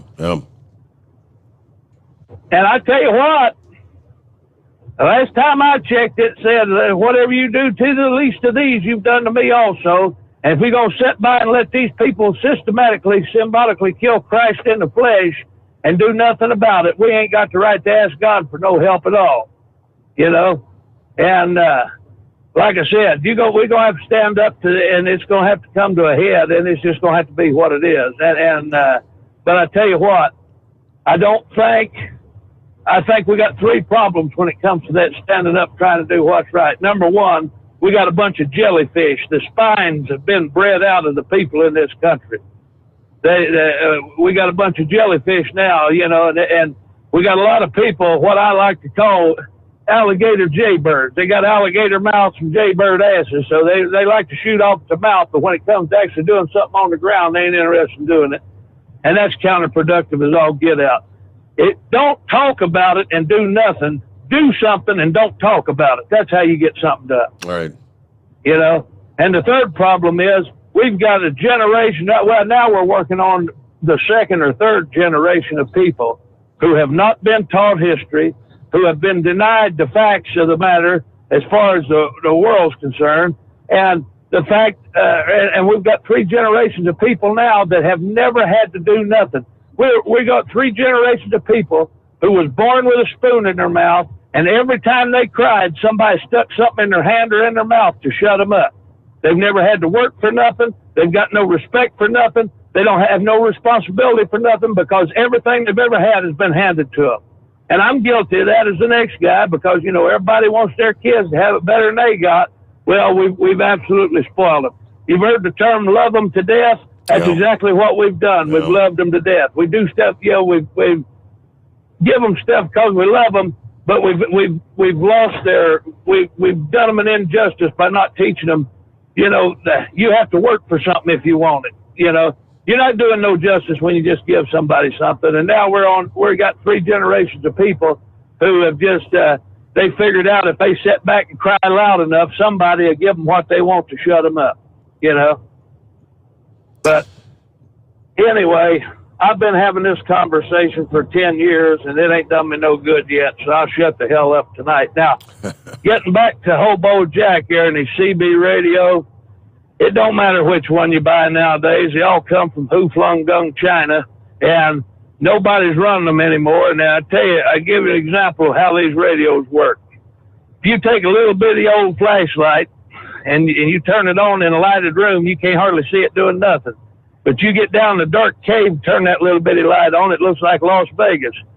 And since nobody's running these radios anymore, the airways are pretty clear, so you can take a little Cobra 19, talk 5 miles now. So, you know, don't waste a bunch of money on a big old radio. Just go out there and get you one of them little $49 Cobras or little $49 Unitons.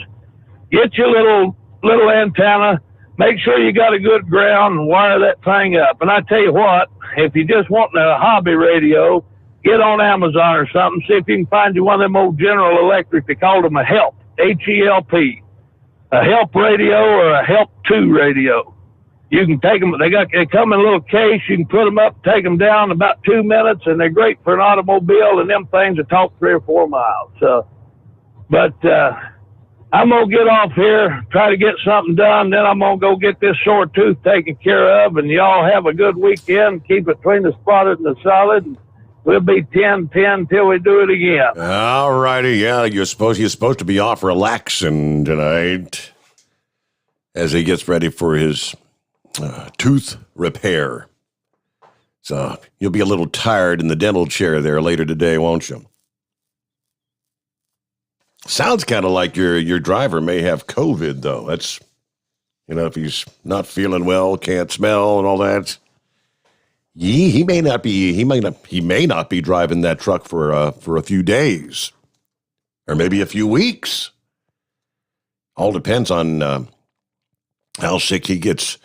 Who was the caller last night toward the tail end of the show that was saying he got so sick? Yeah, his wife spent a whole week in the hospital, and yeah, that ain't good. All right, well, yeah, I don't know. We could maybe throw this guy into the DA of the Week nominees. Actually, I think he should be. I would consider this guy the winner of the week rather than the DA. A story out of Michigan. So a little property line dispute between neighbors in southeast Michigan, which has now led to the construction of a 250-foot-long wall of poop. That's one big pile of crap. It's actually, he calls it a compost fence. The cow manure that's normally spread out on a farmer's field. The farmer's field who owns the adjacent property. Now this pile of crap, it's piled on a smelly reminder of the property line from a dispute they had last year. The stench is permeating the neighbor's rental house near the property line. He has lodged complaints, but local officials say there's nothing they can do because the feces is on the farmer's property. The farmer says it's not a poop wall, it's a compost fence. There you go. That's a winner. I'll teach you a lesson. You smell this all day and all night. Enjoy, neighbor. What's going on, Big Sexy? Not much, Steve. Just out here running this new route. I kind of like it. There's no gravel and all that. All highway and some city streets. That's it. I kind of like it better than the old way of doing it. Mm-hmm. I wanted to mention something a little personal here. My youngest grandson has autism, which means he also has, some of the stuff that goes along with it. Sometimes they're a hand to control, a handful. I need all the listeners, if they will, to keep him in their prayers. He needs all the help he can get right now. Him and his mom and dad are divorced, and they split up the kids. My son got the oldest, and she got the youngest. Well, once again, she has shipped him off to a state facility, so he's in a facility again, and it's getting to be a bad deal. He's only 11 years old. That's kind of being locked up, and just because she don't want to deal with it, and we're about to go crazy up here over it. So they will keep him in their prayers. He needs all the help he can get right now. Okay, absolutely. Yeah.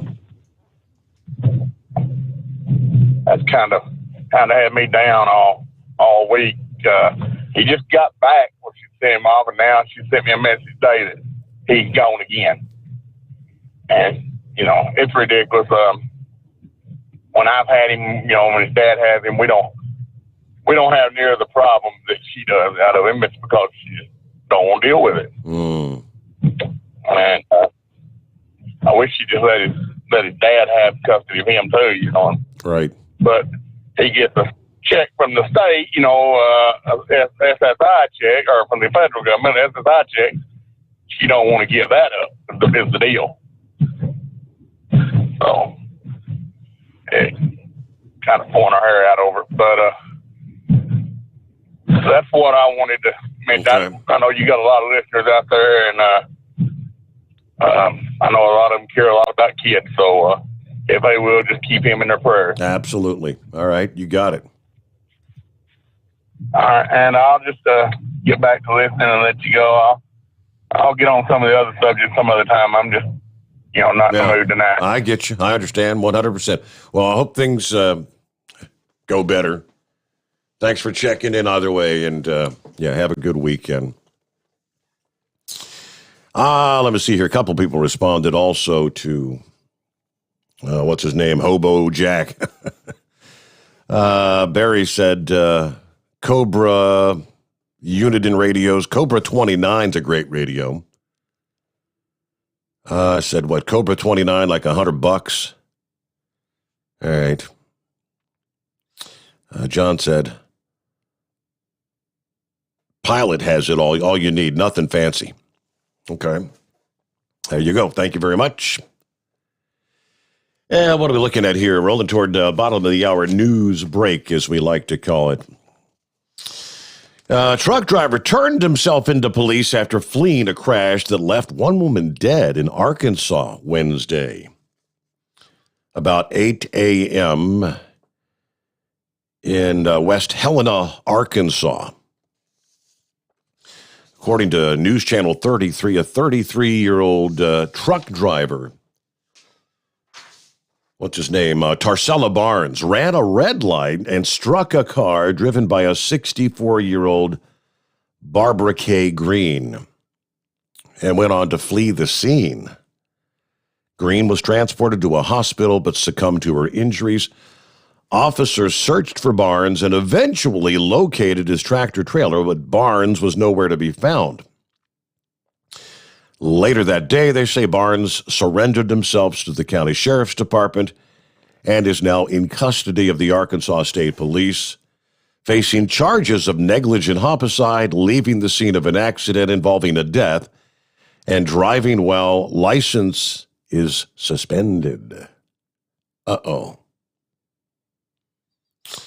All right, then we had a person killed in a crash involving multiple semi-trucks on that same day, Wednesday evening, a little after 5 o'clock in Mesquite, Nevada. According to KUTV, the semi was traveling northbound Interstate 15 near the southern Utah state line when it suddenly veered off the roadway onto the shoulder where it crashed into another semi-truck parked on the side of the road. The runaway rig then veered back across the northbound lanes into the southbound lanes, where it collided with a southbound semi-truck. That rig then struck a passenger vehicle also traveling southbound.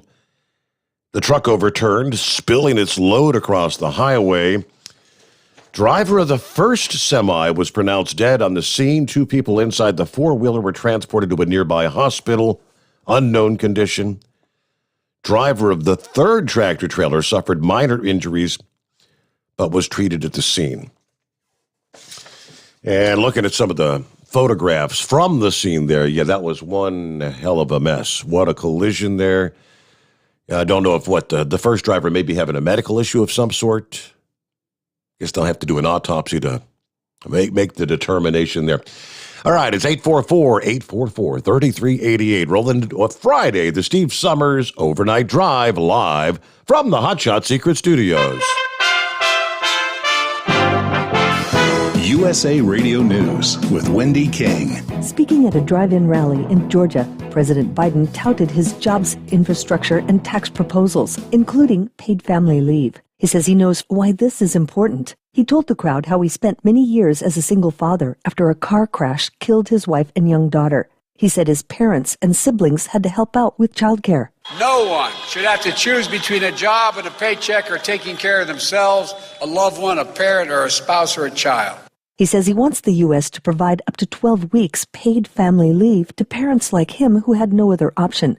Despite objections from activists, Democrats, and corporate leaders to reject any new restrictions on voting, the Florida legislature has passed an election bill. The new bill limits drop boxes compared to current law. It now heads to Republican Governor Ron DeSantis for a signature. This is USA Radio News. Does your current bathroom need to be updated immediately? Introducing One Day Bath and Shower Remodeling, the complete and hassle-free way to get the new bathroom of your dreams in as little as 1 day and for as little as $199 a month. Yes, the experts at One Day Bath and Shower Remodeling will come to you anywhere in the country and show you all the customized options. Now you can have a brand new bathroom in as little as 1 day. Large or small bathrooms, if you want a new bathtub or shower installed, we can do it in as little as 1 day. And if you call right now, you can save $750 off your remodel. We make it easy by offering you financing as low as $199 per month. Call now to schedule your free in-home consultation. 800-896-8242. 800-896-8242. That's 800-896-8242. You're listening to the Overnight Drive with Steve Summers. At Hot Shot Secret, we share the science behind common diesel problems and their solutions. For example, Hot Shot Secret Diesel Extreme. Today's ultra-low sulfur fuels leave injector deposits causing frequent DPF regens and low throttle response. Diesel Extreme is a once every 6-month treatment that will clean your entire fuel system, including the tank, lines, pump, and the injectors. Hot Shot Secret Diesel Extreme is available nationwide at truck stops, fine farm and auto stores, and online at hotshotsecret.com. Some say their truck reflects who they are, dependable and reliable. That's why you trust Blue Def. Now the best just got better. Introducing Blue Def Platinum, a revolutionary innovation with advanced system shield technology to significantly reduce harmful deposits. To maintain fuel economy, save money on costly repairs, and sustain the life of your SCR system, there's only one DEF to choose. Blue Def Platinum. The best just got better. PureFlow AirDog, your leader in fuel air separation system technology.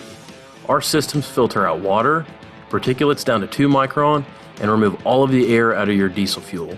This allows for nothing but pure, clean diesel fuel to reach the expensive injection system equipped in your vehicle.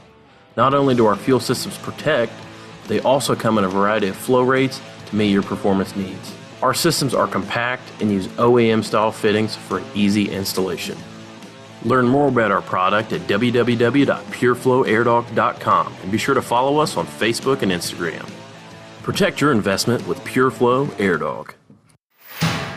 Diesel Army is on duty 24 hours a day, 7 days a week.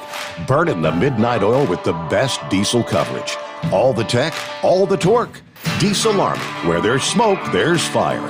For the latest news and event coverage, as well as feature and tech articles, sign up for the newsletter and don't miss a thing. Visit dieselarmy.com from the Power Auto Media family of digital magazines. Again, it's dieselarmy.com. Dean Michael, the tax doctor here. I have one question for you. Do you want to stop worrying about the IRS? If the answer is yes, then look no further. I've been around for years. I've helped countless people across the country, and my success rate speaks for itself. So now you know where to find good, honest help with your tax problems. What are you waiting for? If you owe more than $10,000 to the IRS or haven't filed in years, call me now at 888-557-4020 or go to mytaxhelpmd.com for a free consultation and get your life back. For anything diesel, take it to Shy Diesel.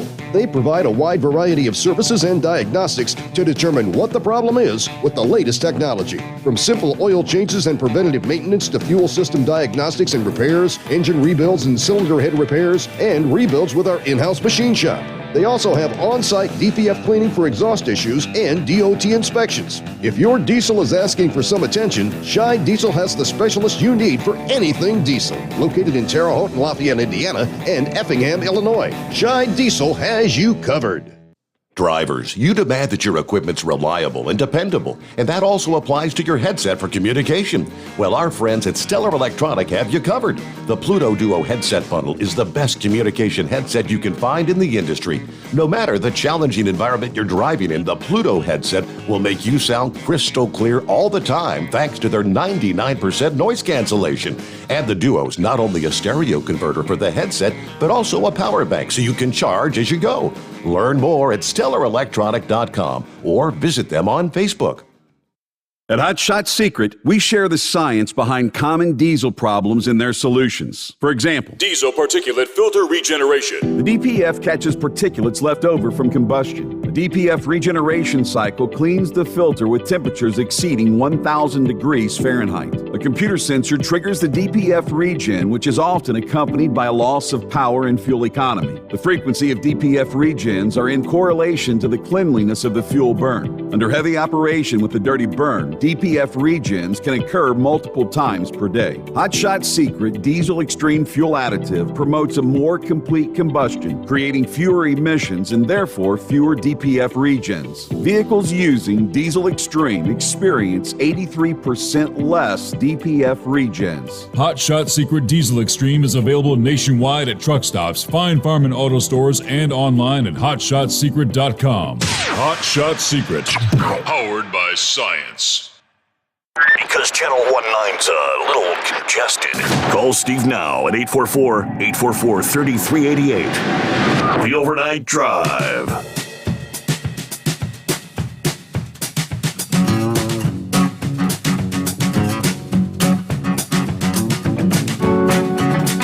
And I'd have to double check to make sure it's not like a Photoshop kind of thing, but it's kind of funny. It's got from the screen. It's a screenshot from PBS NewsHour from PBS.org. Watch live. President Joe Biden's address to a joint session of Congress. It says like 34,000 and some change watching now via the PBS NewsHour. I guess that was their YouTube page, Facebook, or so. I guess it's Facebook, because you get the thumbs up or the thumbs down there, right? 1.6 thousand thumbs up, 5.8 thousand thumbs down. It might be real. Like I said, but that's comical. All right, where we leave off? Let's get back to the calls, see what's going on. It's been a while since we heard from Fly Rod. Hello, Fly Rod. Good morning. Well, good morning, Steve. It's good to hear from you. How have you been? I've been doing just fine. How about you? Very well. I don't call in all the time because I figure that's the fun of the mystery. Some of the callers in the audience, they call every single night, and they're going to call in, so it just takes the fun out of it. So I figure if I call in when I want, when I know I'm going to, then you don't know and the audience don't know, and it's just more of a mystery. It's all a surprise, yeah. That's right. I just found out today that the word gullible is not in the dictionary, but it is in the phone book. Okay. Yeah. Have you heard from Heatwave today? Yes, spoke to him earlier. Sure did, yeah. Did he tell you about him and his wife's exciting sales opportunity they've cooked up? He did he did briefly mention that. He told us we had a heads up that you were going to call, so it's not really a surprise. Oh, well. Yeah, so so you've come up with what kind of recipes you got for us there? No, now wait a second. That wasn't my idea. He's the one that called me and said he had a brainstorm of an idea how to make money off of this cicada epidemic. Or plague, or whatever it is you want to call it. Oh, and I told him, I said, I doubt you know what the hell a cicada is. Seeing he's out there in New Mexico, but anyway, yeah, he I guess him and his wife they're going to come up with all these regional recipes. And he asked me to do the photography part of it. So I'm thinking it might be a good deal. But, you being up there in Cincinnati, it would only be fitting to have Skyline Cicada chili. Oh, boy. Or how about horse feathers up there in Baltimore? I guess it'd be the closest thing for him to be Philly. So Philly Cicada cheesesteak sandwiches. Yeah. That might be good. But we've been working on this recipe book with glossy pictures. Like look here on page 12. Here's a beautiful picture of a Mexican dish called cicada fluedas. That looks pretty good. And Neil thought it would be a good idea to put some cilantro and guacamole around the little cicadas, just for eye appeal. Eye appeal sells everything. But how about cicada pancakes? Oh, yummy. I'm thinking that might be good. Yeah.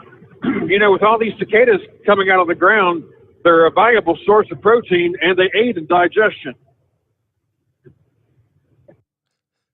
But anyway, back to the recipe. So another one he came up with, of course, being from the South down here where I'm at, he dreamed up the idea of grits cicadas. Oh, I don't know if I'd like that one. That's a winner. Yeah. Well, my favorite, though, that his wife came up with was cicada oatmeal cookies. Now, that sounds good. Oh, boy. How about cicada biscuits and gravy? Oh. Yeah, now, wait. Let me flip over here. Yeah, here on page 25, there's a big bowl of cicadas and gravy and biscuits. Yes. That was on there already. Okay. But as you can see, this is your chance of a lifetime to get in on $19.95 is what he's going to sell the book for. Go figure. And by the way, and there's more. I guess if you order promptly, you'll get the free wooden spoon. Yeah, wouldn't that be nice? Yeah. That'll aid in stirring up all those cicadas. Speaking of being ate up with a dumbass, have you heard from what's his name yet? Oh, shucks. You know who I'm talking about. Has he called in yet? Would that be Brain Dead? No, I wouldn't have said that. You took the bait and the hook on that one there. Why? Because he does our Dumbass of the Week nominees. I thought that's what you meant. No. No? I wanted to throw you under the bus, and you took a hook, line, and sinker. Uh-oh.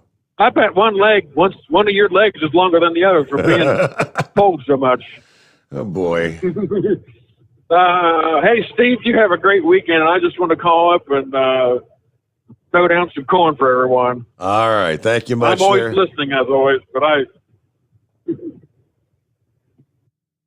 Have a great weekend, Fly Rod. Yeah, no, don't be such a stranger, right? All righty. So there you go. It's 844-844-3388. Would this be Elliot, I believe? That's what it says anyway. Is this Elliot?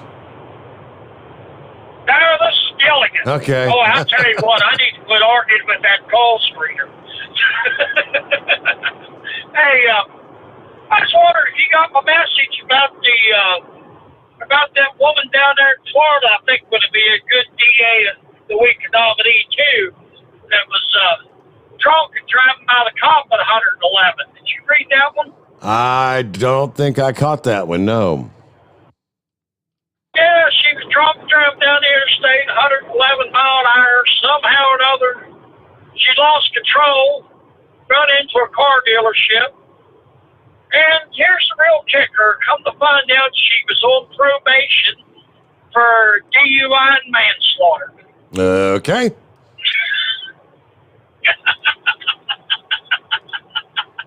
I don't know where these people come from, Steve. It's beyond me. You know, I got a little short funny for you. Teacher walks into a room. These two boys are arguing. Says, now, boys, what are y'all arguing about? Said, well, we found a $10 bill laying on the floor. We're arguing to see who can tell the biggest lie. Whoever can tell the biggest lie gets the $10 bill. She stuck down and says, I'm ashamed of you boys. When I was your age, I didn't even know what a lie was. They looked at each other, shrugged their shoulders, and handed her a $10 bill. That works. That's about all. Yeah, that's about all I got for tonight. I hope you have a good weekend. All righty. I had to do a quick double check and see if that girl you were talking about in Florida was on our dumbass of the week list, because it needs to be there. That's a perfect example, right? This one's out of Pulaski County, Arkansas. This guy stole a police car shortly after he was released from jail. Little Rock police say 33-year-old Cordell Coleman being released from the Pulaski County Jail on a public intox charge around 2:40 a.m. as an officer was booking another person when the officer left the jail, his 2018 Ford Explorer was gone. But yeah, there's surveillance cameras on the police station outside the jail that clearly shows Coleman got into the vehicle and drove off. Police found it parked at an apartment complex. No damage done to the vehicle, but Coleman was, of course, then arrested and charged with felony theft of property. It could have just been the DUI, but no. Let's tag on some additional charges. All right, then from the drive, it's almost like there's magnets at the bottom of lakes across the world that love to pull in supercars. First, they took the Bugatti Veyron in 2009. Now they fired back by claiming a Ferrari 812 GTS. As originally reported by Italian motoring publication Formula Passion, the 812 GTS was apparently left in neutral on a slight incline without the handbrake applied. In turn, the $400,000 supercar took a nice, refreshing dip in Lake Garda. All right, various reports that the car was parked alongside a roadway that ends with a slipway to load and unload boats. A dock there.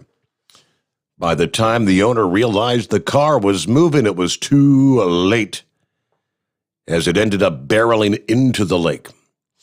It was never fully submerged. It still managed to make its way far enough into the water that they had to call a tow truck. That was probably a smart move rather than risk hydro-locking a 789 horsepower V12 engine. All right, couple of additional nominees there. Let's see, Knucklebuster. Oh, let's get the important stuff out of first. I-30 eastbound, right there at Rockwall, where you come up off Ray Hubbard Reservoir, shut down for a wreck. I-30 westbound at the same location. Got a big truck broke down in the left-hand lane. I was too busy to see what all was going on for them flashing lights and dodging all them idiots, right? Okay. Them two boys over there in Arkansas, they're going to be bent over every night being somebody's girlfriend. I can tell them that. That's coming. You might as well just get ready for that one. And that guy that hauled that compost in, I bet he hauled it in one of them international trucks. That's a 13-liter manure spreader, right? I've heard that. Yeah. When you get a chance, watch that video I sent you, a brawl in a Mississippi restaurant. I watched that thing and I laughed my butt off, Steve, and the first thing came to my mind was no wonder we lost the damn Civil War. Okay? So, and I'm all for gun control. Hit what you're aiming at. Them 100-round magazines, they ain't worth a damn. They jam up too much. That's why the government uses a 30-round magazine. And don't forget road checkers. Road checkers coming up next week. Wash your truck this weekend. Get it all nice and clean. Make sure you wash your motor, transmission, tanks, all that good stuff. Get your lights going. Take all the unnecessary junk out of your truck that you don't need so that they can't be digging through it. And I'm thinking I'm going to put my cigar box back in the truck, Steve, but says road dope on top of it. And when you flip it open, there's a mirror inside there. So you think I might get a laugh or two? You might just do that. Yeah, might get busted too for having drug paraphernalia. I might all leave it out of the truck. All right, have a great weekend, bud. I got my makeup on. I'm coming into Dallas, and I'm gonna get rid of this junk and go find me another one. Have a good day. Thank you much. All right, yeah, it's almost getting to be quitting time. Somebody asked, hey, does Sylvester have a website or a Facebook page? He does have the Facebook page. Dean Owens. I don't think he'd mind if I gave out his real name. Dean Owens, DeanOwens. And I guess you can request to be his friend. And I'm not sure if he shares his videos and whatnot, but he posted a whole bunch of videos of his out there on the boat this past day. And he'll be sharing a lot of videos and whatnot, what's going on there. You can check out some of the videos and the photos of the little dinghy that he built from scratch. I mean, from the ground up. All right. Then one of our listening friends said, Steve, I heard Heatwave talking about a cicada cookbook. Come on. I had to Google it, and believe it or not, there are cookbooks already out there on cicada cooking.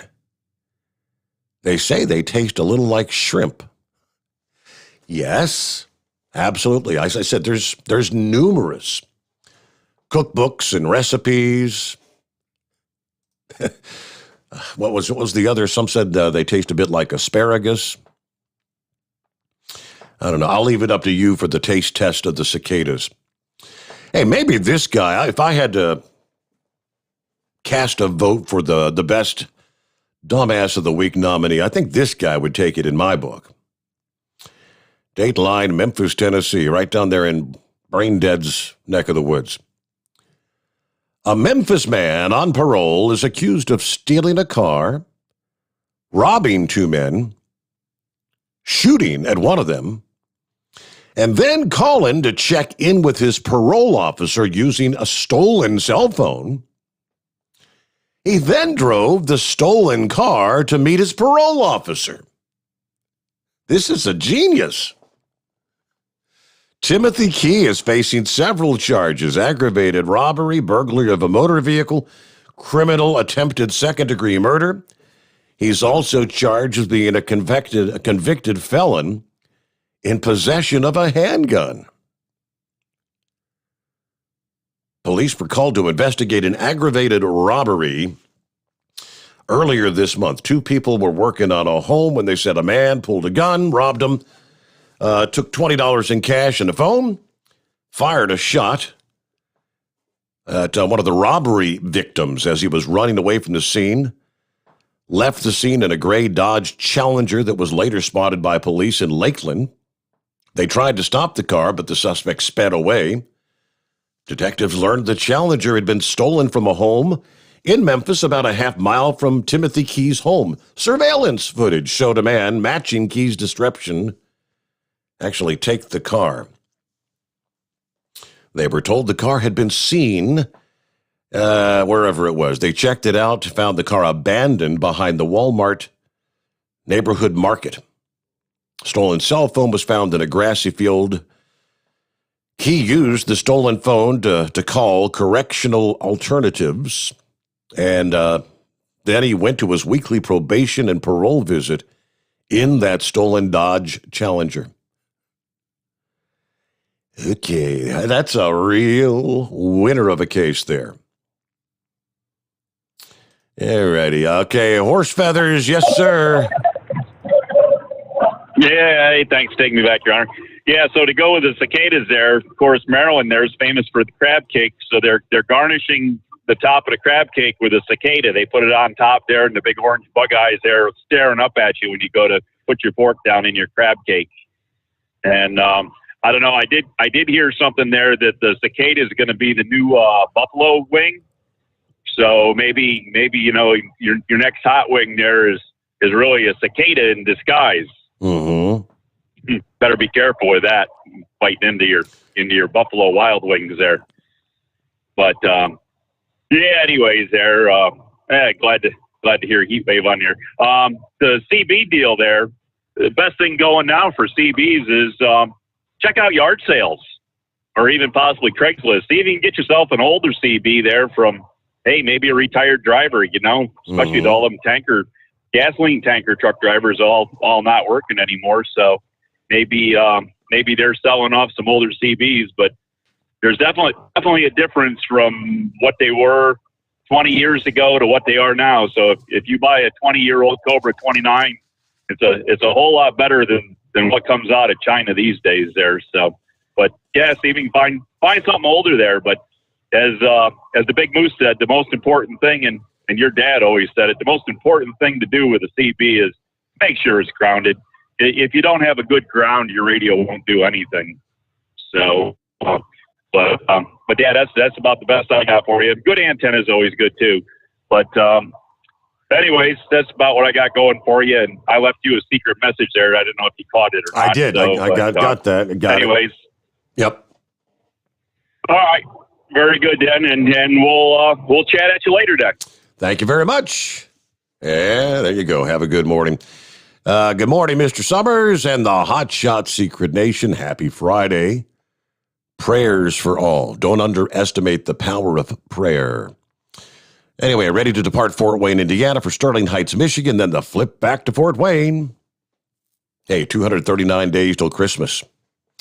And that, of course, is from Truck and Phil. Semper Fi, Truck and Phil. Hey, you have a great weekend there up in, Indiana. And a couple of final tidbits I'm scouting through the email bag. Norman said earlier, I still have my 23-channel CB that I bought back in 1977.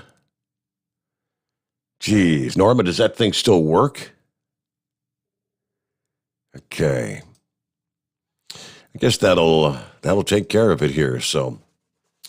All right, I guess we'll have to call it a Friday morning. We'll chat again Sunday night into Monday morning. Of course, Joel Morrow, if all goes as planned, will be joining us Monday morning as we get the new week underway, our first episode in the month of May.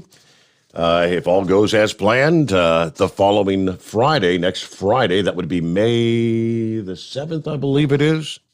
And flip my little overnight drive calendar. Yeah, May the 7th will be a Friday. And Chris Gabrelchik is slated to join us here for the program live. It's possible he may even come your way from live from the Hot Shot Secret Bunker. Haven't confirmed that yet, but it's possible. So we'll, of course, let you know. Thank you so much for all those who've participated via message, email, calling the program to help us make it through another week. Have a happy, safe weekend, and we'll see you back here Sunday night, Monday morning, and do it all over again. The Steve Sommers Overnight Drive, live from the Hot Shot Secret Studios.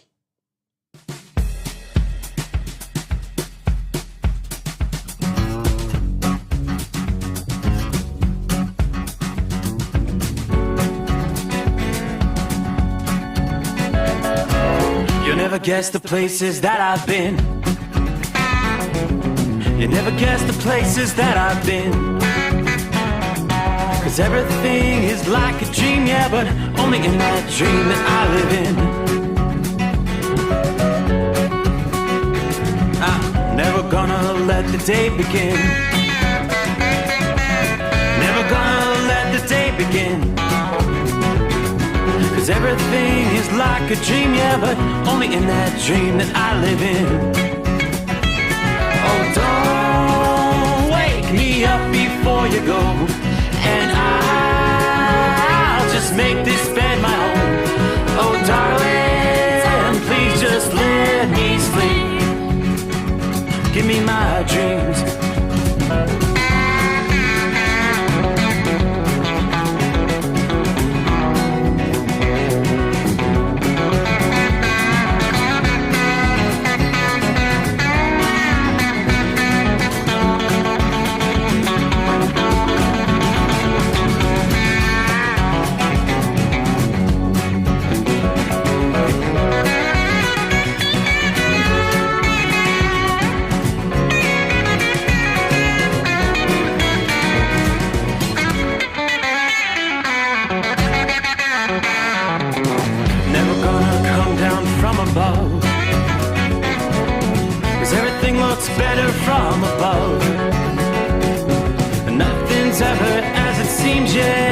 trapped in that world that I dream of.